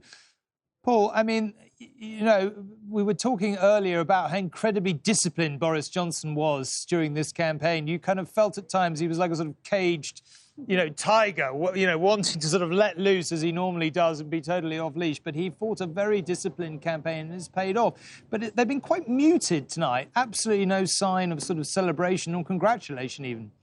No, but look, he's safely back behind the door at number 10 this morning, and he returned here about an hour ago. The most powerful Conservative Prime Minister since Margaret Thatcher, not just the size of his majority, Tom, but the fact that he, and he alone, was the star of this campaign. There's no rival power base, there's no awkward neighbour in number 11. A short time ago, he gave a speech at Conservative Party headquarters where he headed back after his count at Uxbridge, and I understand he told them there that tonight the Conservatives have turned red car into blue car. In return, they chanted his name, a chant we've heard across the country as we've travelled with Boris Johnson, one of the few politicians who is on first-name terms with the British public. What kind of Prime Minister will he be? Well, he's going to have to rebalance his party. The weight has shifted now to working-class seats in the Midlands, in the north of England and in Wales too. He is going to have to care about seats that the Conservatives have been accused of not caring about for generations now. I understand this morning he's working on the final flourishes to a victory speech that he will give later today, and perhaps that will be the best indication of just how Boris Johnson intends to use his new majority. OK, Paul, thank you very much. Well, as we said, Romilly is to Jeremy Corbyn's house. Romilly, that was a rather interesting speech, but let's just call it interesting, by Jeremy Corbyn. He didn't seem to concede he'd got much wrong, said it was Brexit in the media as far as we could tell here in the studio. I mean, first of all, what did you make of the speech? And secondly, what about this business that he doesn't appear to be going anywhere or resigning as leader? Yeah, well, the speech was pretty noticeable for its lack of humility or lack of any sense of personal responsibility for the defeat and the scale of it. We are expecting Jeremy Corbyn back here any moment now. In fact, this could be him arriving right now. So we will just show you those shots to show him coming out. I don't think he's going to be very pleased to see us. He made it clear during that speech that you were mentioning that he saw the media as partly responsible for his defeat. We will try and get a word with him now. No, that is not him getting out of the car. I think he is still inside the car. He's probably trying to avoid us. But as you were saying, there was no apology in the speech that he gave at his count. No sense of personal responsibility. This might be him emerging now. Let's see. Mr. Corbyn, do you take personal responsibility for the defeat? Mr. Corbyn? Mr. Corbyn.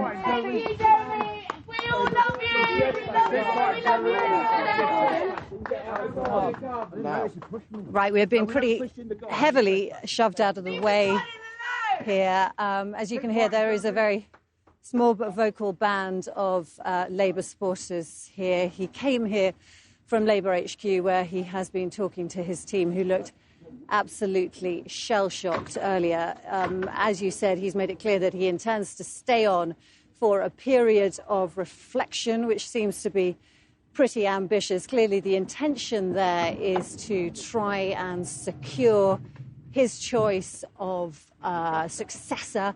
It's clear from who was very visible during the election campaign who his side of the party would like that to be, the likes of Rebecca Long-Bailey or Angela Rayner. It would have been Laura Pidcock too, had she not lost her seat, and certainly not the likes of Sir Keir Starmer and certainly not Jess Phillips, who earlier on the programme made it clear that she wasn't ruling herself out. But the scale of this defeat, the lack of apology from Jeremy Corbyn himself, are going to make some members of the Labour Party exceedingly furious as well as devastated. And I'd be pretty amazed if there wasn't a leadership challenge before this period of reflection is over.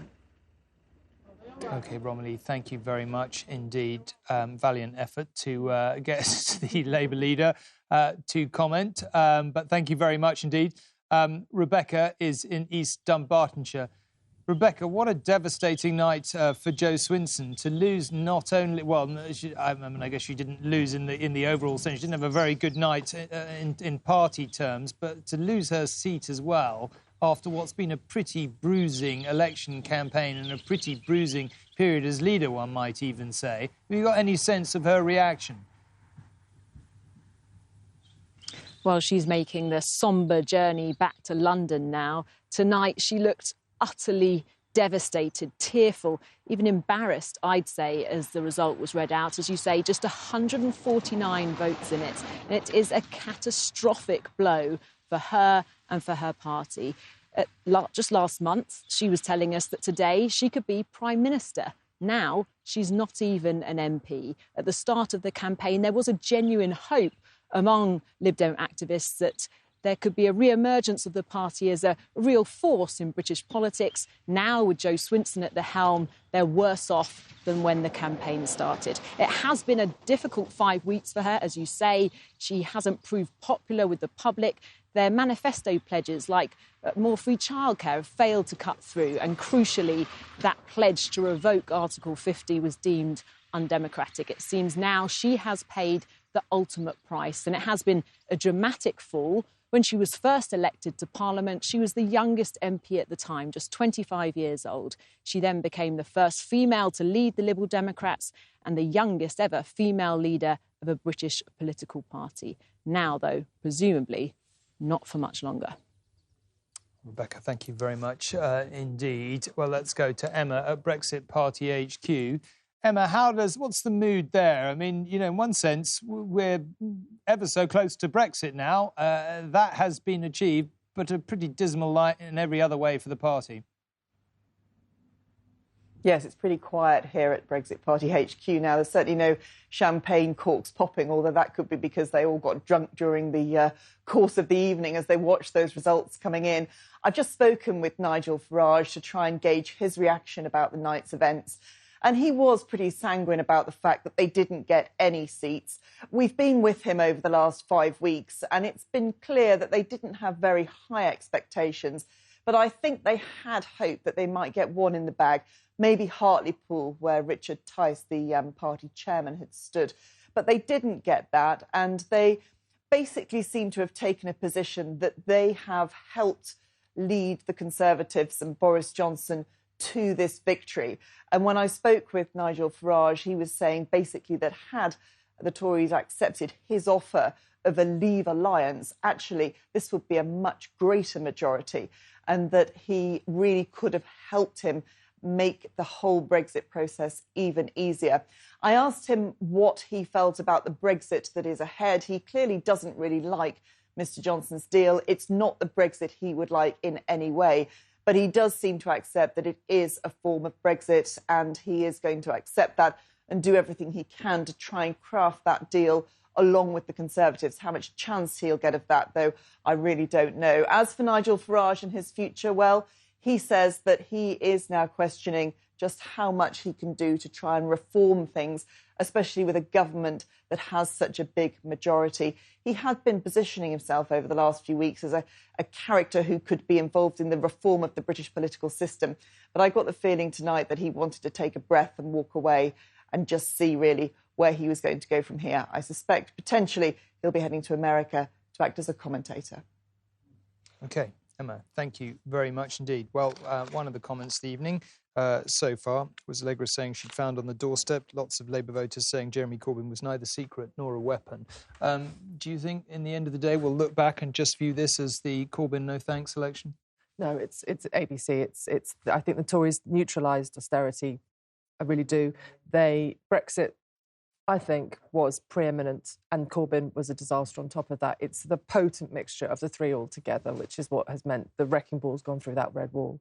Did you feel the atmosphere? You spent a lot of time out and about in the 2015 election. Did you feel like, as you moved around, the atmosphere was very different? 2017 election, rather. Substantially different. You didn't have to pull it out of people, and people were very engaged, quite informed. We haven't really talked about trust as an issue. There was quite a lot of that going on, and I truly hope that Boris Johnson does move to address that, because there is a huge amount of cynicism about him and about Jeremy Corbyn and about lies. And as a reporter, that's quite difficult to deal with, because you're trying to defend the political system that you report on, and it's quite difficult sometimes. So I really do hope, because I think that when we talk about divided nation and so on, I don't think it's as bad as sometimes we portray. I met young 18-year-olds in Portsmouth South, which interestingly has been kept by the Labour Party, who had a deep sense that the referendum had to be honoured, even though they might have been Remain or thought that Remain was important. And I met 70-year-olds in this red wall who were very pro-immigration. So I think we caricature each other at our peril, actually, because we then think that the other is so massively different. And then we have this huge debate about a divided nation that depresses me. Colin, any thoughts as we... Well, no, I mean, what's interested me, and Allegra touched on it, the Portsmouth South Labour hold, Canterbury Labour hold. Funnily enough, the further north you go, the better the Conservatives do and the worse Labour has done in this election.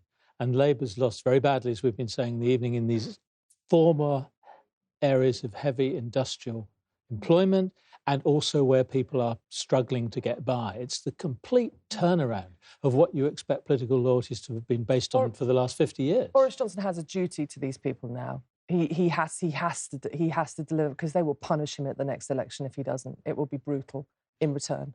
OK. No, I think, I mean, look, on the, you know, let's talk about some of the positives here. You know, for a nation that for 3 years has not been able to find a way forward, for a succession of parliaments that have been hung, for a succession of weak governments, you know, you now have a strong British government with a strong Prime Minister, with a strong mandate to do exactly what he told the country he was going to do, which is take Britain out of the EU. You know, not the course that I wanted, but the course that the country has now voted for twice, effectively. And he is going to get on with it. And I think there will be quite a lot of people waking up today, even if they didn't support the Conservatives, with a sort of sense of relief that at least there's an outcome, there's a decision. And I think, you know, the Conservatives played on that during this contest, which is they said, come on, the whole phrase, get Brexit done, was whether you agree with it or not, let's get on with it. And there will be that sense of progress now, and I think you'll see that, by the way, reflected in how the rest of the world looks at the UK and how markets revert. Ed's raising an eyebrow. Let's just I've got to say, you know, we know what Ed thinks. We've had this whole discussion for the last year about how the answer was a second referendum, a people's vote, and when you look at how the pattern of this election has gone, you know, I'm afraid that was never a winning strategy. Labour has failed, as for the People's Vote campaign, to deal with the reality of Brexit. But the strategic failures Labour has made in recent years go way beyond Brexit. A failure on security, a failure on anti-Semitism, totally the wrong targeting in this election, allowing the Labour Party to look like it was of the cities and to have a manifesto and a style which didn't have any connection to working people outside of the cities. And unless that's turned round, the Tories can have a clear run. OK. One place where this election result will be making some waves, as we discussed earlier, is Brussels. James is there. James, Europeans are presumably waking up, perhaps like many people in this country, thinking, well, I might not agree with it, but one can't argue that it is at least decisive. Well, some of the early birds may be waking up. I think most of them, frankly, aren't. The leaders who are in the middle of a summit here, they didn't finish till 1:30 in the morning, so and much too early for them, obviously, to be commenting. So we'll hear what they say when they arrive in a couple of years' time, a couple of hours' time. I'm sorry. But I think the central point here is exactly what George Osborne was saying. They are going to come back to this summit today now for the first time in 3.5 years with certainty. In all this time since the Brexit referendum, they have been dealing with British Prime Ministers who either don't have a personal electoral mandate or don't have a majority, or most recently with Boris Johnson, don't have either. And they have been saying all this time, tell us what you want, and then we can negotiate on the basis of that. Well, now finally, they will know what a British government wants. They have someone who has a firm and solid mandate and the ability to enact what he negotiates here, and that'll be quite a relief to them. And the other big change, of course, is that there has always been a suspicion here that the referendum, which was very, very close, wasn't necessarily the settled will of the British people, and there was a lingering hope in many circles here that somehow, at some point, this decision could be reversed. Well, to the extent that this election is substituting for a second referendum on Brexit, they now have their answer. There's not going to be any changing of mind. And the negotiations can now continue. Britain will leave, obviously, by January 31st, if not a bit before. But they can now start with a solid negotiating partner on the future relationship. OK, James, thank you very much indeed. Well, it has been an eventful night. Jane is here for a quick roundup on gains. Thanks, Tom. So just to give a real summary of the results here, what we can see is all of those seats that have been won tonight by the Conservative Party. And the map is in particular extremely interesting because you can see where those gains are in the Midlands and they're in the north of England, not traditionally where the Conservative Party makes gains. That's what we've been talking about all throughout the evening, how that's reshaped the electoral map of Britain. Absolutely extraordinary. Now, those are the Conservative gains. Let's look at the Labour gain. Just one there in Putney. And Sorry, we talked... Yeah, it's not a good night. It's a very striking contrast. Yes, I mean, that's why it's one of those moments, isn't it? And you look at it and you think, goodness me, compared to those Conservative gains, just that one gain in Putney and that very high Remain share in Putney, and we've seen that relationship through the night. Yeah. Let's now look at the Liberal Democrats, and these are just the 3 gains for the Liberal Democrats. Obviously, we're not counting the losses here. Some of those are in the other list that we've just seen. And then the SNP in Scotland, and we're just waiting for one more result in Scotland, but otherwise we have those Scottish results, except for that one final result, which is in Orkney and Shetland. And we see there the SNP doing extremely well, taking all of those gains from a very high position to begin with. And so that's the story of the night, that different picture in the north and the south of England, that different picture between Scotland and the rest of the UK. OK, Jane, thank you very much indeed. Let me come over to here. We're coming sort of slowly towards the end of our time here. Robert, when you look back, did what happened tonight surprise you in the end? Not because, at the start of the campaign, the polls then were showing that, he would achieve this kind of result. We then had a campaign which we thought was moving the dial. Turned out you might as well just have had the election the day after. He announced it for all the difference the campaign's made. But actually, I want to make another point, which I just think is terribly important. We've forgotten, I think, that in July, when he became leader, the Tory party was in a dire mess. They'd just been wiped out in the European parliamentary elections.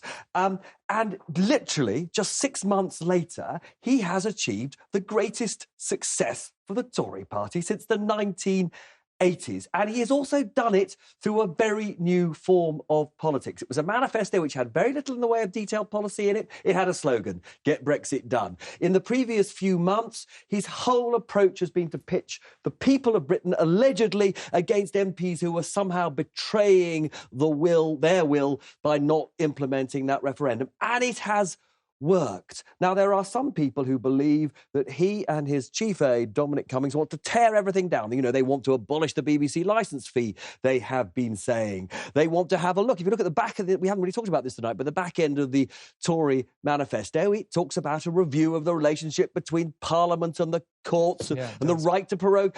This could be a radically reforming Parliament. We haven't had a debate about any of that. Actually, during the campaign. Something new has happened and something quite important. And the awful truth is none of us know quite what it is. OK, and do you think Boris Johnson himself was a bit surprised by this result, or do you think secretly he and his team expected it? So as I understand it, when they launched the campaign, they had a lot of data which showed that unless they really mucked it up by doing something incredibly stupid, this is the result that they would get. They were always banking on the idea that the Remain parties could not come together, couldn't cooperate. Their great fear was actually that Labour and the Liberal Democrats and the SNP would somehow much more formally unite. But of course, tribalism in this country rules under our first-past-the-post system, and he exploited that ruthlessly. So, it was never a sure thing. There were, of course, nerves all the way along the way, but This was not a completely uncalculated risk. They did a lot of work and they got what they wanted. OK, Robert, thank you very much. Well, we will be handing over to our friends at GMB shortly. GMB's political editor, Ranveer Singh, is in Downing Street. Ranveer, lots to look forward to over the next 3.5 hours and plenty to discuss. Huge amounts to discuss. We've got a stellar lineup in the studio, in a warmer studio, I can say, than the freezing cold of Downing Street this morning. We've got Stanley Johnson and Rachel Johnson, of course, Boris Johnson's family. They disagreed with him on Brexit and on many other things, but of course they know him personally. And you remember Stanley Johnson saying when he was young, Boris Johnson, that he wanted to be king of the world when he grew up. Well, this morning, certainly when Boris Johnson comes out and reclaims the crown as Prime Minister, he will certainly be feeling that way. You remember, he's only been 5 months since he was installed by about 90,000 Conservative Party members. That's how he ended up as Prime Minister in the first place. But this morning, of course, looks like perhaps the best results of any party since the 1970s. We also have Sir Nicola Sturgeon on, who, of course, was among those 21 Tory MPs who had the whip removed, was sacked from the party. Of course, grandson of Winston Churchill. We'll be hearing his thoughts this morning on the kind of campaign that Boris Johnson has conducted and what kind of Prime Minister he will be. I mean,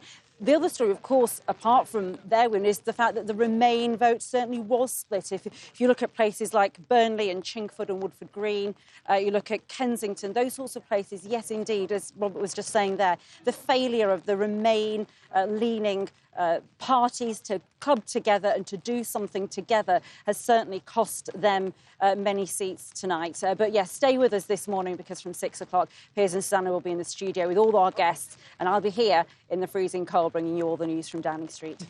OK, Ranveer, it doesn't look very nice out there. We might just stay in the studio, but thank you.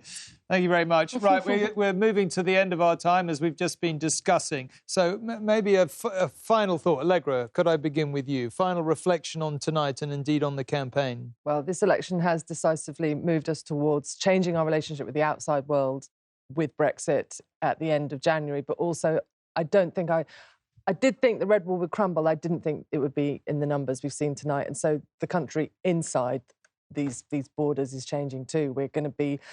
This Prime Minister is going to have to do so much for these seats that he's won today that a Tory Prime Minister hasn't hitherto done. OK. Colin? Another good night for the exit poll, I have to say. Yes, thanks very much. Yeah, and you know me, Tom, elections are like test matches. They always produce records and interesting numbers. So what have we got? Best Conservative share of the vote since 1979, most seats since 1987 for them, up. Yeah. Labour, better share of the vote, funnily enough, than 2010 and 2015 because of the decline of the smaller parties that we thought were going to be much more dominant in this election and haven't been. However, the worst number of seats for the Labour Party since 1935, and that's what they've got to reflect upon. Ed? It's a democracy, and in a democracy people vote and the winners win. And Boris Johnson has won tonight and Labour has lost. I think it is his moment of maximum safety because, because going forward from here, does he have a plan for our relationship with the European Union? Does he have a way to deal with the Union? Does he have a plan to bring these constituencies, which he's won, onto his side? But he will be allowed to get away with chaos and uncertainty if Labour doesn't get its act together. And at the moment, it's in a catastrophic place. George? Well, I kind of end where I started. We're entering the Boris Johnson era of British politics. He is going to be a Prime Minister for many, many years to come. He's the most powerful Prime Minister since Tony Blair, with the biggest Conservative majority since Margaret Thatcher. He's got one big plan to take us out of the EU. Don't underestimate how fundamental that is to our future. We'll see what else there is. But I think as the battle of the European Union comes to an end, the battle of the Union of the UK is just getting going. OK, well, let's close tonight by just reminding ourselves of where we ended up. These are the seats as they have been declared so far this evening. As you can see, the Tories quite well past a majority. A very impressive performance. Labour Party did a little bit better than we first thought, but still a dismal night for them. Let's just take a look at the change in the share. We've been talking about the change in the chair all night. It gives a pretty clear story, I think it's fair to say, and we have discussed various different versions for it. And let's just have a look at the gains and losses, which tells pretty much the same story. So that is it. That was the story of the night. 2 years ago, Theresa May rolled the dice in an attempt to get some certainty to get Brexit done. Brexit means Brexit, she said. She rolled, she lost. But tonight, Boris Johnson rolled the dice in a different way, and he won very, very big. What it means for the union, though, is another matter. Over to Piers and Susanna at GMB.